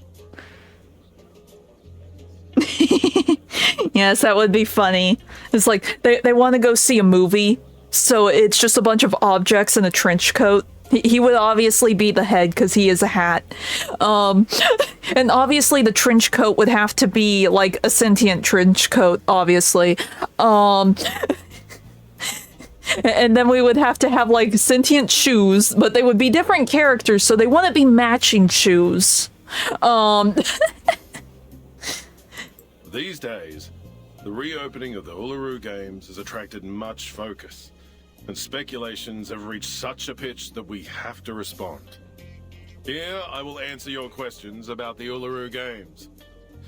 Starting from you, the ardent Mr. Makawar. Called by their name, the leader of the crowd slowly turns around. You have been caught. Of course. It's my pleasure.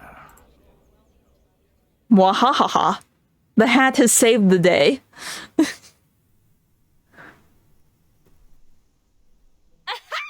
Did you see Mako's face? It made my day. I feel happy, contented, overjoyed. Now that we have the Foundation's people on our side, he can rough for good. You know him well. He's our enemy, Vernon. He's your enemy? Mind what you're saying. We are not enemies. I don't even know him. I doubt that so much. You don't even know him? And he's not your enemy. I don't quite get your relationship. Yeah, because he mentioned money being lost because of you. So I'm guessing he bet on you. Between men and women nowadays. You're still too young to understand it. Don't worry. You will get it at my age. So it's a kind of experience one must grow old enough to learn. The current life expectancy is 50 to 75 years. I don't think I will ever reach your age. No! Don't put it like that! You're confusing the kids! Desert Flannel bounces up from the sofa, waving her arms between Ulu and Ezra to separate them. Alright, now I, as one of the parties involved in this story, will explain it to you very clearly. More lore? Oh, wait! What? Where's Ezra? He's not here. He just went back to his room. He didn't come out when we left. Rubbing her neck to clear her throat, Desert Flannel nods in the direction of Ezra's room. Are you going to talk to him first, or will you stay for my little anecdote? I won't tell the story again. It's way too embarrassing to tell twice.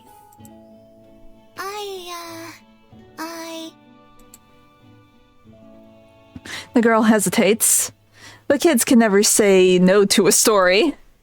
I'll listen to your story first, and then I'll go talk to him right away. We get lore. We get lore. Maybe. There might not be lore. No. Hey, Jason. The game has impeded my lore. Okay. Photograph of Samantha Green from the 500-meter water beast steeplechase, 1921, artificially colorized. The world champion of the 500-meter water beast steeplechase defended her title for 3 consecutive events. The water beast yielded at her feet like a timid little kitten. But is it really possible for anyone to get along with water beast this effortlessly? Does water beast blood in fact flow through her veins? All very good questions, but I'll tell you now, it's very likely. Note well, I'll be telling Mia the truth behind this secret next week. No, I have not seen Step. Let's see, a photograph of Sophie Rogers in the Incantation Duel 1922, well preserved. Although there was some controversy over the refereeing in her retirement competition, it did not impede Sophie Rogers' smooth induction into the Hall of Fame. She pioneered the strategy of using levitation techniques and telekinesis incantations to launch defensive counterattacks, becoming an idol to the young generation at the time. A photograph of Benjamin Stone in the team dressage competition 1918, slightly damaged. The Ocean Circus, led by Benjamin Stone, became the dark horse in this year's team dressage event. In the semi-finals, they toppled the dominant position of local frontrunners, the Kangaroo Mounted Rangers. Who would have thought they could reach such seamless degree of understanding with their seahorses?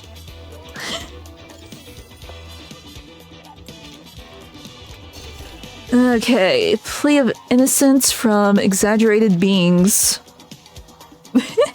Oh look, it's Alien! My dear friends, have you read the latest issue of The Nagger? Of course, I'm always keen to see what lies the...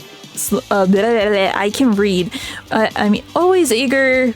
I'm keen to see what the... I really can't read. Why can't I read? I'm always keen to see what lies those lowlifes will come up with next. Yes, that's right. Lies. It's all lies. Look, just look. Look at me, just like a frisbee, my floating doo-doo bellboo. Can you imagine this being out of an alien spy? Please rest assured, Mr. Alien T, we both are rotatable circular objects, so I am naturally inclined to believe what you say. They're best friends. Actually, you can't say it's not suspicious at all. But the Naggers who's so confident about alien invaders isn't exactly the most reliable source. When will the rag publish something that's even remotely resembles the truth? They also called me a prime example of young people today being crushed by the pressures of the housing crisis. What a load of crock. Yeah, that's right. It's all a big conspiracy orchestrated by those stinky sock wearers at the Aerial Survey Office. Another ridiculous footnote in an absurd battle of office politics. I appreciate the fact that you trust me, really. Don't worry too much, my friend. No lie lasts forever. Everything has to come to an end at some point, and sometimes we have to take care of the big problems before the little ones sort themselves out. I never imagined a UFO would cause such an uproar. To be frank, I'm quite shocked by all of this. Just lay low and it'll blow over in no time.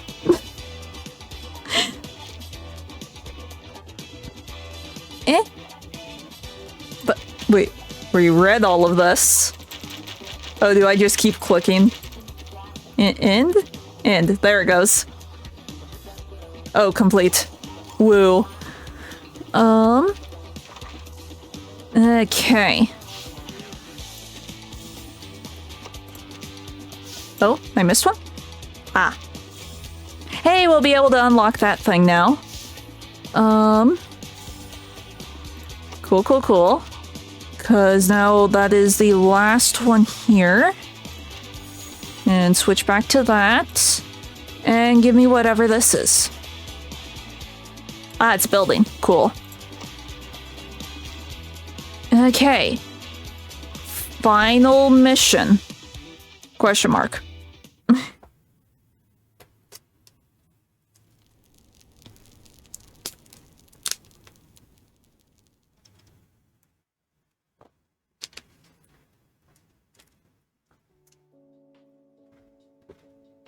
Ooh, fancy.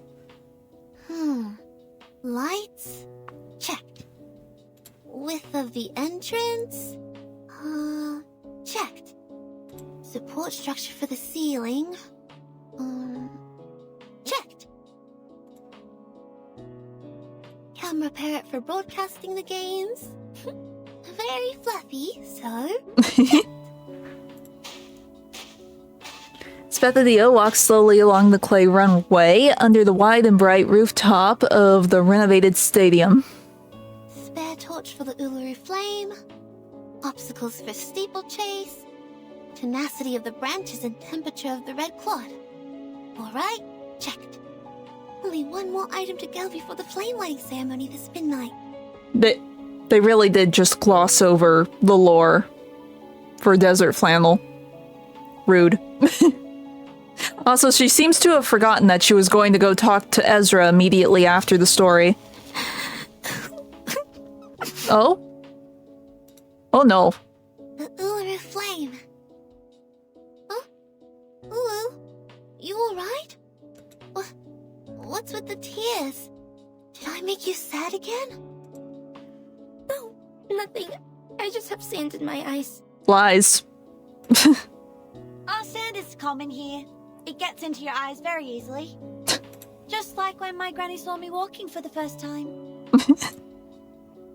Young lady, you should have preserved the dignity of this old flame. You burned me! Ulu burning hot and energetic. Checked. Taking off another check in the notebook, Spethadia looks upwards. Safety factor of the field? Checked. Laplace really did us a huge favor. Shame I haven't had the time to talk to Ezra since we had that fight. We were both busy, and when we met, it was... What? You haven't talked about it? But I didn't feel anything wrong between you two. We did make up. That's for sure. Okay, so she did talk to him. We really talked about the fight. It's like you break your knee and just cover the wound up with trousers. As if it had never been there. You may feel fine when you jump and run, but it hurts whenever you sit down for a break. She scratches her hair and then starts to play with her fingers, a glum look in her face. I wonder if Ezra and Verdun are going well with the patrol. Relax, Flammy.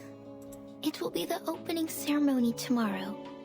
Our checklist is even more intricately designed than a robe made with pine needles. Besides, the bunyips haven't turned up in quite a while. Everything is working like an unsinkable ship at sea. There isn't anything that may cause it to sink. All right. But the last ship that claimed to be unsinkable. Oh no. What was it called? The stone door is opened without warning from behind the thinking girl. Oh, I got it. We have an emergency. Oh no. It's called the Titanic. Oh no. I bought tickets. Let me in.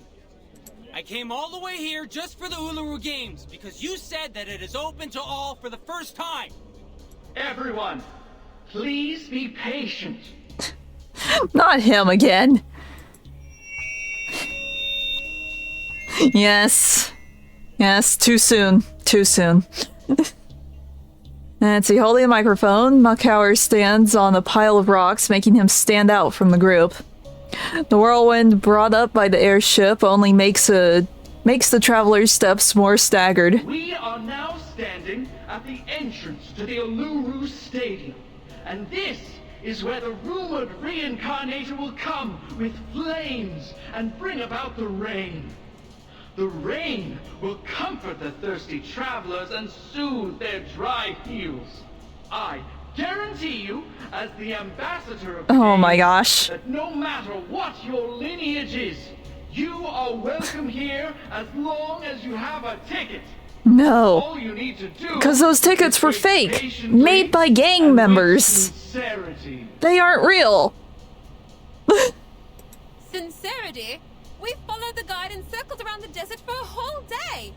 We need water and food. Some kids have become dehydrated. Yes, we need water. We need to get into the Uluru Stadium. You've promised us. We need water. We need to get into the Uluru Stadium. We need water. We need to get in the Uluru Stadium. I think they might need water and need to get into the Uluru Stadium. What do you think? That's right. Yes, that's right. Revival Squad, I'm sure you will enjoy this gift from me. We need water. We need to get to the Uluru Stadium. We need water. We need to get to the Uluru Stadium. Getting louder and louder, the rumble shakes the whole desert and echoes above the giant rock. Gosh, it's him. That guy. How shameless. We never sold a single ticket or invited so many outsiders to the game.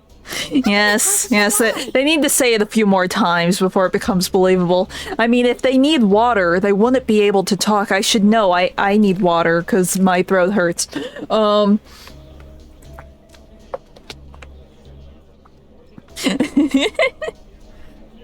He's whipping up public opinion, just his greatest strength. I took a glance at the crowd.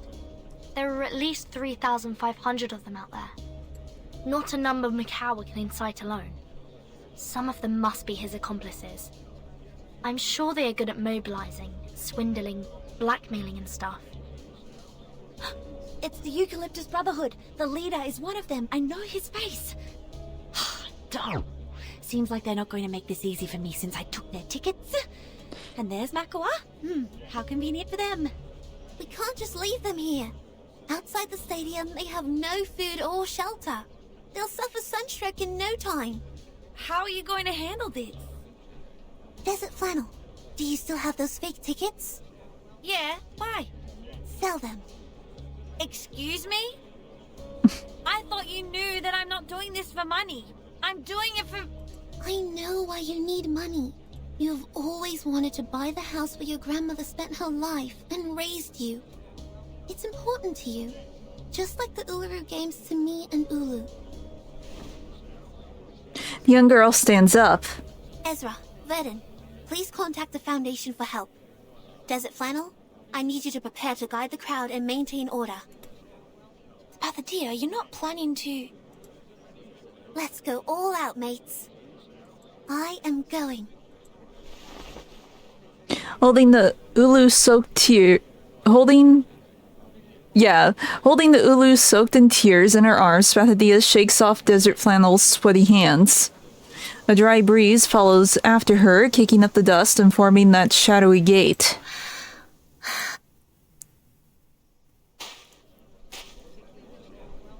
Everyone, your attention please! The crowd's attention turns. Murmurs surround the girl like a vortex. That is the daughter of the Uluru Stadium! Behind her! She's the girl in the newspaper! What? That girl is the reincarnator! Oh dear, there she is! And look, that flame! Isn't that the Uluru flame in the newspaper? Open the gate for us, priestess! Show us the Uluru Stadium! Open the gate for us! We have tickets! We have tickets! Standing above the crowd, Makauer raises his hand, showing everyone the ticket. Open the gate for us! We have tickets! We have tickets! But they're fake! But they're fake! Like a summoning, a tumultuous clamor goes up from the crowd, punctuated by Makauer's questioning. Look at those girls, my friends. That is Miss Bathodia and Miss Ulu. The newspapers have been praising them for facilitating the union of mankind and the Arcanists, bringing back the true spirit of sporting events, and calling them the pioneer peacemakers. In the name of the Uluru Flame, I swear it's not a lie. Of course, of course. You are not lying. You never lie. Just you do. No lies have been spoken. Every word was true. A junior student from Melbourne, an old soul, a reincarnator. What's her attitude and what will she do? Please, find out with me! Wait, is this going to go into a fight? No? We suddenly have spotlights, okay. The microphone in his hand points up at the sky, reflecting the airship's spotlight glaring down on Spathodia.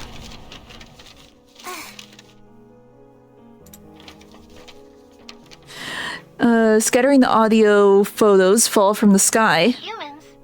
What are they doing in the stadium? Of course. People hear Spathodia's voice crystal clear. The world is full of sports games for humans. One after another and another. Guide Arcanum with science. Tame the Orderless power with sense. And now they're even taking away the Uluru Stadium with metal bars. That's... How ridiculous! She said she stands for peace, yet she has never considered mankind's safety, technology, assistance, or rights. Arcanus, Arcanus! That's all she's talking about! It's the voice of... the priestess. How could she say that? Nonsense!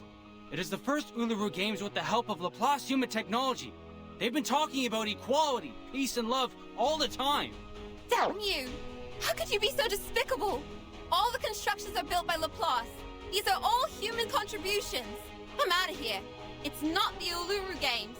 Not the one I heard from my grandma at all. We should believe that. She's an honest girl. She would never have lied. Miss Spathodia, did you really say that? Oh no.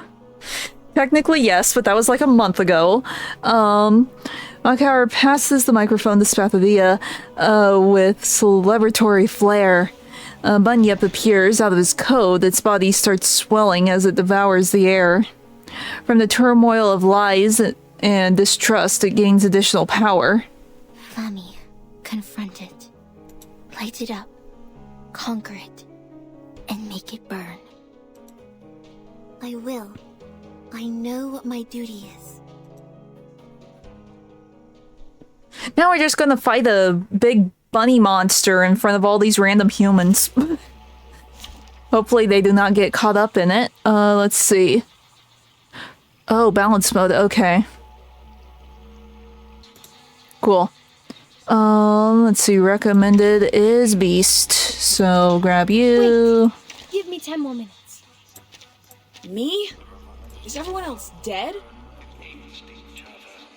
Where is she? There she is. A crime group. Just to my life. Grab you. Am I not late? Looking... Let me check. Okay, one target. One target, okay. So this is not needed.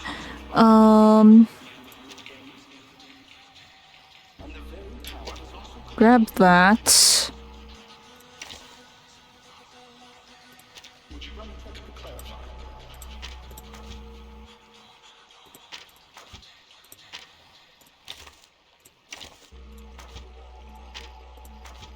Yeah, they're all attacks. Okay.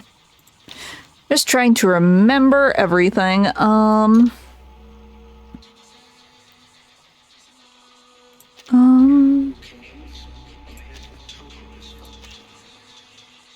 Not that. Where is... There she is.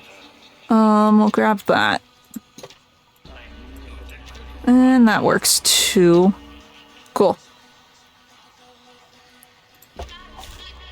I do like it when it balances things out. It makes things so much easier. Nothing unexpected. What happened to this being a bunyip? Just like real I, priestess of the Uluru Games, and my friend, the Uluru Flame. Both of us stand right here. We will not tell a lie or evade any questions. That's right. We stand right here. It's time we put an end to all these slanders, Mr. Makawa. Okay. Oh, we got a full team. Nice.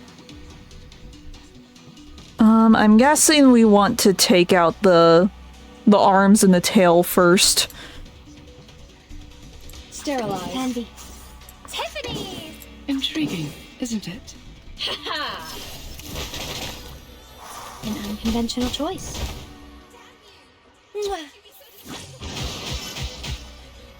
Bravo! Oh great, his arm healed.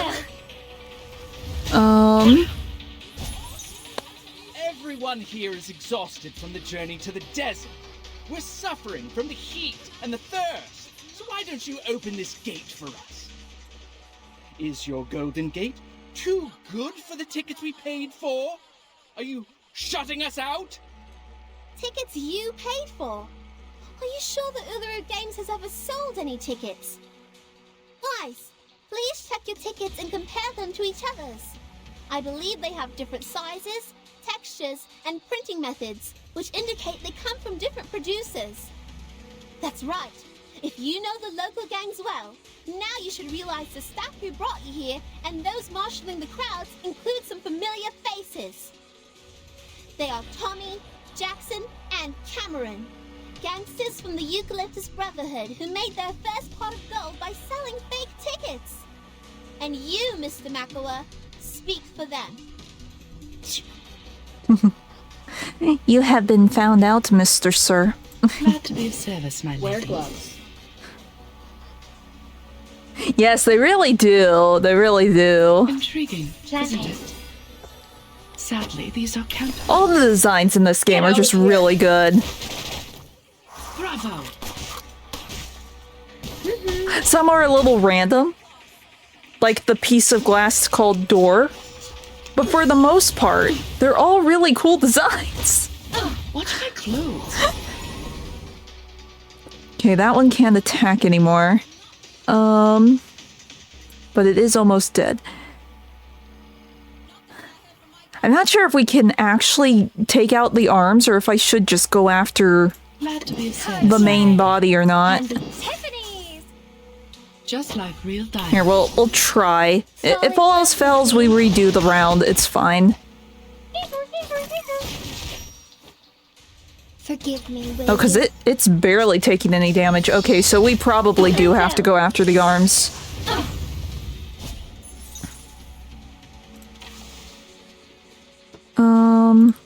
Grab this.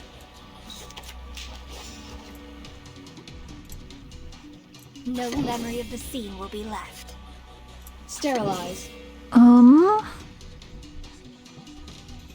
A. Intriguing, isn't it? 99. Here's hoping it actually gets taken out. I'm losing my patience. No, it just constantly heals. I don't know what the trick is here. Maybe we do go after the stinger. Maybe you have to, like, kill him in a certain order. Guys,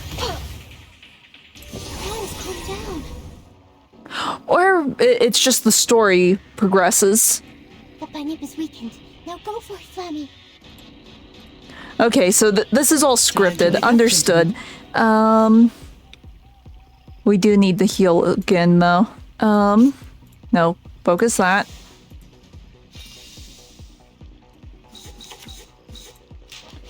Give me this. Wear gloves. Time to wake up, gentlemen. Cartier! Freaking dumbass! Fragrance and dazzle can easily confuse one's vision.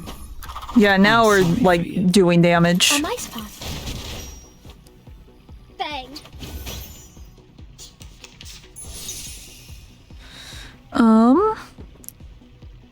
This won't help me any, but it gives me extra damage, so we're doing it.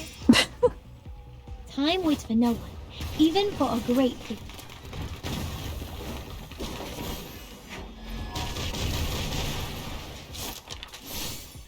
Three, two, one, down.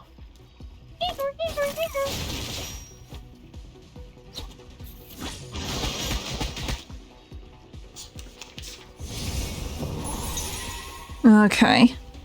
Let's go after the tail this time. Service, my lady.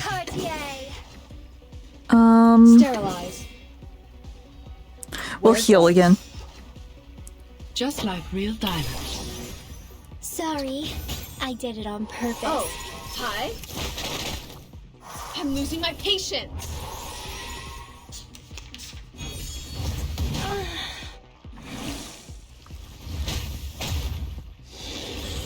Ow! Oh. This is supposed to be an unforgivable felony, yet you are still standing here. Did you bribe the officers to get away, Miss Spathadia? First, please be careful of your wording, Mr. Makawa. That was not arson. It was an accident caused by the instability of my arcane skill. It was awakening at the time, and things like this happen to most arcanists. Second, we didn't cause any injuries or burn the hospital. Only a clinic was slightly burnt in the accident. We have paid for the damage already. Besides, the revival squad has promised they will do volunteer work for the hospital every Saturday afternoon as an apology. Good for you. He is trying so hard. ready. Let's see. Intriguing, Do that. isn't it? Do this. That. Go! Go! Go! Puppies!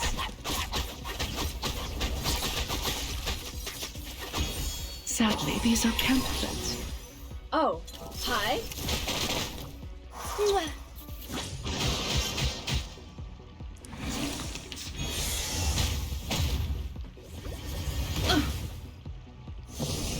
There he goes. I was about to say, it's like, when is he going to flop? No memory of the cards. You. Oh, I didn't realize I had a 2-star. Oops. I wish you I'll get that one next time. Fall in love with me. Sorry, I did it on Bravo. purpose.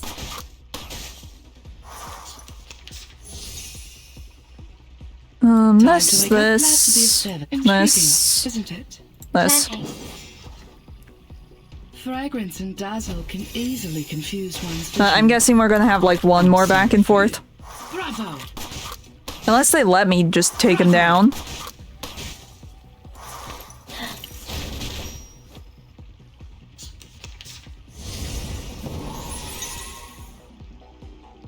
We're so close, I might just be able to attack the head. Sterilize.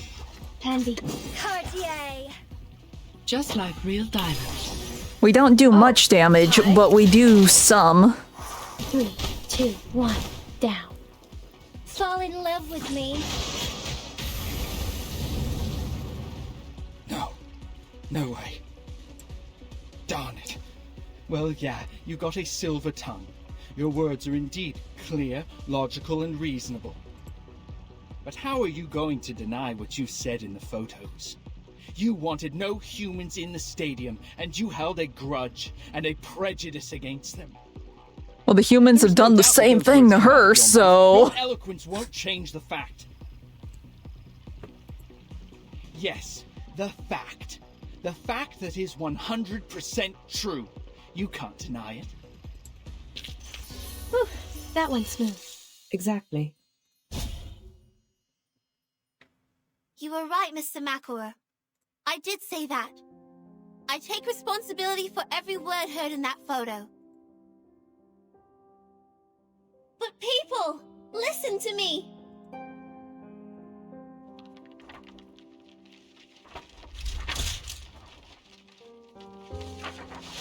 Those words are wrong. So am I. I am a fool, an idiot, the stinkiest rotten egg in the kitchen.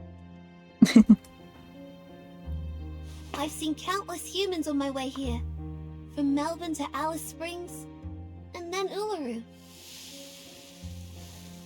I've met the construction team from Laplace, the receptionist at City Hall, considerate doctors, and my first human friend. My good friend. She has learned. In the past, I saw humans as the other kind. I thought they were unreasonable, cruel people who deceive others with bureaucratic jargon. But now, when I think of humans, I am reminded of my friend.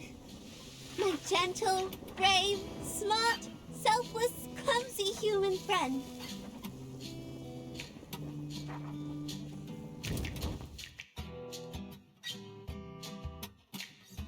What are you going to...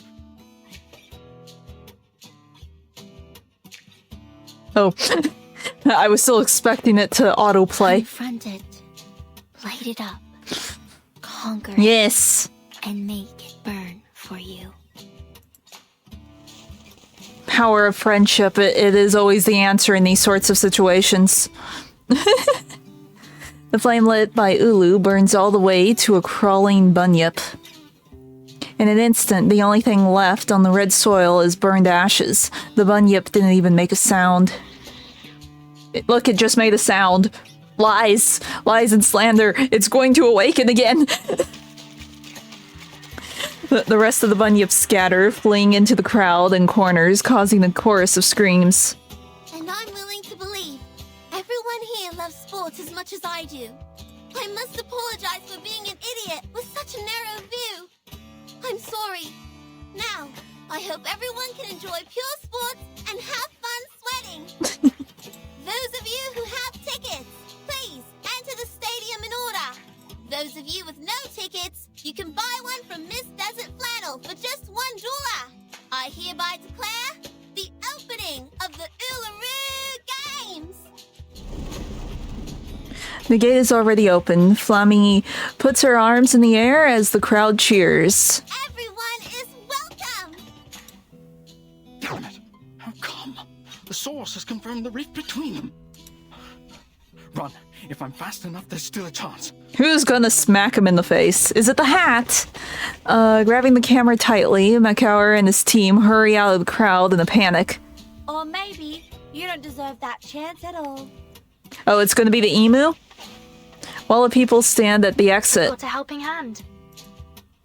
More than one hand. Aha! This is what we call the hammer of justice. Take that, you little long-tongued pig! I will pull your tongue out through one of your eye sockets. You should have known better than to mess with me. Just gonna beat up the reporter in the corner, it's fine.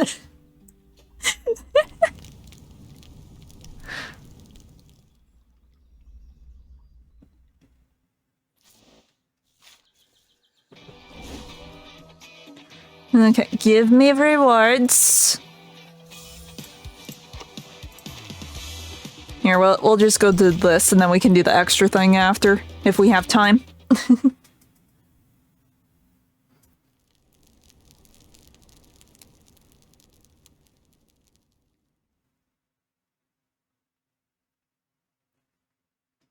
The audience are all seated. No stampede or jostle, not to mention injury. All the human athletes have registered, and their mixed sporting events with the Arcanist athletes have been properly planned and are ready to start in 3 days. Human athletes, they're gonna die.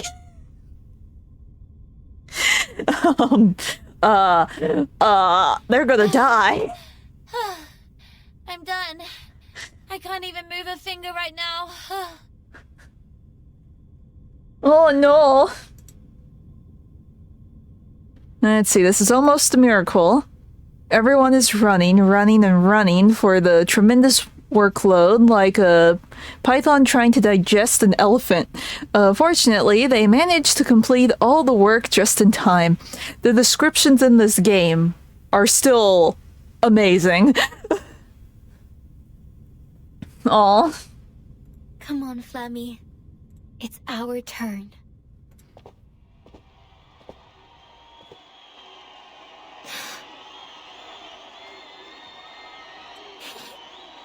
Again we walk on this glorious path together, Ulu.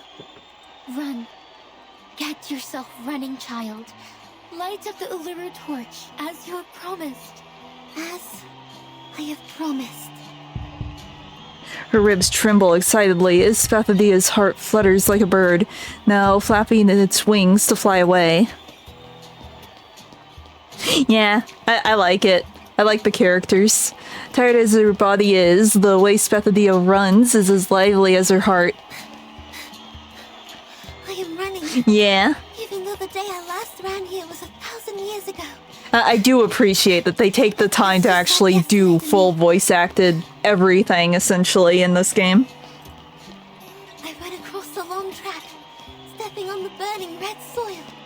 I'm sweating, like a sparkling star. I am going to the There better not be a snake in the way. Please don't kill her off again. Have I grown up as you wish? Am I new and different now? Cheers, songs, whistles, and clicks encourage the girl forward. She runs as fast as she can, calling out. This is just the moment of my life, but I know you've waited 1,000,000 days and nights for it. I want you to be proud. I want you to be happy. My friend, my dear friend. You are already my Flammy. But you are actually more than that. You are also my Spathidia. My little girl. You have grown up as I have dreamt of countless times. The snakes here didn't lay a single tooth on you. Both your body and mind are intact. I'm really hoping that this does not end with a snake. Hey, what's that? The Uluru flame is dropping water. Oh no.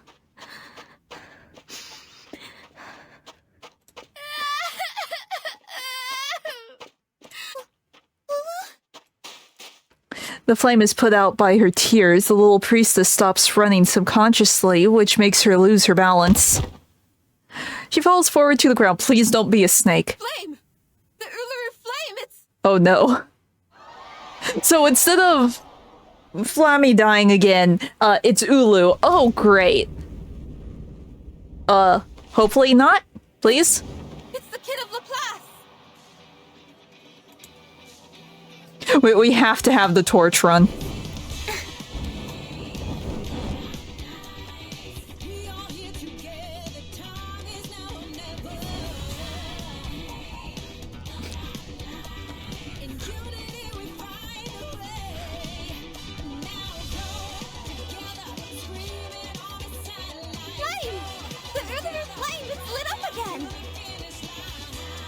Okay, no death. Yay. The flame that revives is burning in their joined hands, feeling warm and comfortable. Ezra finally hears the people's cheers as he looks around at a loss. We did it! The opening ceremony took place just as we planned. Yes, yes! We made it! Thank you, Ezra! Spathidia holds the weak Ulu gently while holding the boy in her arms. The flame is burning in your hand. You share the same thought, don't you? It wouldn't have burned on you if you weren't wishing for the game sincerely. Yes, I do. I want it to be a successful event. It's important to you. and so to us now. With a smile on his face, Ezra holds Spethadia's hands and lifts it into the air. Mankind and Arcanists who are here with us or following the event through radio, TV, or internet, I invite you to witness the blazing of the Uluru torch. She is Ulu, the noble spirit of peace, hard work, and competition. In the past thousands of years, the holy fire has been to the highest mountain and touched the rocks in the deepest sea, taking the peace and all of the noble qualities to every corner of this world. It was also brought out of this world, into space by rockets, and traveled among the stars. From ships to spaceships, from one hand to another, it has journeyed far. And now, for the first time, the torch to be lit has come to the flame. The flame is burning in the joint hands of human and Arcanist. We hereby swear we shall forget the hatred, conflict, turbulence, and chaos of the past. We shall run in the name of sportsmanship. We shall walk in the original form of men. We shall compete against each other, not for victory, but for participation. Happy ending.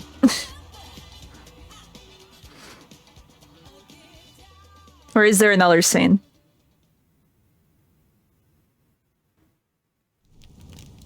To be continued. I thought that was the last chapter.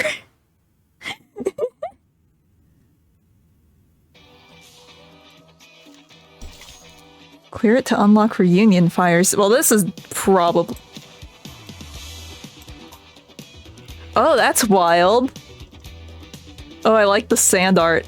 Oh, that's cool looking. This one's probably the end, though. Yes. We must have our epilogue.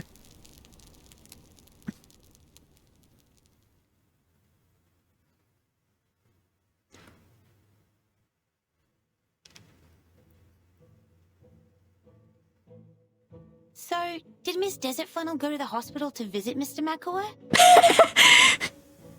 We put him in the hospital. Yeah, she bought all the magazines with that photo and brought them to... Oh, wait. I guess you don't know the story between Desert Flannel and Do we Makua. get the lore that they skipped over? Do we get the lore? No idea. I was in my room pondering what happened that day. Give me lore. Lore. Don't look at me like that. I've told you I'll No, never repeat it. repeat that story again. Repeat. Repeat. Okay. I guess it doesn't matter if I never had the chance of hearing it. It's just a story. Yeah, we didn't have a chance of hearing it either. Tell us. It is very hard to disappoint a child like that. Throwing their hands in the air, Desert Flannel declares her defeat. She makes some space and pats the seat beside her. Fine, Story time! I will tell it to you. Come over here, kid. Better not, like, end here. So kind. Tell us. You've given us bits and pieces. Tell us the full thing. Ezra sits beside Desert Flannel and waits like a quiet kitten. You must all know that I have many jobs. Yes. These part-time jobs eat away most of my time, but the clients who gave me these jobs never let me go home empty-handed. If you were me, you'd know that if you are willing enough to take as many jobs as possible, you'd meet some strange clients. Like going to a school day pretending to be someone's mum, or braiding the hair of a punk hound in 302 pigtails for a blind man. Or waiting for a rare bird at midnight, carrying a camera which was expensive enough to pay for my apartment.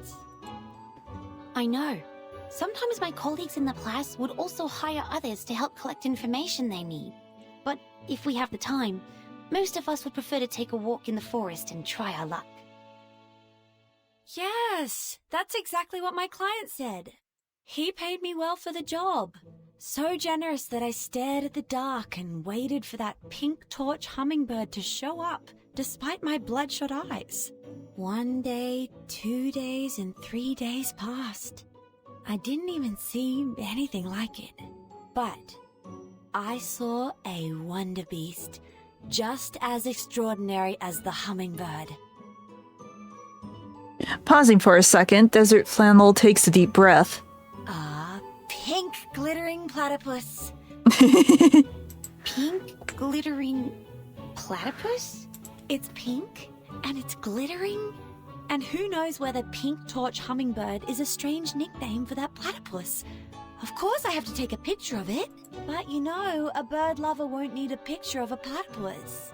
So I sold it to Kidding Fun, a children's magazine. What happened next should be very evident to you. If you read enough bad novels. Potentially. It's secretly Meep this whole time. She took a picture of Meep. Is that... Though I guess Meep wasn't a platypus, it was just a pink thing from space. Yes, that's right. That platypus was Makua, who took the transformation potion. But why would he do that? Perhaps he was looking for some fun, or maybe it was an accident? Anyway, according to him, someone pulled out a prank on him, and it was definitely not his own choosing. So she took a picture of him, and he got plastered all over the news. And that's why he's out for revenge. He quit his job the moment that picture was published. He left his friends and family and became a revenger, striving to put me into a miserable situation just like what he has gone through. So this time, after I made this fortune, I bought the apartment and every copy of that issue of the magazine. Were you planning to sell them all to Mr. Makua? No, of course not. Who do you think I am? Well, it's not like anyone would know that it was him as a platypus. Only he would know. Because it's not like she took the picture of him. Knew it was a person when she took a picture of him. So no one would have known. If he had kept his mouth shut, it would have been fine. He was, oh my gosh, crying so loud. That was pleasant to hear. On the other side of the curtain, a young female voice interrupts the conversation. Miss Desert Flannel, Miss Fathadia, and Mr. Ezra, the interview is ready to start. Please follow me to the stage. Yes. In a minute. The kids move before Desert Flannel does. Spathadia gets closer to Ezra and asks a question quietly. Did you get the ending of the story? No, not really. But you would be the only one that knows. So if you keep your mouth shut and don't tell anyone, or whine about it to anyone, you're fine. You're covered. So there is something neither Arcanists nor humans can understand. Perhaps we can ask Vertin later. She's a bit older than us, but she's not here today. I think she went to the stadium with Miss Ulu.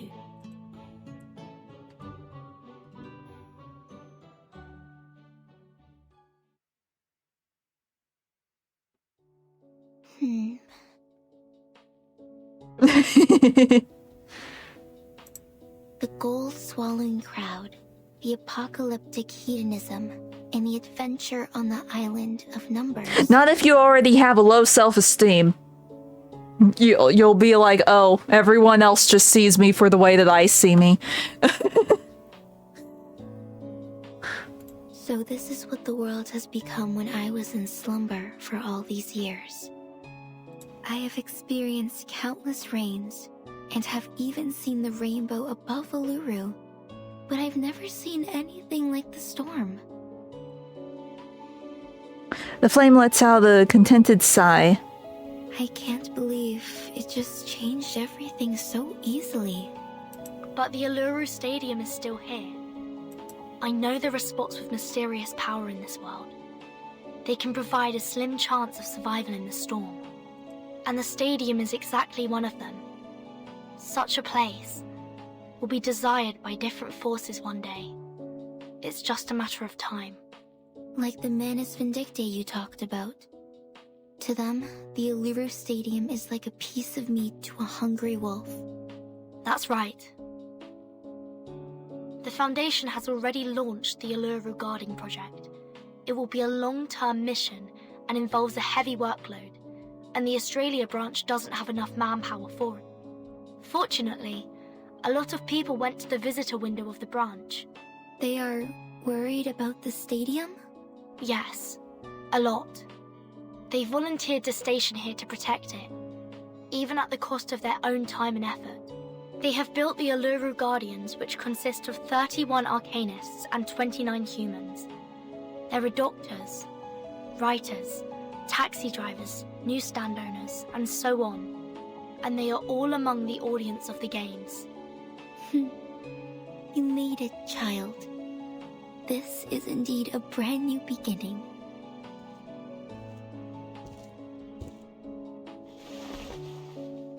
That's why I want to keep it here.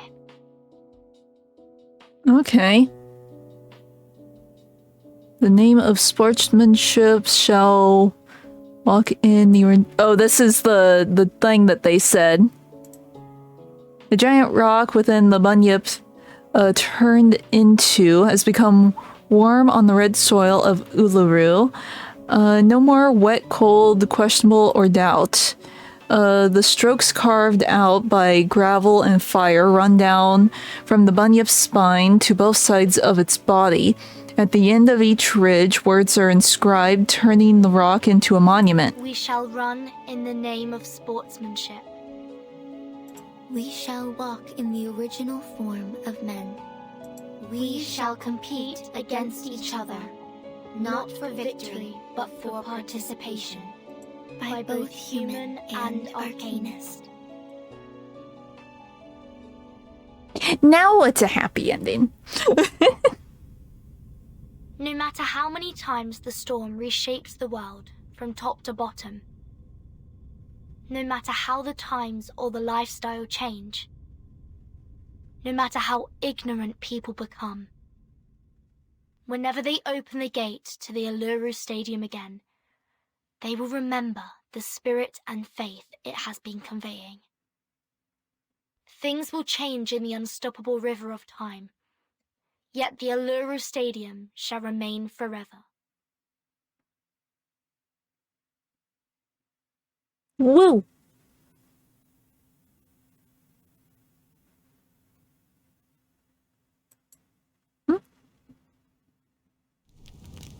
Yeah, now it's the end. We have done the thing. We have seen the story. We have unlocked things, apparently. Also, I am going to check real quick. Just because... Do we have enough for this yet? No, we don't. Okay, so I will do pulls off stream.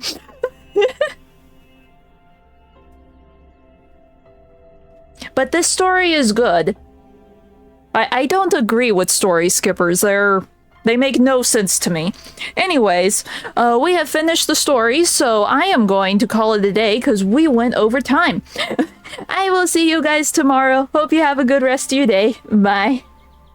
I don't know. I don't know what she is. I would need to look on Twitter, but I like the character, so I might pull for her. But yeah, see ya.